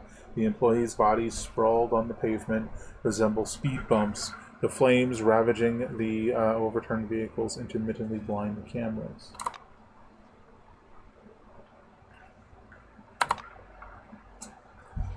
This level, this is -1. This level is not as big, and there are fewer cameras installed. You push the button, and 4 of the 6 monitors are spawns. The remaining 2 go dark. You can see yourself standing beside the monitors in one of the screens. The black's body lies behind the door in the nearby room. Level 2. There's barely any light on the residential level. You glance over the displays. They all seem to be showing an almost identical picture. An employee stops and looks up into the camera with mad, glowing eyes. After standing there for a bit, he disappears into the darkness. Soon after, he returns, gazes into the camera again, and leaves. The 5th monitor displays something more interesting. An orange is pillaging bodies, the bodies of his dead colleagues. He kneels beside a corpse, rummages through its pockets, and then moves on to the next one. The office level isn't deserted. Vague shapes stand beside glowing screens and pace up and down the dim corridor. The 3rd monitor displays the computer room. A scientist in a white lab coat is sitting at a desk, gazing into the terminals. Every now and then, he turns from the screen and jots something down on his notepad. Let's see what I should say. The monitors are all distorted and strange, wave-like ripples. With strange wave-like ripples. The static looks very odd. Okay. There's a safe. Kick it open.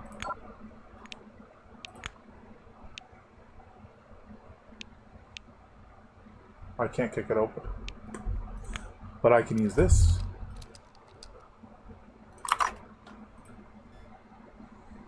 Inspection Zone Relic. Apparently part of something larger. Looks smaller than your typical relic. Could be worth searching for its sinister components. Sister components. Well, both probably.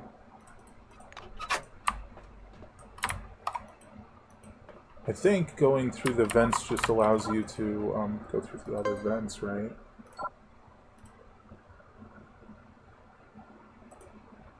Smoke flows through the bars.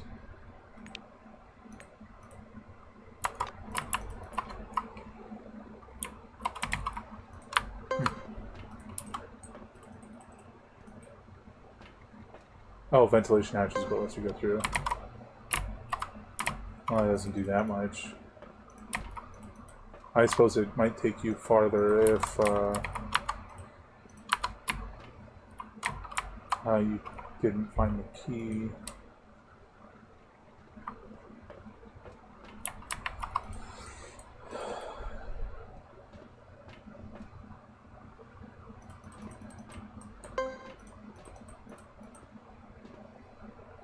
It's like quiet footsteps. Oh, you continue listening to the sound of footsteps. Quickly dies off, soon moving to the opposite corner.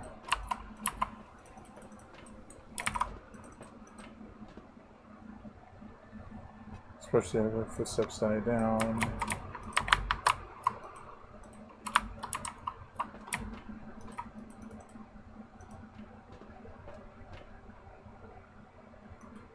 Footsteps immediately die down.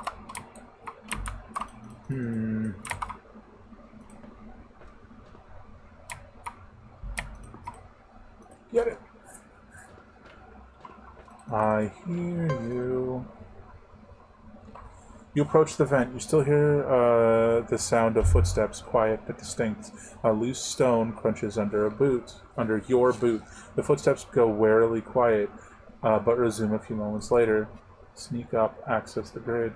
Close the distance between you and the access grid with a single leap. Yeah, that one. Looks like you've managed to trick the stranger this time.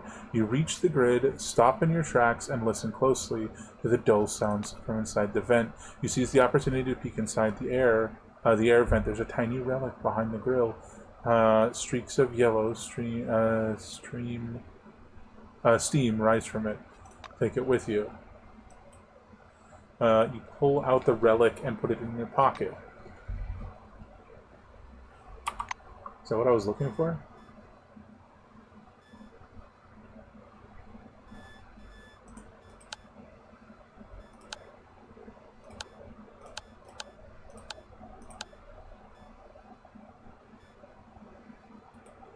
I wonder where the other one of you is. Relic number 21285C.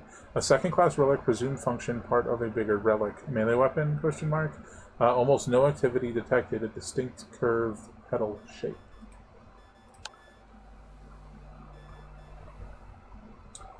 Uh, 21285A. A second-class relic, presumed function, part of a bigger relic. Cutlery, question mark? Weak, non-invasive psi activity, distinctive curved petal shape. Is the other one up here, or is it somewhere else? I don't know where else it could be here.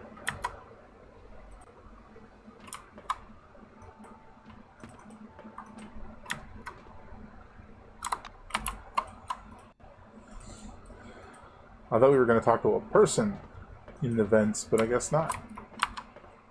It's been long enough. There's a lot I really don't remember about the game, to be honest. I don't really have any intention or desire to do the servo shell stuff, so I think we're just going to move on. Shinier.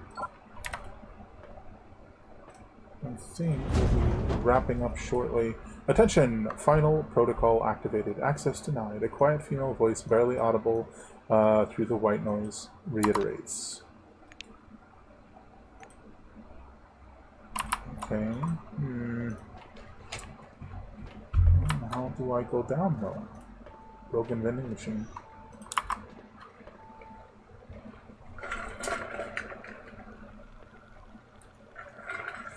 The Vega Drink's vending machine flattens itself against the wall in terror, trying to hide from your accusatory glance. Perhaps it has heard of your victories over its relatives and decided to give up in advance, or perhaps it's already been slain by some other great warrior that fights vending machines.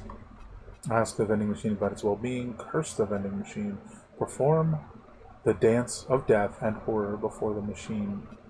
Write something obscene on the machine's case. Ask about its well-being. The machine is silent. What a smart-ass. Your actions don't produce any results. You get angry and kick the machine hard. The machine absorbs your attacks stoically, but that only riles you up more. Consistency is the hallmark of mastery. Continue kicking the machine. You attack the Vega Drinks again. After another kick, something rattles and creaks inside the machine. You put your hands to the cold metal case. There's no pulse. Shriek and beat your chest with your fists. Victory! You killed it. Feel an awful void inside yourself and move away. Move away quickly before any more vending machines come near. Victory! I was going to loot it. I don't remember how to get down.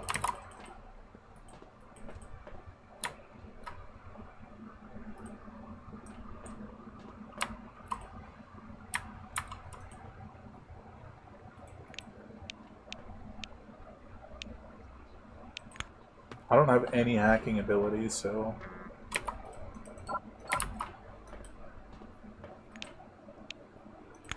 And there's nothing I can do here, I don't think.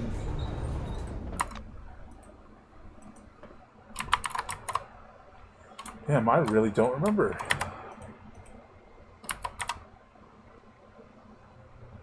This just takes me over here, which isn't really helpful.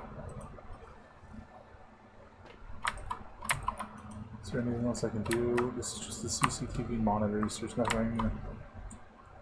Elevator terminal. How did I not see that?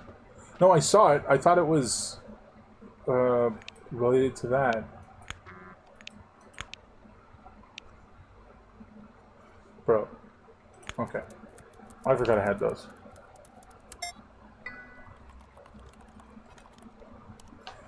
Some horrid red letters are flashing on the screen. There are too many, and you're afraid to read them. Oh, maybe fair, sort of. Kick the terminal, click buttons chaotically, sit on the keyboard, punch the keyboard, click the buttons chaotically. You stretch your fingers like a pianist before a performance, and then you start clicking buttons. The red text still angrily glowing on the monitor. Click buttons chaotically. Punch the keyboard. Hard buttons stick to your palms with a click. The screen blinks and suddenly you hear a humming. The humming of the elevator somewhere from behind the wall. Who's computer master? You are computer master. Now the monitor says that isolation mode disabled. Whatever that means. Heck yeah. We've done it. That is what we call success. Okay. Let's start with residential area.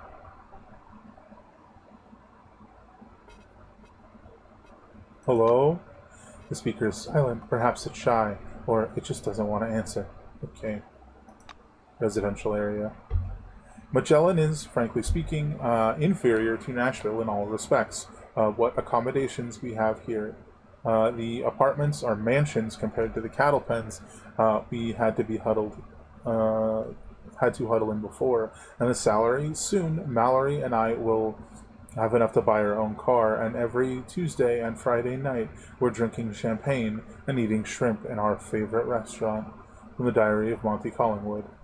Silver Wing. Bright lights blinds you. Bright light blinds you as soon as the elevator's braking mechanism engages. A flashlight pointing straight at your eyes, preventing you from seeing whoever's in front of you. The light flickers. You hear the slide of a gun being drawn. Freeze, shout, surprise, and sputter a melody between farting lips. You are standing on a brightly lit stage, bow regally to your distinguished audience. Nobody said freeze. I'm going to step forward. The deafening shot bangs out.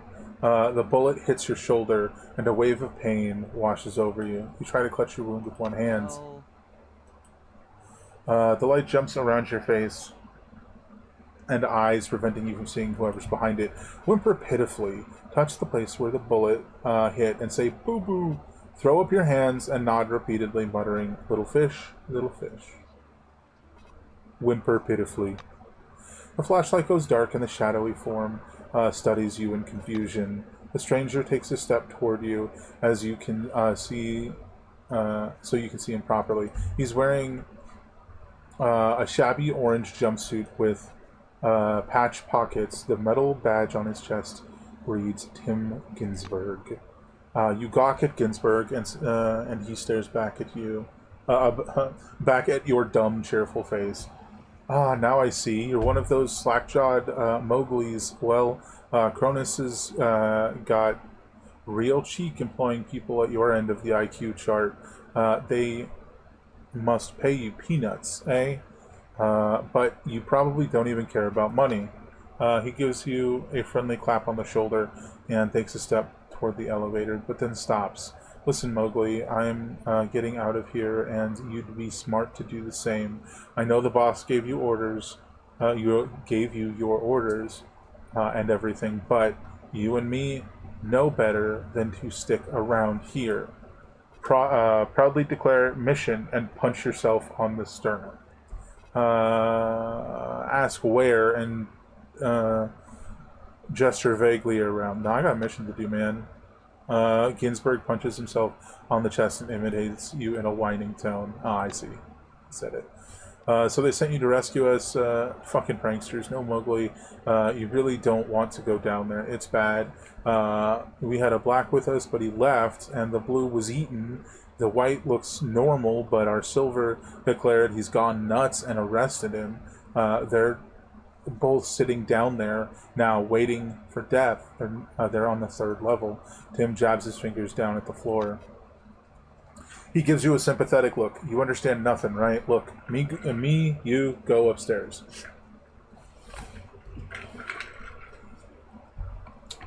Ginsburg's face goes through a series of exaggerated expressions as he explains his idea.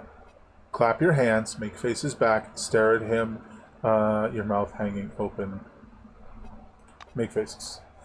Tim spits on the floor in disappointment. Damn it all. See, Mowgli, I got no problem if you want to tag along, but I'm taking the express, not the mail coach.